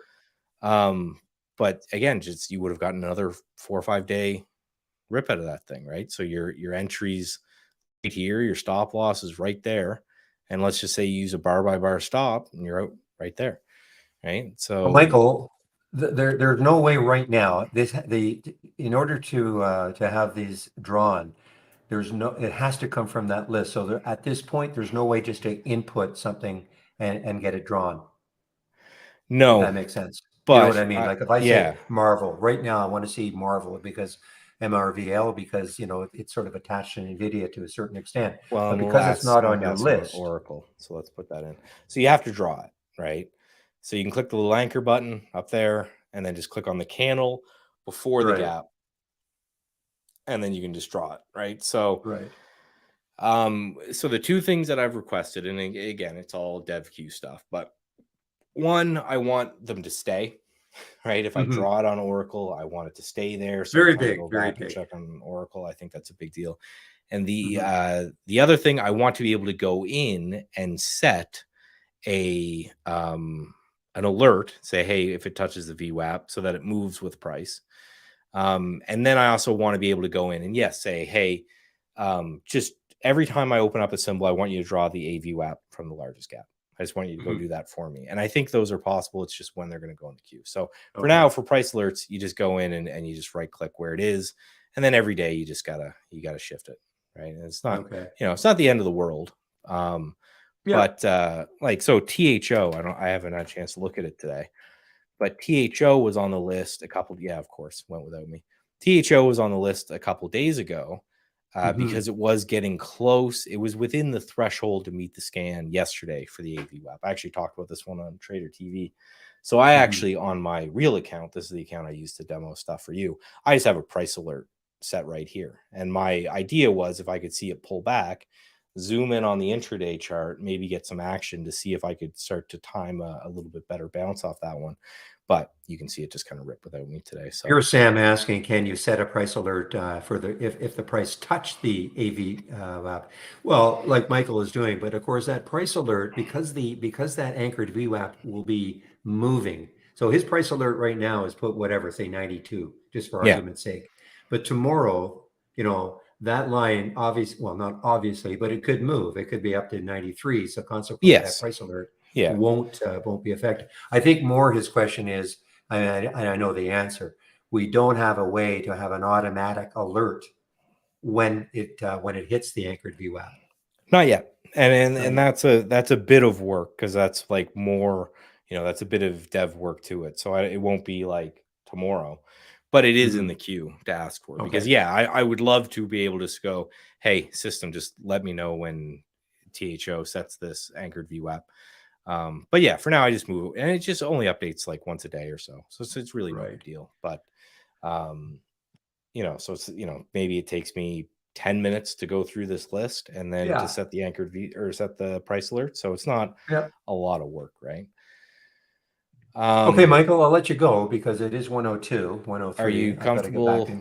I'm going to take a look at this now. I'll have that one.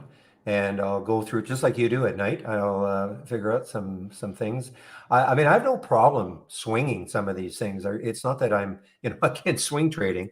It's just that I don't have a method of doing it. So Yes, maybe, and if, maybe this is, going to help me a little bit in terms of the methodology of hey, taking a and couple and seeing what happens. let's actually just one. I know you got to get back 1 minute. I just want the whole room to have heard that. Where Barry, as good of a trader as he is, as long as he's been trading, as much as he knows about the market, he says, I don't have a system to swing trade right now, so I don't swing trade. So even right, someone who's been doing it for Yeah, this length of time says, if I don't have a system to do something, I'm not going to do it. So what you just watched between me and Barry, I think, is a budding start to what potentially could be a swing trading system for Barry, right? So that to I just want to focus on, again, a lot of people say, oh, how do I learn to trade, as if it's like an all-encompassing thing. Barry has his style. He does. He's interested in learning a new style, but he's not just going to start swinging, 20 grand, 30 grand on each of these stocks. He's going to watch it. He's going to yeah, make sure it makes sense to him, maybe do some paper trading, maybe commit a little bit of money to it. And if he ends up liking it, then he's done a new style. But I just thought that was very important. Someone who's been doing it for a long time goes through the same process that everybody else should. Maybe a little exactly. faster, but Yeah. it's the same process. So that's cool. I'm glad we did this, Michael. I'm glad we did this. Yes, So we should do this more often, actually, a little more we should. interaction. But I okay, like my it. friend, I'll let you go. Get it back in both rooms now. So I'll take over the screen again. All right. And thank you. Thank you very No much. That problem. was informative for me, and I'm sure for the room. Anytime. I'll talk to you Okay, soon. bye. Later. All right, guys, I'm back in both rooms. Give me a moment. We're talking about the anchored VWAP. And let me get my music going. And yes, by the way, who asked the question? You can trade pre and post market and brokers plus. Yes. Yes, VWAP. Yes, you can do that. And just give me a moment, guys. I just got to get my music up and running. There we go. So it's a question in our YouTube channel. Can you trade using Brokers Plus in the pre-market? Yes, you can. The post-market? Yes, you can. You have to go limit orders, no market orders, but that's the same for every brokerage. So you just have to go in as a limit order, but yes, you can. Okay. And what else? Possible to log into two locations at your workstation. Well, you can only have trade ideas open one one unit at a time. Okay, one platform at a time. So I mean, if you're trying to, like, I have a desktop and I have a laptop, I would have to have them open, I think both, but I can only have it open one device at a time, if that makes sense. Thank you, Pepe. That's what I wanted to say. One device at a time. Okay.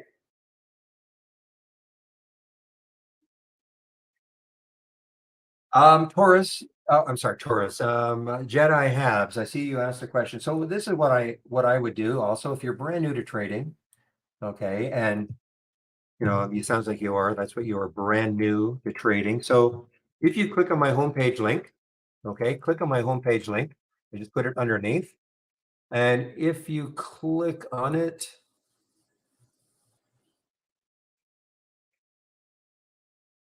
I just show you what you're going to see. Okay, so you're going to see this, and you see what we have here, Trading 101. This is there are a lot of videos, about 30 videos, I think, and they start off with literally what is a stock, okay, as basic as you can get, and then they move up in complexity, okay? You might want to start there. I mean, Michael Nosso, I was just talking to in our YouTube room, he put this together, so you may want to start there, okay?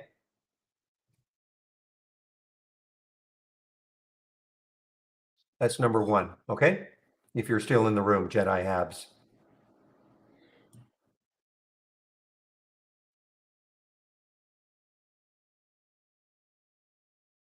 So VWAP, did I get a fix on my trading view? Sort of, but sort of not. What's happening? I'm finding the link is not working very well anymore. It used to work. It was bulletproof before, but now when I click on a symbol, it's almost hit or miss whether it loads correctly. It might drop the first letter, and I've tried, the other one in the edit to in the external linking. to actually use the beginning is cut off also and the alternate method, but it's not. So what happens is when I load something and it doesn't recognize it for some reason, that's when it gets into that nonsense again about you want to use something to trade, and that's the other time when it also takes my screen, my chart, and covers the entire window, the entire monitor. So kind of, well, no, you can't see. So I've had to disable the link because it's too hit or miss right now. I don't know if that's happening with you guys, but and this is the app. I wonder if I should be using the web-based version.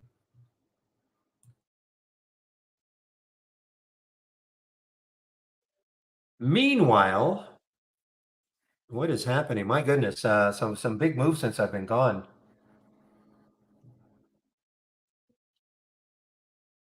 But do you link View app? Do you link trade ideas like the symbols to so it loads into your TV? Because if you don't, maybe that's not an issue.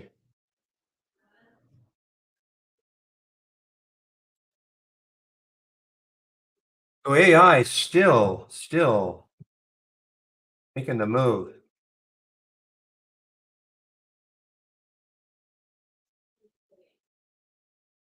And GME also, now this is getting to a level where I may be looking at, this level right here.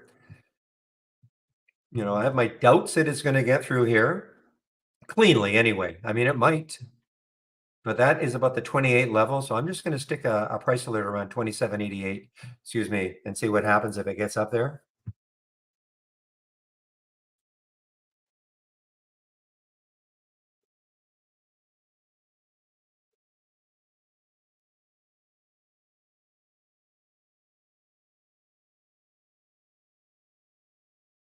So you see where the MEI stalled. It's kind of the area I thought it might. The low on that weekly chart is 36.54. And what did it get down to today? 36. Well, actually got down to 36.17, but now it's above that low there.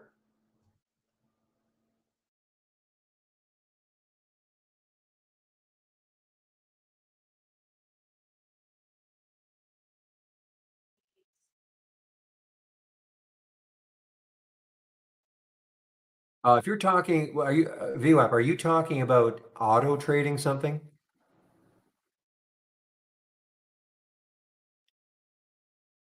Or you're talking about maybe your strategy? I was talking about manually, like inputting. I was talking. I mean, you can certainly use the. So you're trying to say that if you loaded a symbol into B plus, say BW right here, okay, BW right here, and it's the pre-market, you weren't able to trade it. You couldn't figure out how to trade it.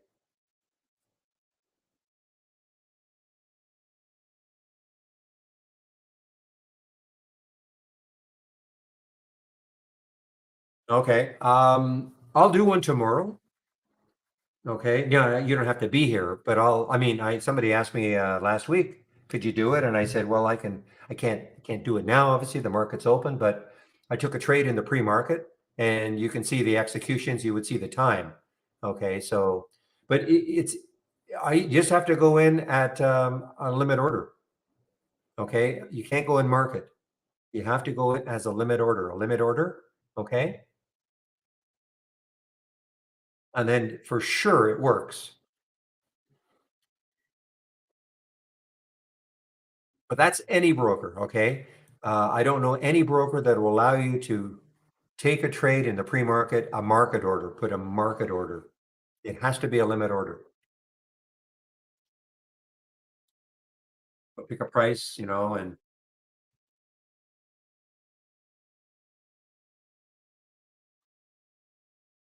but for sure it works. If you were trying to manually do it, for sure it works. Meanwhile, guys, these little these little trades I took. So I took the CYTH yesterday in the simulator. I got out of it this morning at 204. Too bad. It's moved 25 cents since, and I had 500 shares or 5,000 shares of it. So that would have been a few more dollars in the simulator. The ONSI is still here, 195, 197, 2,500 shares. Took the Vera at 975, is now at 1006. Okay. This is an example of using the simulator.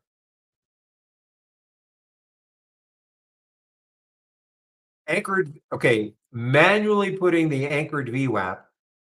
Okay. Okay, Leanne, here it is. This is what we were talking about. Now, this is an add-on. Okay. This is this $47 a month add-on, the anchored VWAP, all the strategies that are in here. Okay. This is what he was talking about.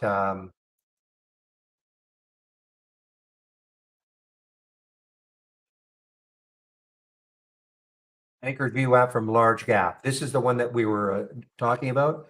So all these strategies here, okay, they are part of the $47 a month add-on. Now, can you draw anchored VWAPs? You can do it.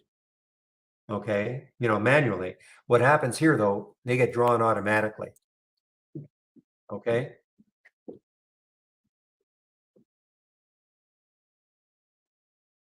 And that's kind of the beauty of it. So we were talking about BRBR, here's the anchored VWAP, and you can just sort of see exactly what he's doing. He's putting the anchor, he starts the anchor at the low, like there's a large gap. Okay. So that's where but this is all done automatically.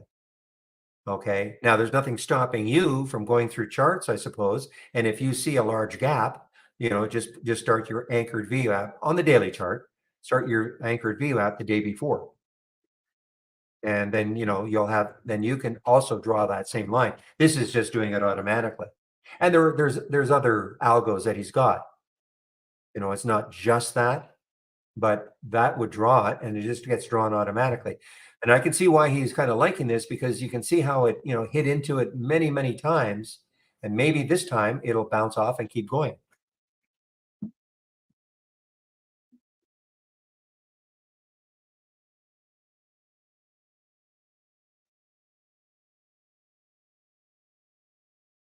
Okay, so what I'm going to do is I'm going to take this one. Now the thing is, do I have to use it from within?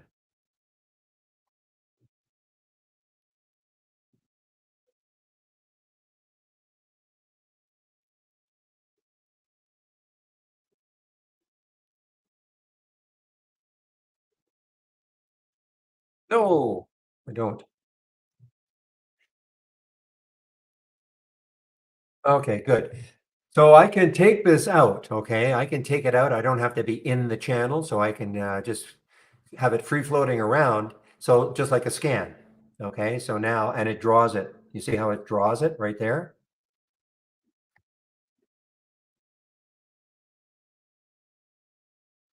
Okay, so Leanne, what version of Trade Ideas are you on? You must be on, I don't know what beta. If you're on the latest beta, you'll certainly have it.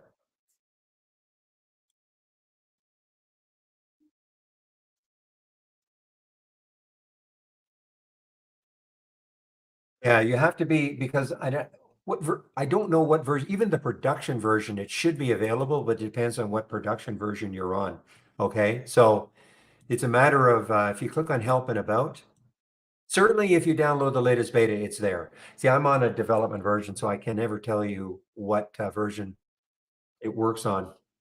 But if you download the latest beta, for sure, 5.6.36, okay, then you'll have it.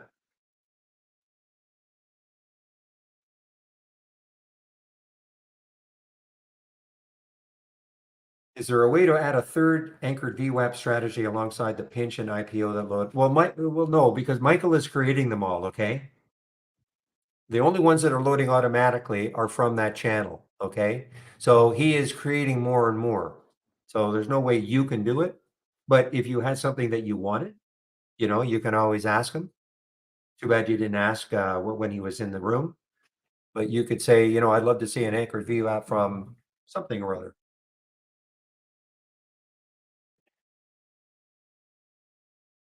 Make sense? But you can't do it yourself. He created all these in the doc channel bar. So he created all of these anchored VWAP that draw the VWAP automatically. And here they all are. So we've got the 8, we have, I'm going to forget the anchored, okay? But VWAP pinch daily, VWAP pullback, large gap from IPO, pinch weekly, pullback weekly. And I guess these are just sneaking in right now. This is intraday anchored VWAPs, okay? But this is very, very premature. He didn't even realize they were in there. This is what I've been looking for. Okay. So this is, you can't make any changes. You can't make any changes to these strategies. Okay. They're sort of set in stone. In other words, if you said, well, I don't like this price range, or, well, then don't click on it.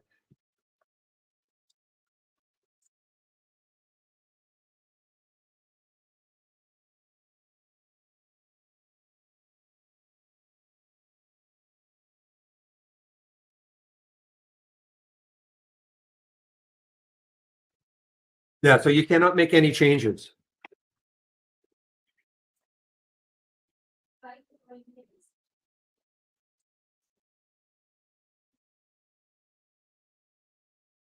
Okay, thank you, Pepe. So you need version 5.6.46 or higher for the anchored VWAP channel. Okay.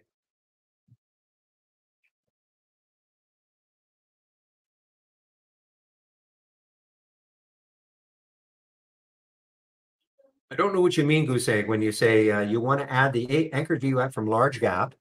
Okay. Which is here. Okay. Oh, I see. Well, you can do what I did. Okay. All you have to do is take it out of the channel. Yeah, I can answer questions, Tiffany. So Larry, if you're talking about, are you talking about the smart stop on the charts? If that's what you're talking about, yes. So goose eggs, you can take these out of the channel. Okay. See what I did? This is free floating. So if you wanted to have this, and then, the anchored, the pinch daily, you just duplicate into a free floating window. I think that's what you mean. Okay. Let me close this down. So you see how I've got 2 of them now. So that's what I mean. You don't have to stay in the channel. You can just take it out by duplicating it into a free floating window. Okay, well then the answer is yes, you can. Just like any scan, okay? That's sort of docked. If I right click on this momentum, this is in a dock here, okay? Okay, it's all together, but if I want to take this scan out so it's free floating, I just right click and duplicate it into a free floating window. And it'll pop up in another monitor, but here it is now free floating. So it's the same thing. Yeah, I can do that.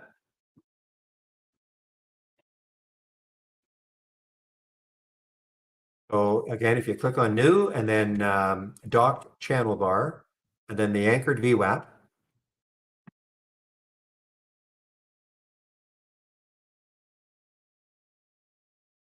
And then whatever you want to get out so that it's free floating like this, okay? Free floating like this. So if it's anchored VWAP pinch daily, just right click, duplicate into free floating window. It's the same thing, every one of them. Duplicate into free floating window. And here, if you want to select the strategy, you have to go down to the VWAP and have this thing pop up. So if you want the pullback weekly, you'll see it here. Right click, duplicate into free floating window. Okay. Make sense? Okay.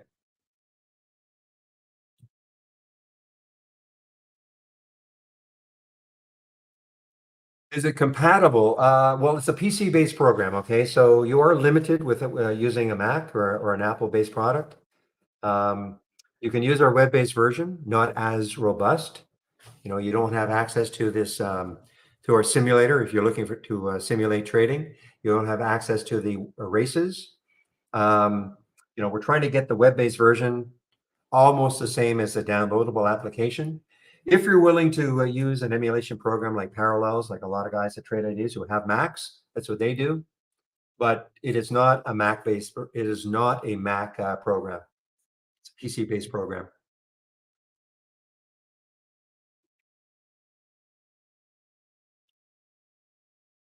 Well, it depends on your trading style, Tiffany. I'm a momentum trader, so I mean, these are the things that I like.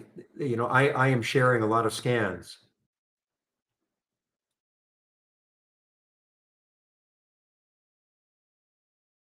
So, I mean, but I don't trade ETFs. Now, I think we have an ETF tracker. I click on Doc Channel Bar. I think we've got something that says ETF tracker, maybe ETF racing. So these are going to be ETFs that are moving fast. What's moving down? What's moving up?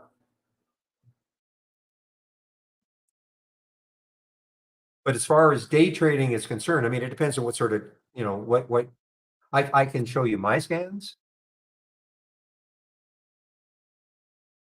I'm sharing my scans. I mean, this is a classic, momentum scan, stocks that are making new highs on momentum.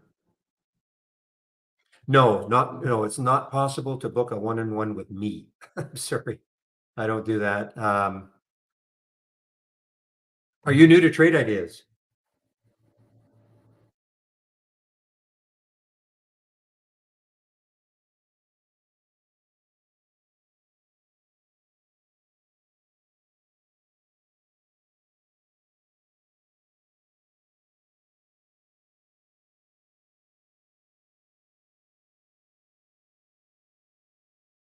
Well, one of the things I do, I mean, you can create any scan you want, just about with Trade Ideas. Okay, we have a lot of different alerts, a lot of different filters.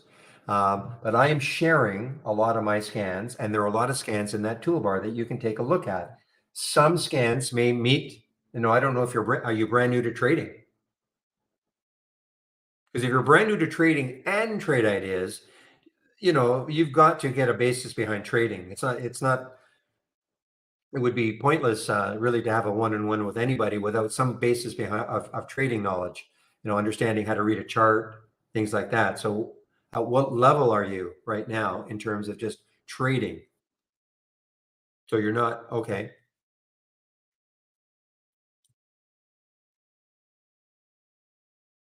Well, I would take a look at some of my scans and see if something.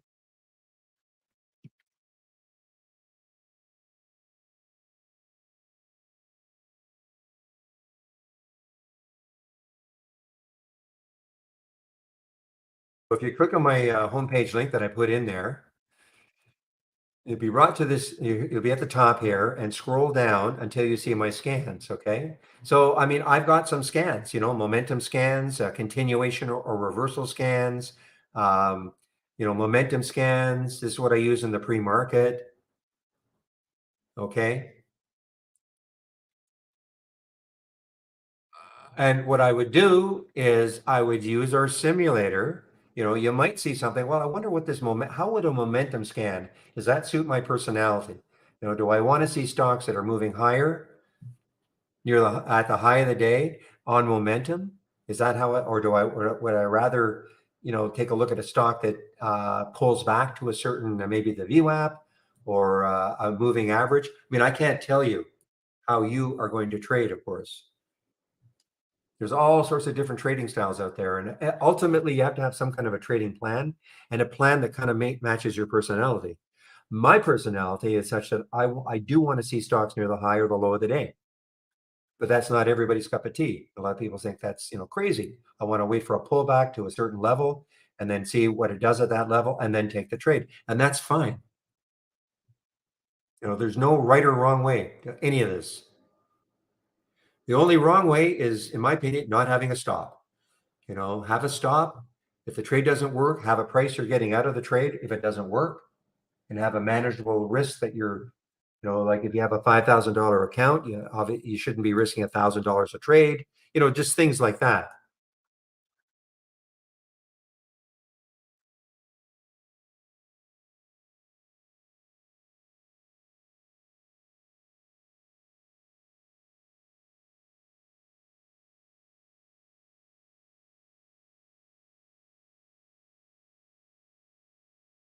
Look at Pump here, guys. Now, Pump, could it go? 866 is in it.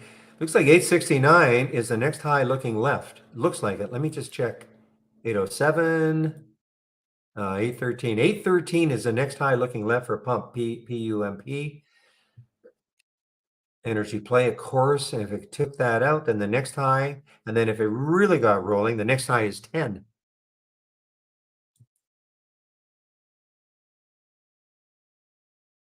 So yeah, you can have my 10-day daily breakdown. It's just go to my homepage.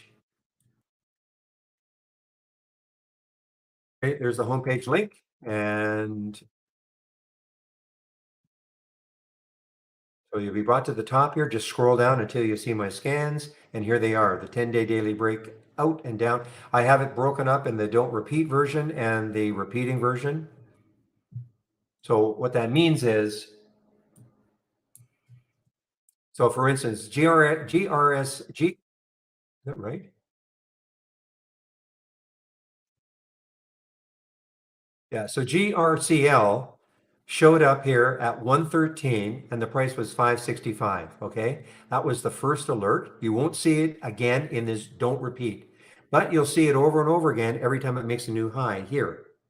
Okay, OCFT showed up 128 Eastern Time, 477 was the alert, the price. You'll see it every time it keeps making a new high, you'll see it over here.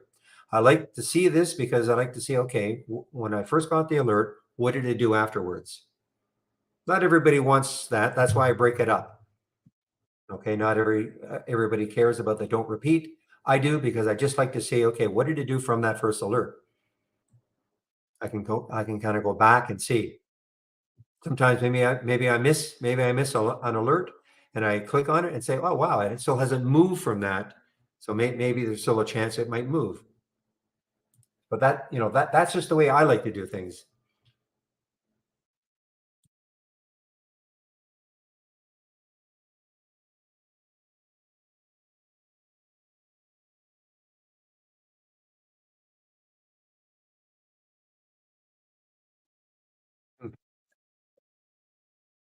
Okay, guys, I have to do a video now, and I have a marketing meeting pretty soon too at 2 o'clock. So I'm going to do a video right now.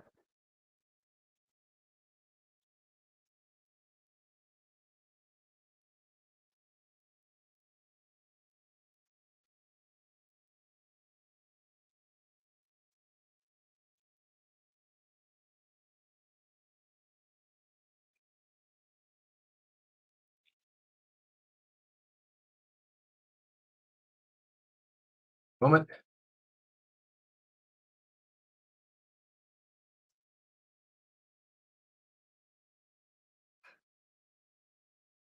Typing.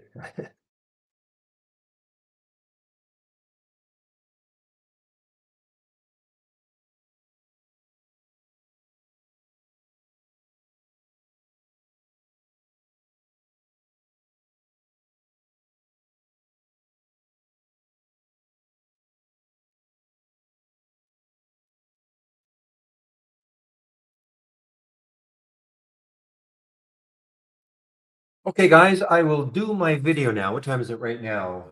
132. So should be back no later than 142.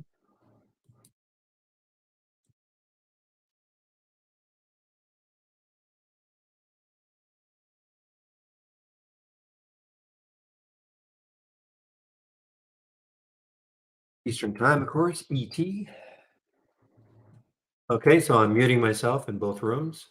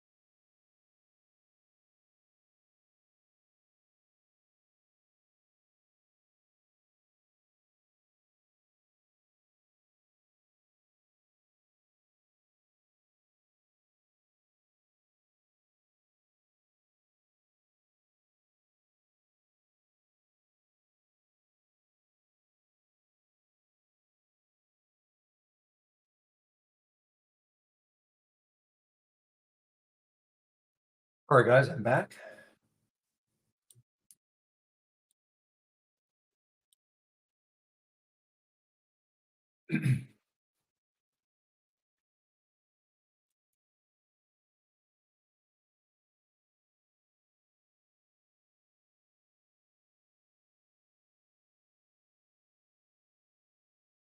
All right, guys. So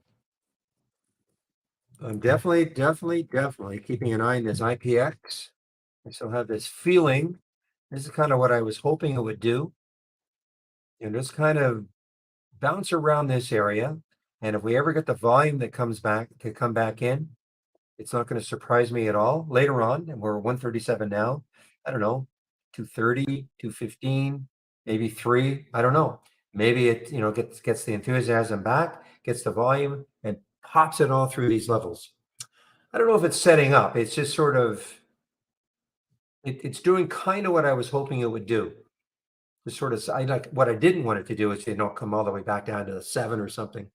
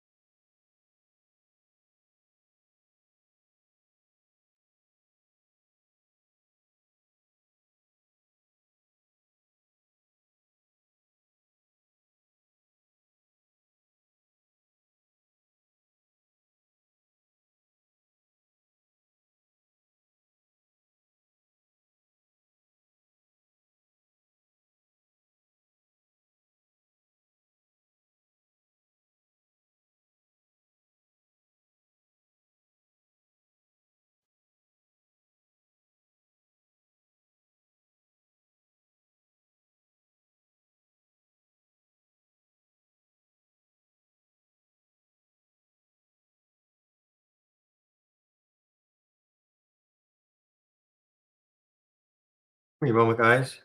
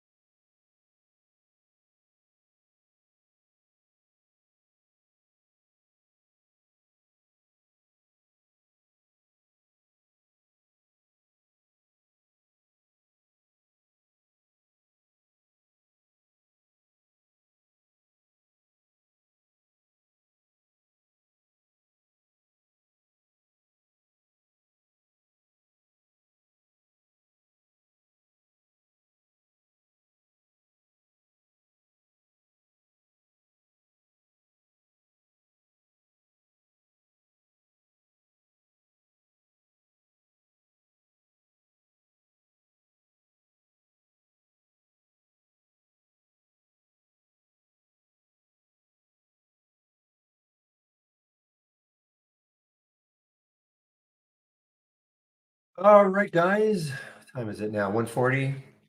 So now I'm going to start to take a look a little bit at the 20-day range highs. I mean, now that we're in a market that doesn't want to go down for a while anyway, these 20-day range highs. I'm trying to find one that's just over a whole number. Like BW has just been moving. Whoops, that's E. Well, EH was just over a whole number. And EH has got some, wow, EH has got some room, guys. It's got some room. I wish it weren't a little bit extended, but boy, look left on that weekly chart, and it's got some room to 1525. Boy, if this ever just rested here just for a bit, this is a China airline sector stock.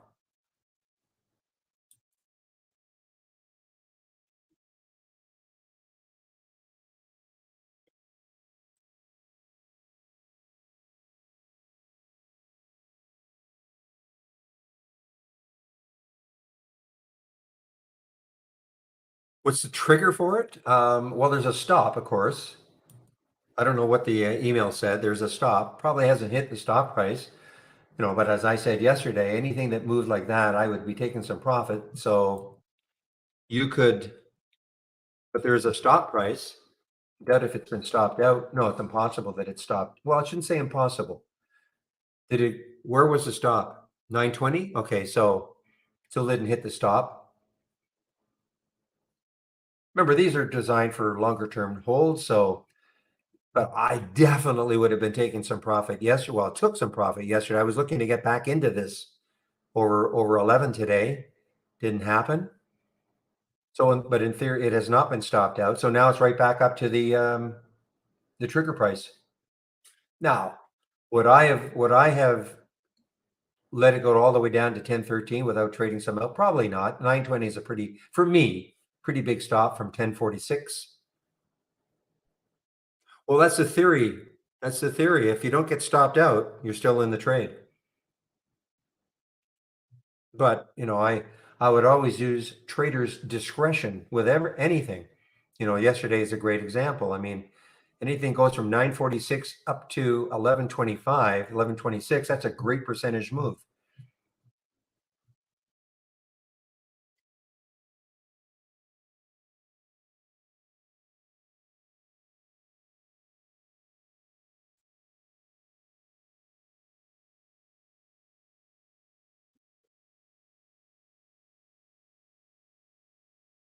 Yeah, the trigger is still in effect. I mean, as long as it didn't get stopped out. Because what would happen if, all of a sudden it tacks on $1 tomorrow and $2 the next day? I mean, that trade is obviously still in effect.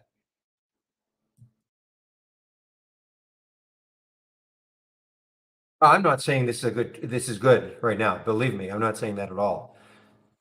That to me kind of wrecked the trade. But, if you just look at the pure math behind it, well,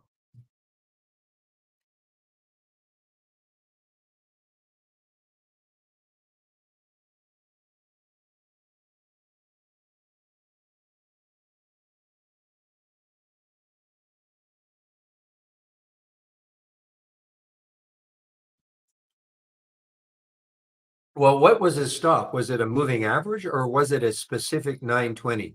Because the moving average, of course, will change. Yeah, because if it's a moving average, then that stop will have changed for sure.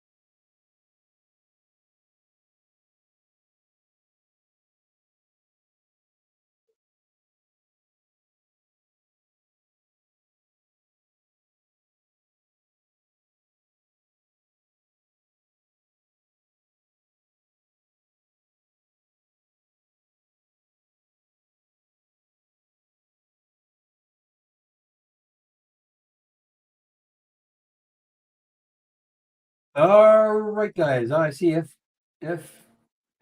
WBI. Oh, I see that oh, look at this. How awful was this one? Looked like, it would look like, okay, it was going to get back to the pre-market highs and everything on this candle right there. Looked pretty good. I think I got halted on maybe on the way up, and then just sold right off.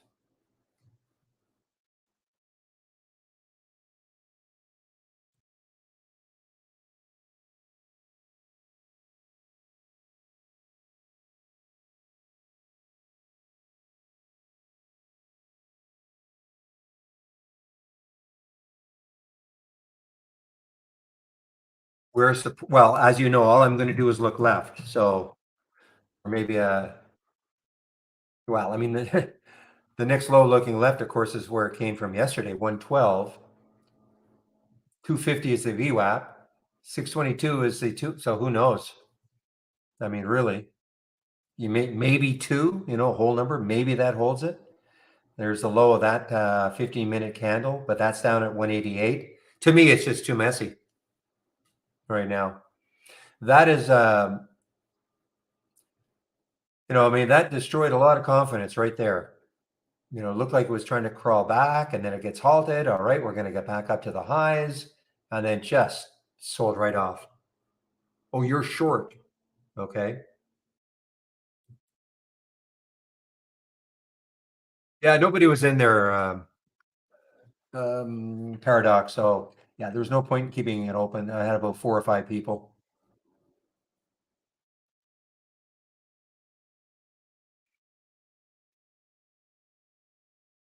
I mean, I'd probably be looking at two, maybe as, just psychologically, but that right there is, and who's your broker? Who's your broker?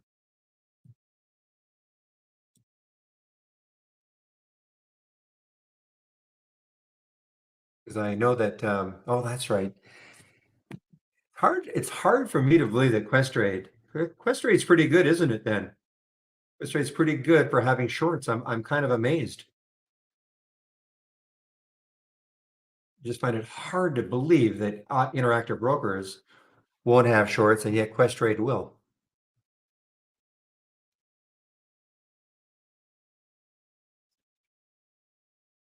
Not every time, of course, but I find it amazing even once that when IB does it and Questrade does. I find it amazing.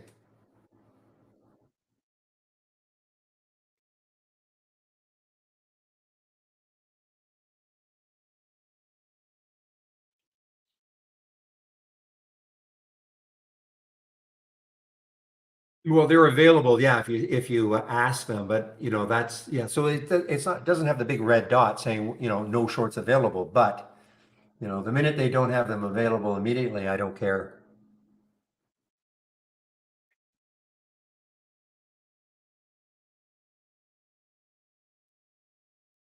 Hmm.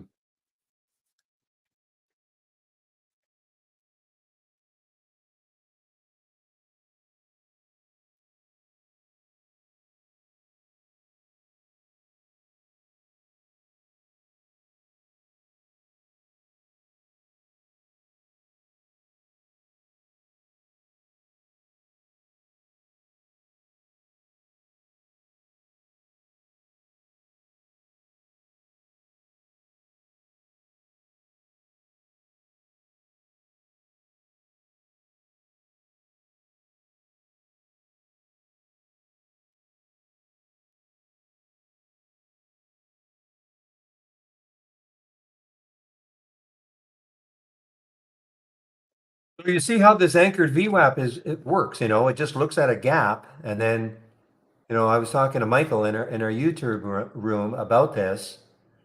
This is the anchored VWAP from Big Gap, okay? And you can just sort of see where he puts the anchor is down, but it's automatically drawn.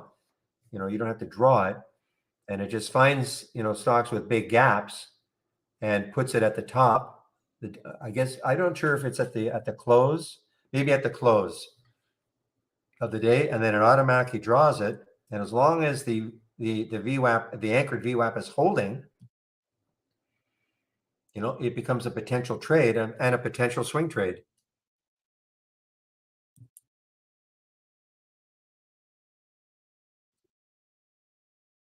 Yeah. What time is it? 1:50. Yeah, I've got time. So what is now? This is part now. If you're part of the test drive, though, I was under the impression that even if you weren't part of the test drive, we were granting access to this for everybody during the test drive.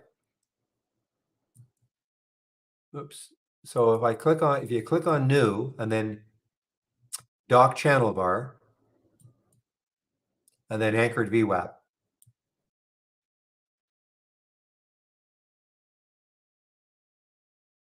So Michael said he didn't even realize it was snuck in, and we've been asking for it for quite a while. So if I right click on one of them and then select strategy and then hover down to the AVWA. And then here we have the anchored VWAP pinch on the 30-minute and on the 15. I don't know if it's available for you guys yet. I'm in a development version. Okay. So I'll take a look at the pinch, what it looks like.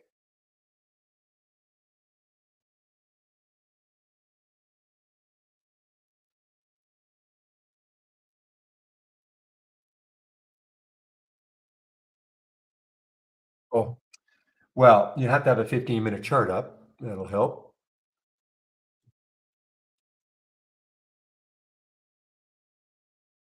Now, this is in the infancy stages, okay? So you can see that line there, that purple line or mauve line. I would get rid of these. As Michael said, he's lobbying to get rid of these other lines because it's just it's confusing. All we need to see are the anchor VWAP lines. But anyway, if these become closer and closer, and then at one point pop either above or below, above obviously would be maybe a signal to go long, and below a signal to go short. Okay. So right now, though, I mean, these are quite far apart.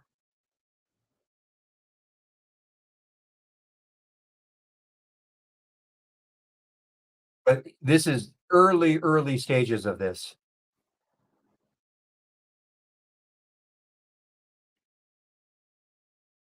I'd probably rather have it a pullback to a certain level, but we'll see.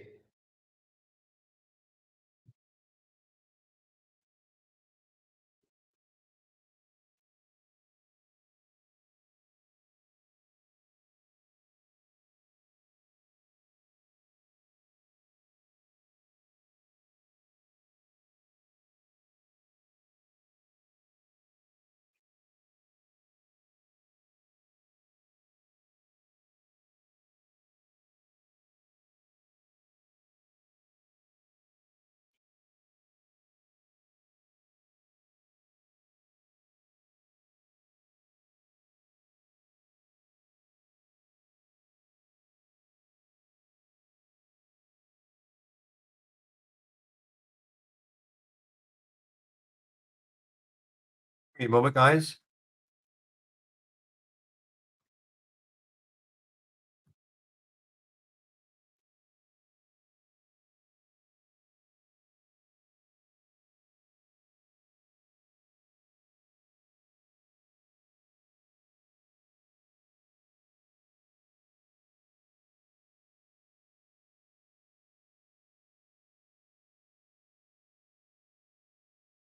Well, listen, I mean, if even at 10 people in Discord, I would open it again. But a couple of days ago, maybe what are we now? Well, we're only Tuesday.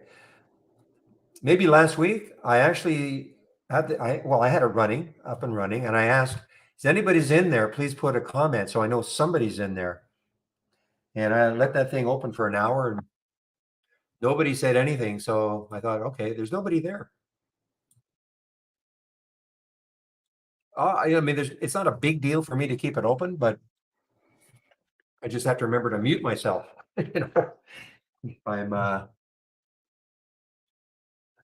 and stop the screen sharing.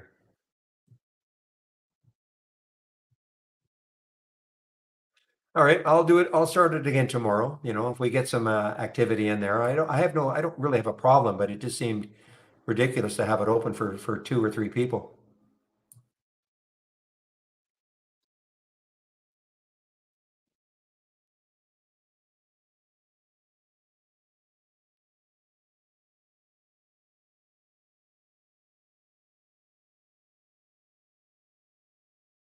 Any comment on DHT? Let's take a look at DHT.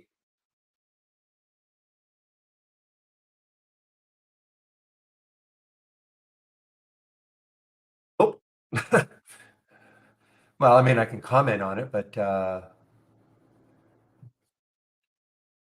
not seeing anything that's exciting about it. I mean, the daily chart is kind of chopping up and down.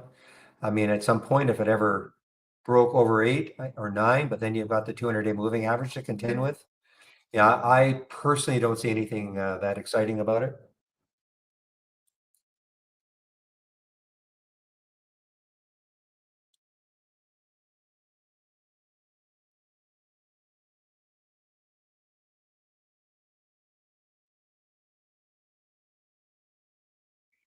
It's supposed to draw. Well, if you're on that latest beta, it is definitely supposed to draw. Just like I gotta head out here, guys. But let me just show you. If I click on new, dock channel bar, anchored VWAP,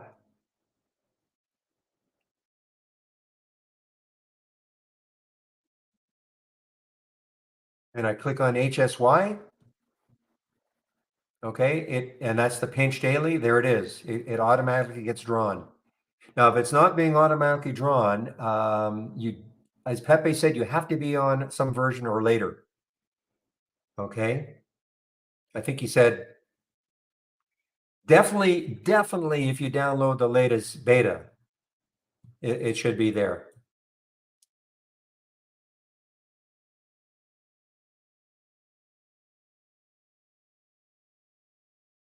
Okay, guys, I got to head out. I've got to go to this marketing meeting, so I've got to put myself on mute. Get the message here.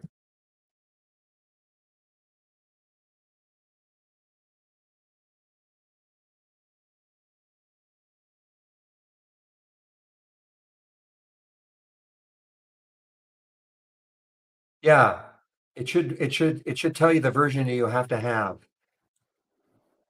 Okay, sorry, I'll come back. Okay, if it still doesn't work, I will be back.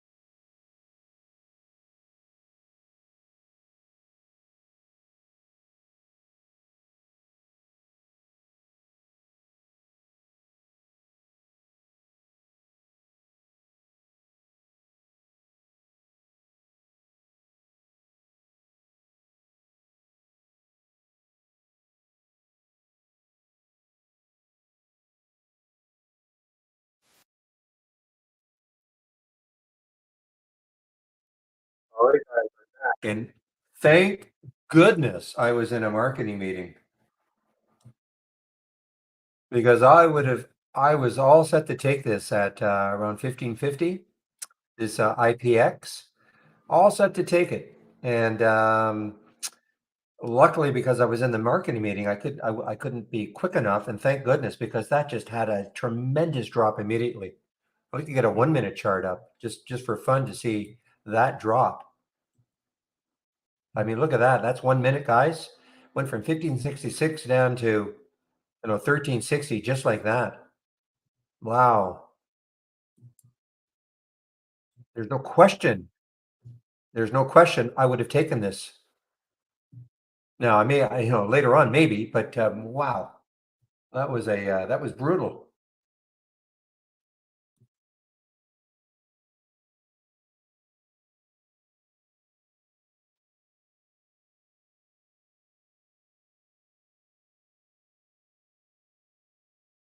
In fact, I thought this was halted, but it's not halted.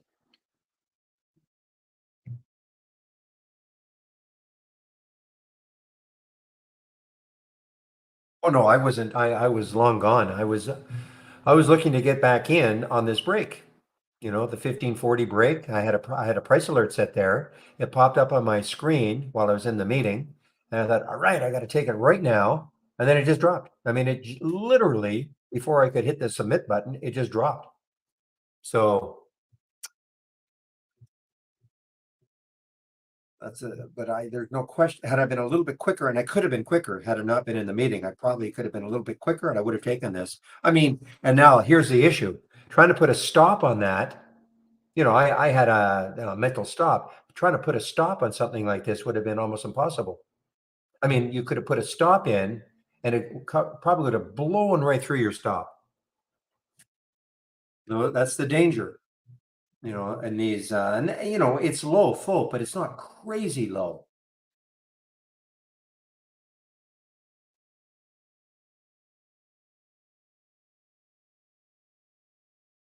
I'm not sure if I don't believe the overall market has anything to do with this, but market is starting to drop a bit.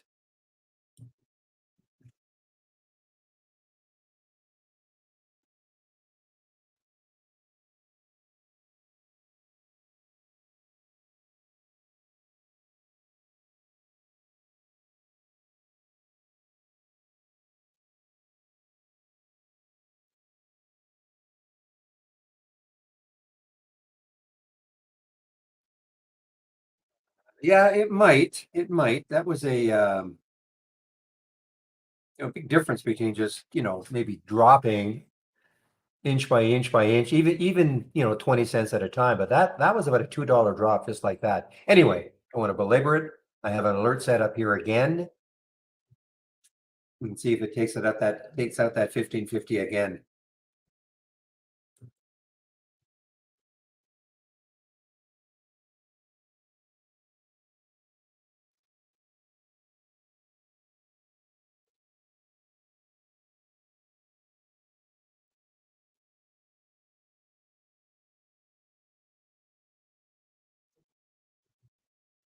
Meanwhile, while I was in uh, GRCL, GRCL.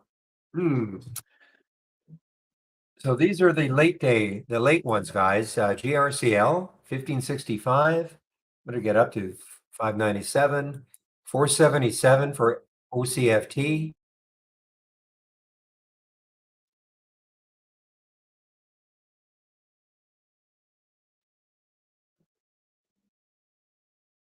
And look at the LEJU 327 got up to 349.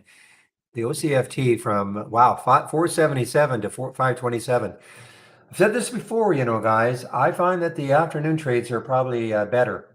The reason why is that they've had all data set up. Notwithstanding notwithstanding the IPX.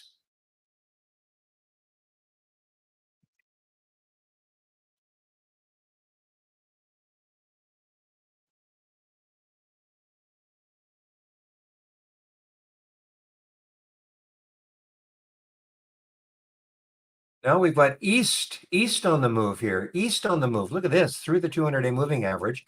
Look at the room it's got looking left, 719. And it's halted. Okay, that's why I was going to say it's not moving. It is halted.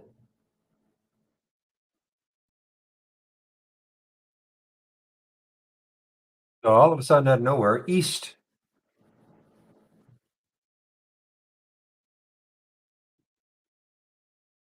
And when I say out of nowhere, I mean we're only talking the last. There's a 15-minute candle. This was around 4, moves 50%.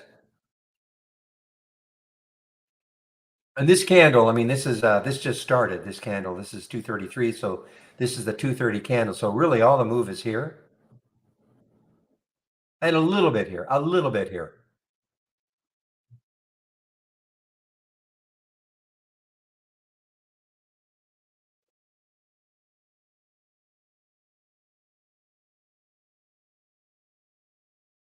Goods.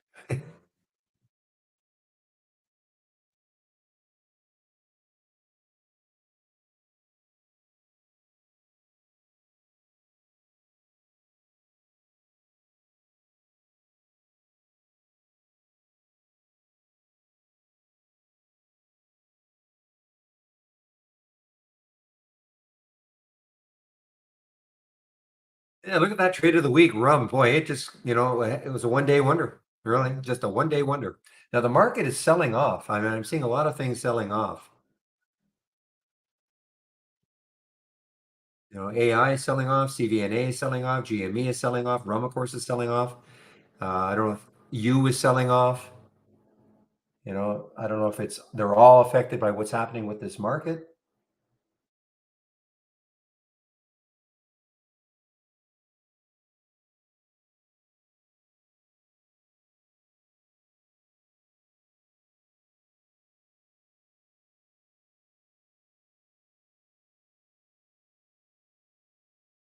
Blame the AMC CEO. You posted something about that, right? AMC's CEO says new chips mean that the AI needs fewer. I'm sure you probably mean CPUs, right? Not GPUs to run.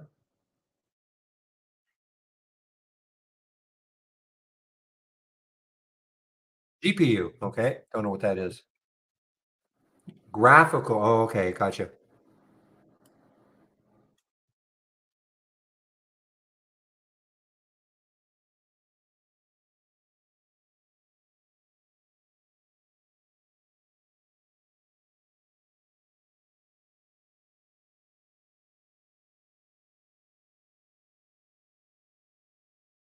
Okay. Gotcha. Gotcha. Okay. Thank you, William, for clarifying that for me.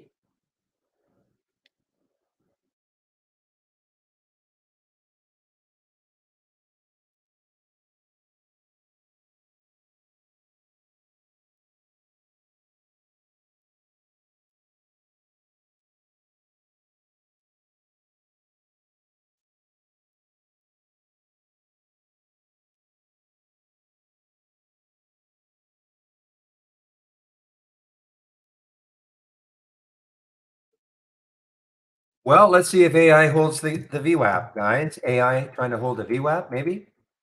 There's the VWAP, 4163, 4163 coming into the VWAP. I wouldn't even have to look at the VWAP. I just have to look at the 15-minute chart, and you can sort of see there's a bit of a support area that if it broke down through that, that could really start it moving down even further. But this is, pretty steep drop here, 45 down to 41.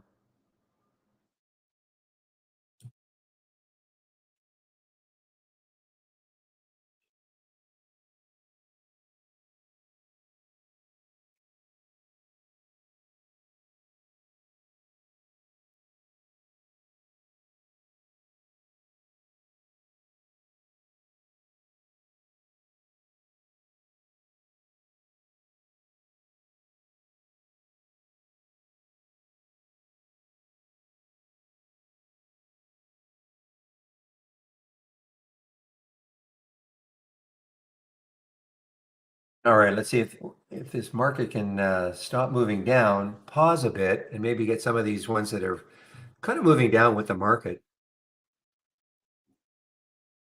Pause also and bounce.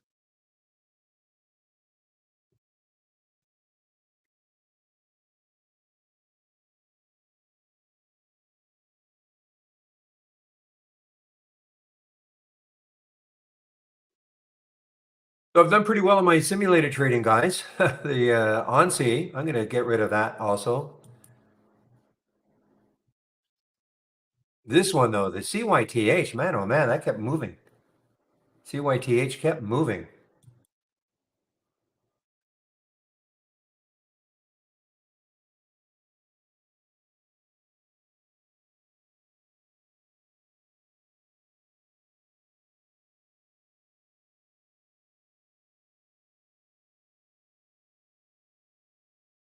So these are classic alpha stocks. They don't care what the market's doing at all.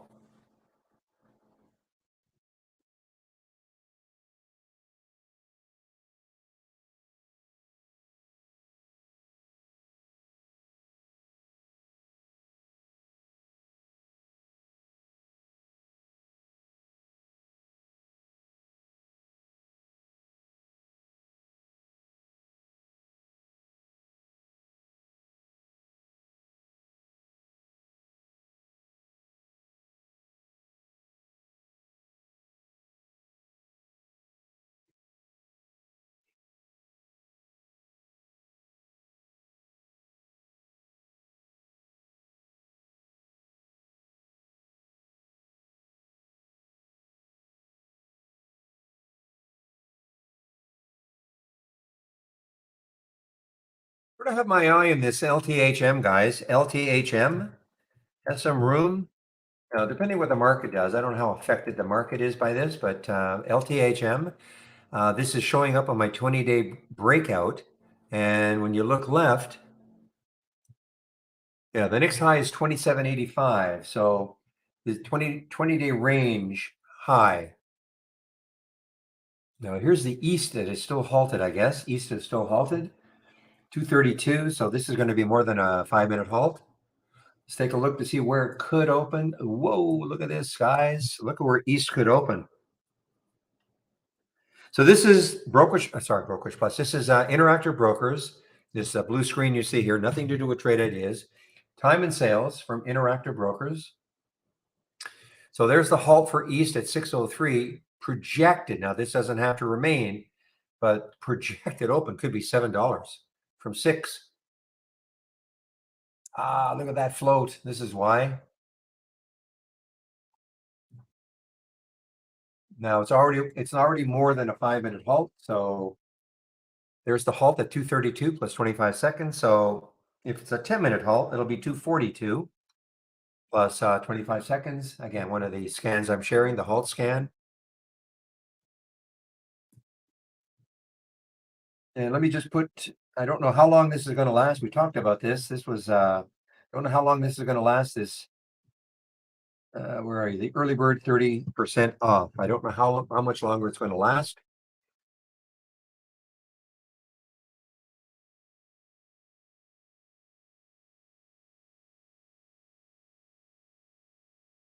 So there's a promo code you can use. Okay, when you click on the early bird, just make sure you put in. There's your promo code early bird 30, and you can select your subscription. So even though it says 0000, don't be fooled by that. It's still on. And that's 30% off the first month only or the entire year. But what I would do is if you don't know if you want this program, don't take out an annual. You can start off with a monthly and you'll get that 30% off the first month. And if within 30 days you decide, yeah, I really want an annual, great, we'll honor the 30%. Okay. And the reason I say don't take out an annual if you don't know the program, because you have to look at the terms and conditions of a refund. So that's why it's a good idea to try us out for another month, get that big discount. And then if you do want, you don't have to. I mean, we have probably a majority of our customers are on monthly. But if you've got the cash sitting there, I mean, obviously it reduces your per monthly fee. That's all.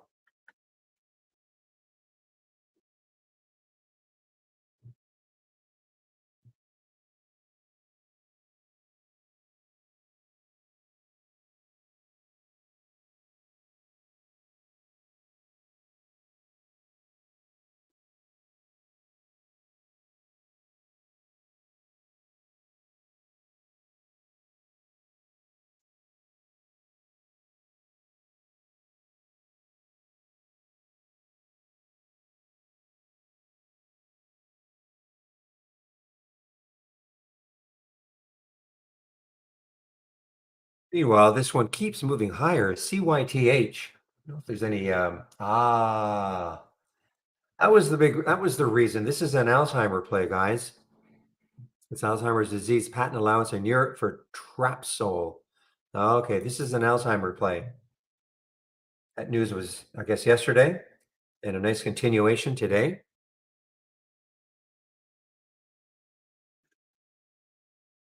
If I looked at the weekly, I would have thought that's ugly, but you know what? This is a time where the news is more important than what the chart looks like.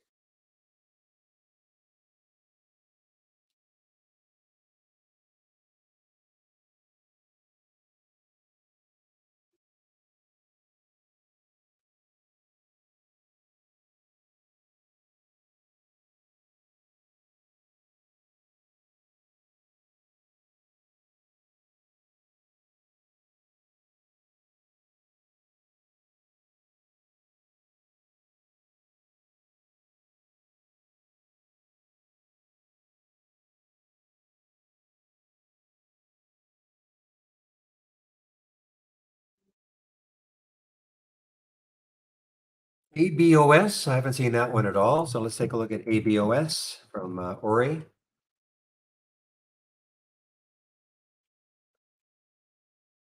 Why haven't I seen this one? Interesting. Through the 200-day moving average. Now I think it's coming into a tough resistance area, possibly. This is shortable for me.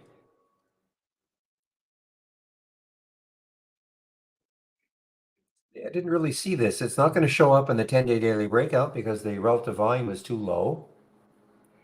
It's not going to show up also because the volume is low, too low. Has to be 500,000 shares.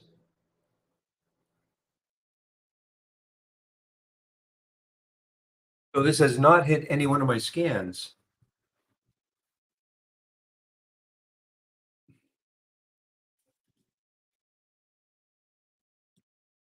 Trading higher after the company announced it will present top-line results from a phase one. Alzheimer's. Another Alzheimer's. Yes, thank you. Okay, so another Alzheimer's. So not unlike the CYTH, anything with Alzheimer's.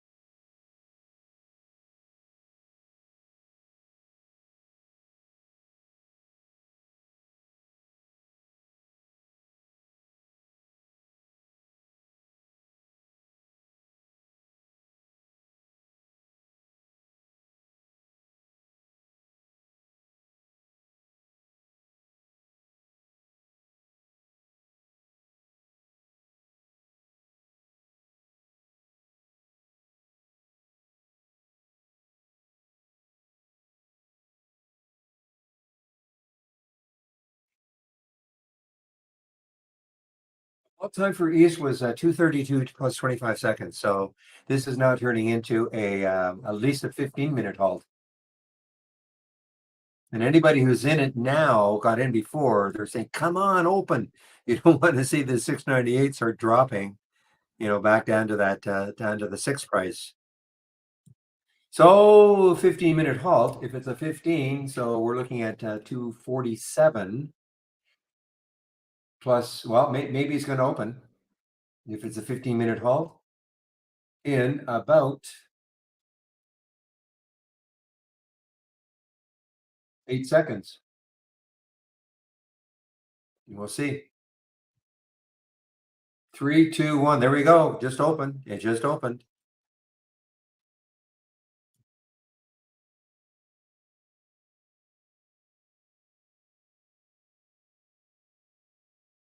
My goodness.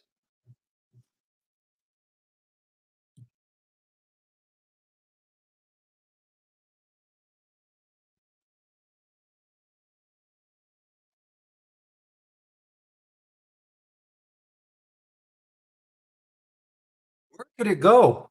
Let's take a look here. I mean, there's the high over here, 720. It's at 718. It did get up to about 746. I mean, the next high in the weekly chart is way up here around 9 something. This is an insanely low float. Okay, 744,000. That's what we have.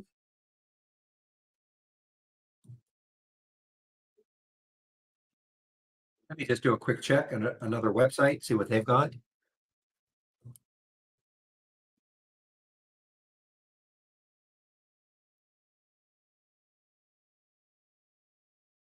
And the answer is yeah, close, 760,000. Our provider is starting to get closer and closer to the, wow, look at that, seven. Oh,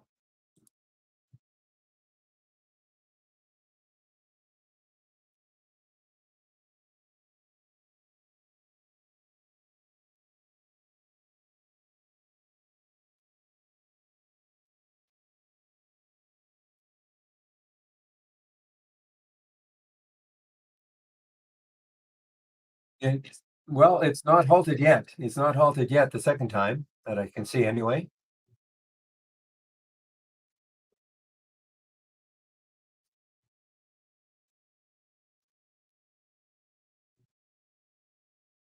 See if it gets back up to that 780 mark and takes that out later.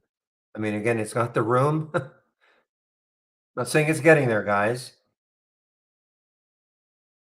But on that weekly chart, 966 is the next high.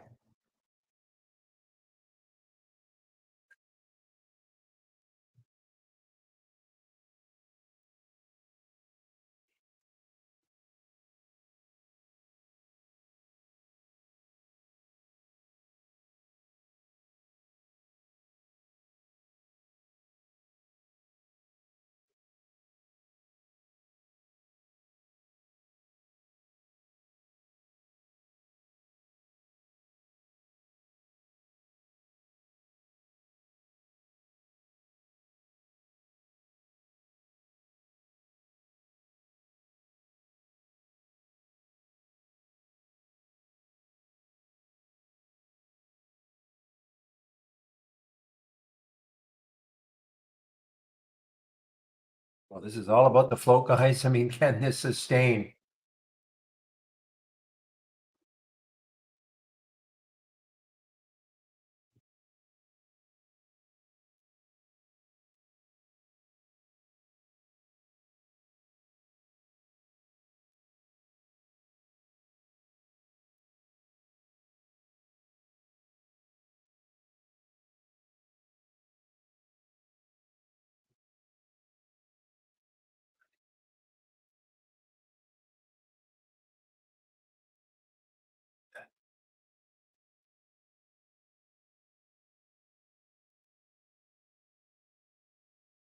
Busy, guys. I'm busy. So,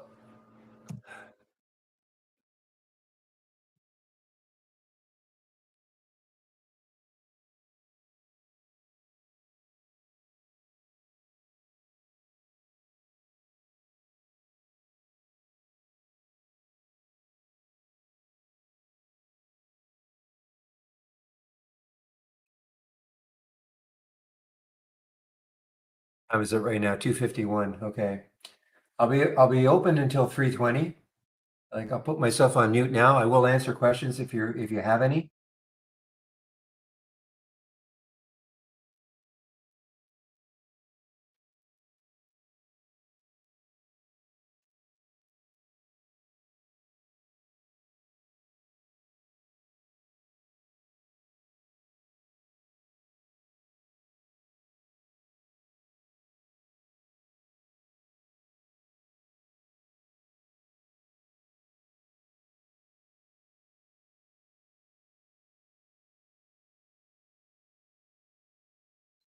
Well, it helps. Okay, Ryan Glad. I mean,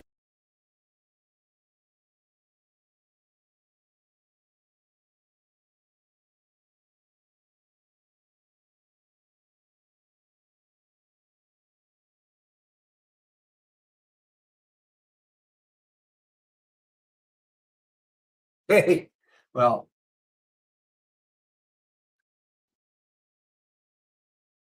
Okay, guys, again, I'll hop back on if there are some questions.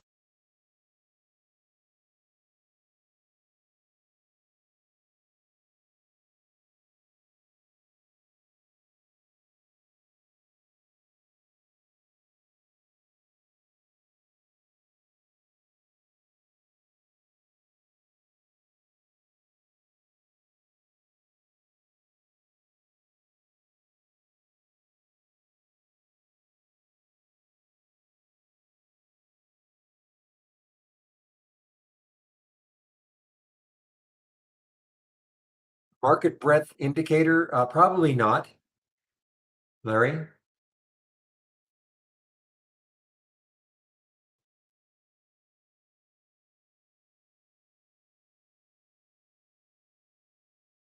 I don't think we have. Maybe Pepe knows. I think we don't have a market breadth indicator, do we? I know that question was asked before.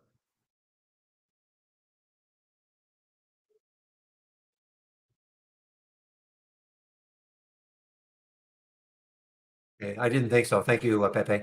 Okay, back on mute.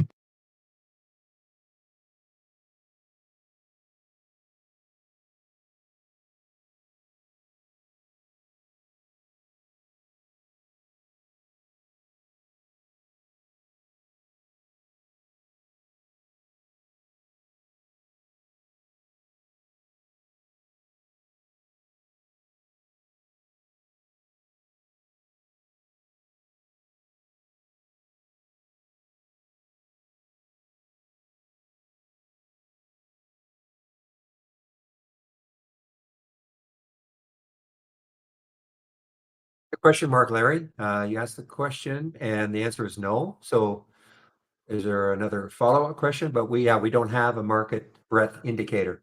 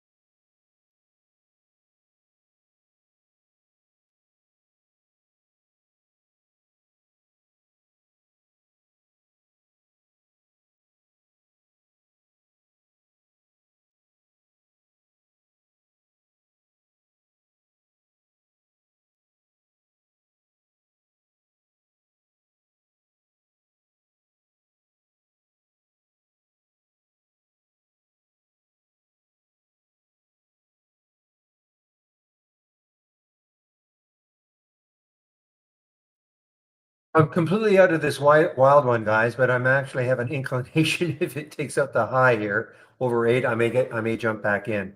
This is absolutely not a recommendation. Gotta be so careful with that float. And that is a true float. I'm talking about the east.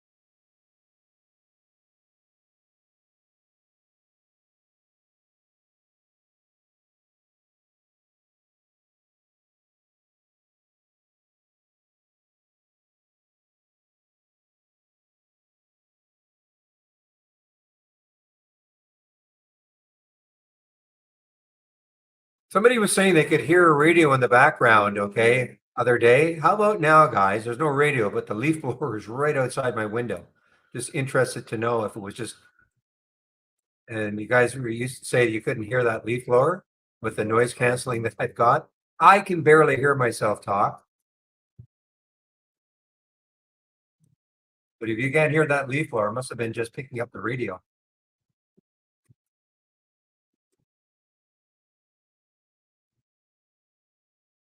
Wow, no, it's literally right. You probably hear I've had to, I feel like I'm just shouting now. It's right outside my window. Like I'm waving at the guy. All right. What would have caught AI? Fail. I mean, there's so many, so many would have caught AI. Okay. I mean, it's all a matter of, I mean, anything that, you've got a price increase. I mean, the AI was here. It didn't win a race, but it was, it was in this race many times. Um,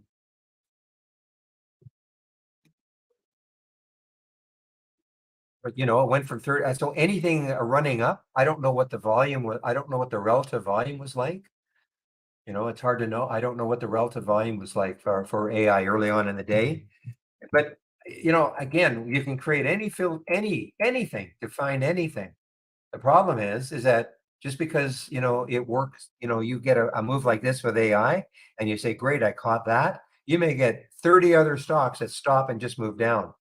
Okay, so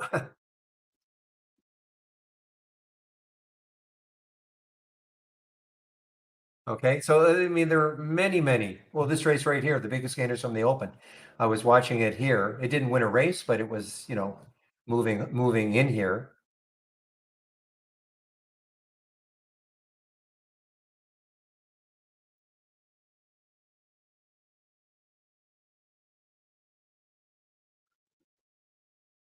I have a mic. I'm using a mic call, and it's just a program called CRISPR, KRISPR, something like that. It's a software program, and it is, well, truly amazing. There are a lot of there are a lot of programs out there that are, oh yeah, right. Who cares? This is truly amazing.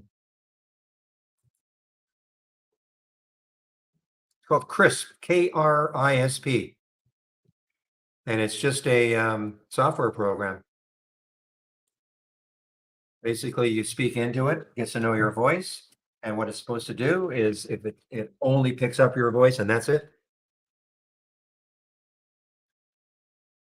What's a good scan to catch penny stock pumps? Well, again, Larry, anything depends what you mean by a penny stock, and it depends I mean, anything can be a pump, right? People could say AI is a pump, pumping AI. What does it really do? How much money do they make? Not much. I mean, but it's got AI in the name. So you could say that AI is a pump, but it's certainly not a penny stock. But anything that has momentum in it. I mean, this scan right here, this alert window, I call it momentum up. Anything that has a momentum volume in it, like this. Summary, okay? Where the volume in the last minute was 1,000% of normal, and in 5 minutes, 400% of normal, okay? So you could create something, that's say between $1 and $5 or 50 cents to $1, depends what you mean by a penny stock, minimum number of shares, and you'll see stocks that are just moving. That's why you see these ones here. So, I mean, that would be a good scan, I guess, and I'm sharing it. Any sort of a momentum scan that is, something that all of a sudden pops on volume. But whether it's a pump or not, I mean, everything's a pump as far as I'm concerned, really.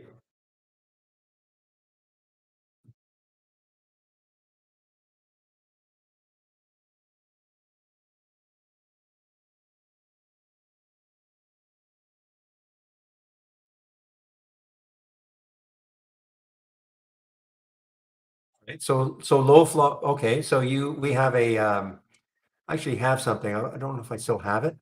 I can give it to you, but it's just a matter of restricting the float. Most of the stocks that you see here are low float. The reason being is that how does a stock or in here, actually, the biggest gain is from the open. Because how does a stock move up, 10, 20, 30, or 40% unless it has a low float? But let me just see if I even have that anymore. Low floaters on the move, as an example. Okay, let's just load it. See what it looks like. I haven't looked at this for a long time. So low floaters on the move. Configure. Summary. So stock is between 5 cents, 50, yeah, 5 cents, 50 cents and $10. Float is no more than 10 million. The volume in the last minute is 2,000% of normal. Minimum of 40,000 shares. When I used to use this, the reason I didn't have a lot of shares in here is because I would want to catch something maybe happening really early. Okay, like right off the bat. So I didn't want to put a million here because maybe half an hour in or an hour in it hits a million. But I can give you this one. I can give you this one if you want. You can see you can adjust it, to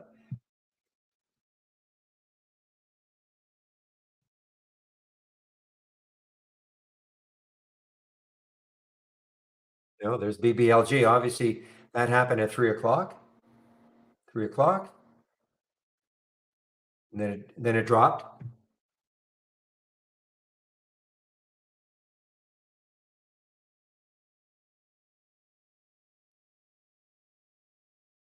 So I mean, if you want this one, I can give it to you. You can take a look at it.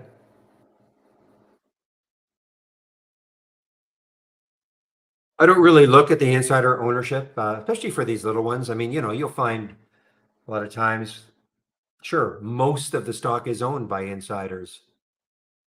If you see an increase, sure. I mean, if you see an increase of some, arguably we could say that GME went up today because the chairman bought 433,000 shares, something like that. The new chairman, Cohen, bought 433,000 shares. This is not a penny stock, but in my opinion, it's it may as I mean, it's a stock that should it be this high? Probably not.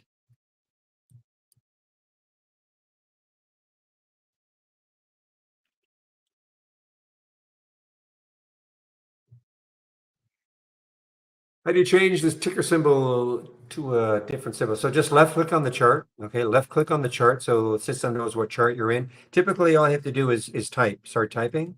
So when I start typing, the change symbol box pops up. Okay, so if I want to change it to Apple, there it is. I can click on change or hit enter on my keyboard. Okay, so again, left click on the chart and start typing. Now, if the change symbol box does not show up when you're starting to type, hit the return key, enter key. You know what? That's not going to work in this HTML chart, I guess.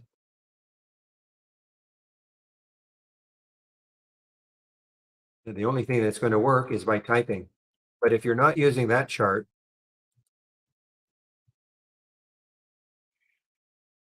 so if I hit the space bar, so if for whatever reason when you left click on a chart and you start typing and the box does not pop up, then hit the space bar. Okay, and that should pop it up, the change symbol box. Okay.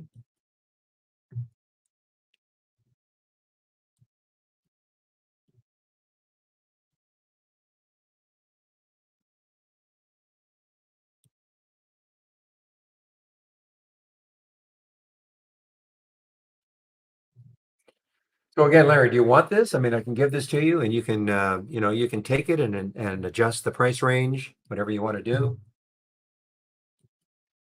The minimum volume.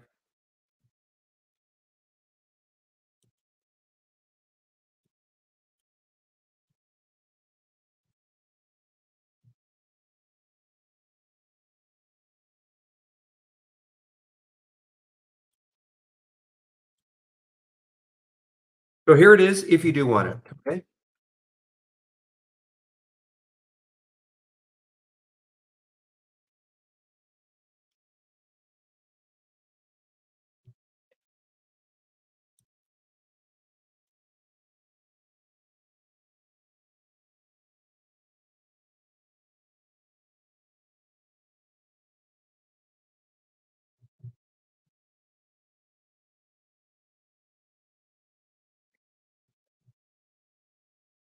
All right, guys, let's see what is happening. I don't think that this, let's take a look at the IPX, see if it has any chance at all to run end of the day.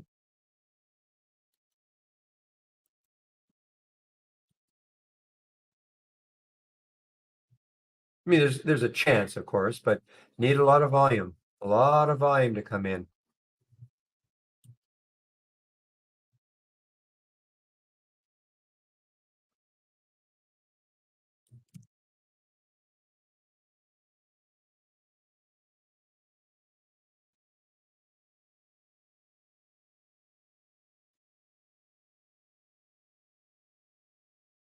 So Steve, what it means, Steve Arthur. So the question is, what does 688% today's range mean?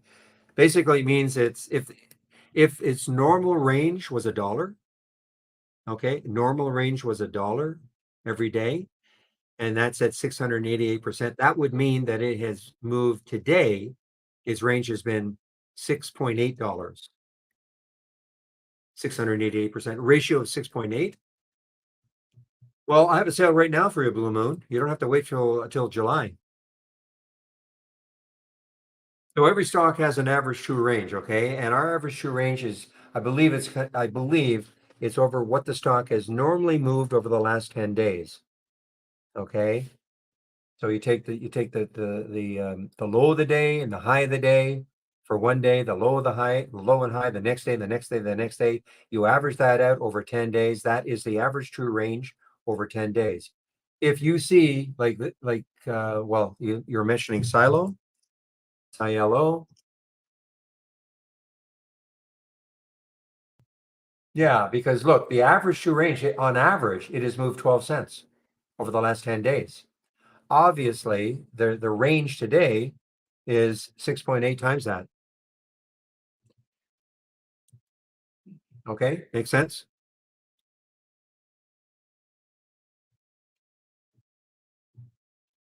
Because if you take the high and the low of Silo today, not counting the pre-market, that will be approximately the difference between the high and the low will be approximately 7 times 12, 84 cents. Okay.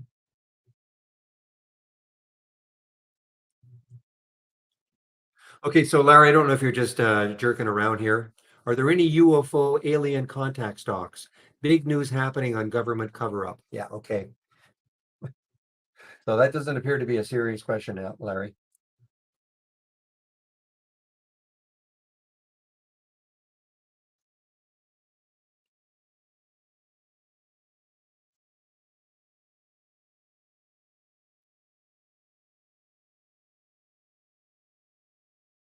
So Blue Moon Trading, this is a promo right now, okay, for 30% off. That'll be about the best you'll ever get. You know, most of the promos are about 25% off. Okay. So I just put the link in, and that will probably, I can, it'll definitely be good for the balance of today, 11:59 p.m. Eastern time. Okay.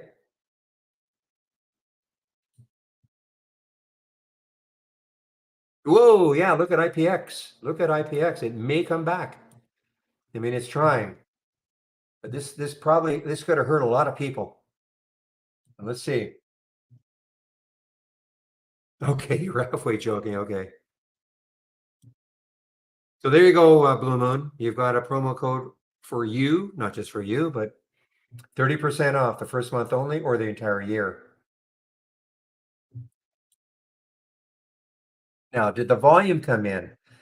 Well, a little bit of volume came in. You can kind of see on my 15-minute chart, you can see that blue. And what time is it now? 3:13. So this has another minute and 40 seconds to close. So a little bit of volume coming in.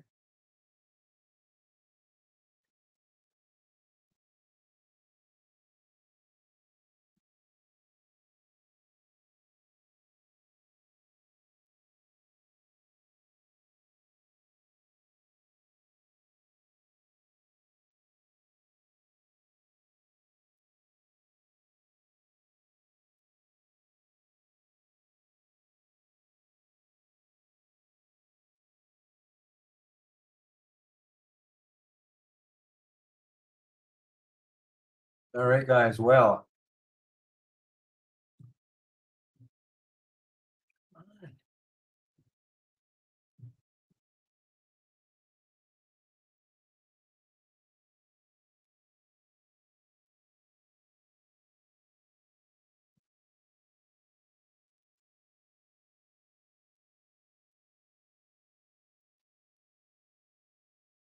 okay. Well, take advantage of the 30% Blue Moon.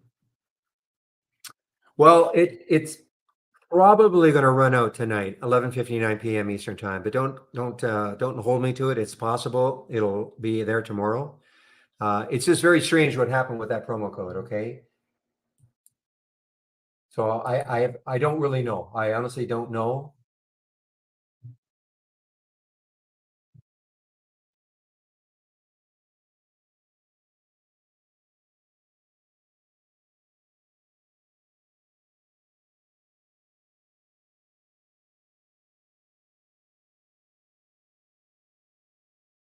On our website, Blue Moon. Okay, on our website, go to our homepage, and usually the latest beta, it'll show you some of the upgrades, and most of the stuff will not make any difference to you. Okay, there's no like earth-shattering things for most people. It's mainly for us internally. The little bug fixes and this and that.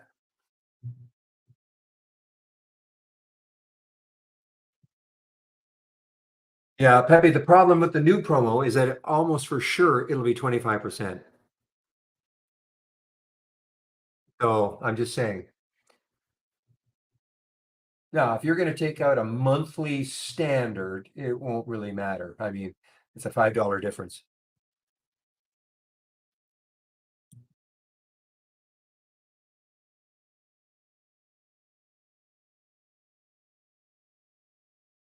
Okay, guys, so this is what I want to do because I do want to concentrate on this IPX. I'm going to shut down now.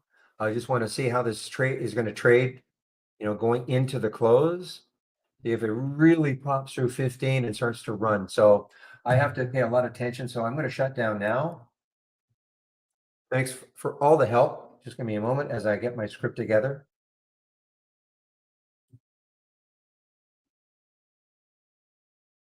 Tomorrow is Wednesday.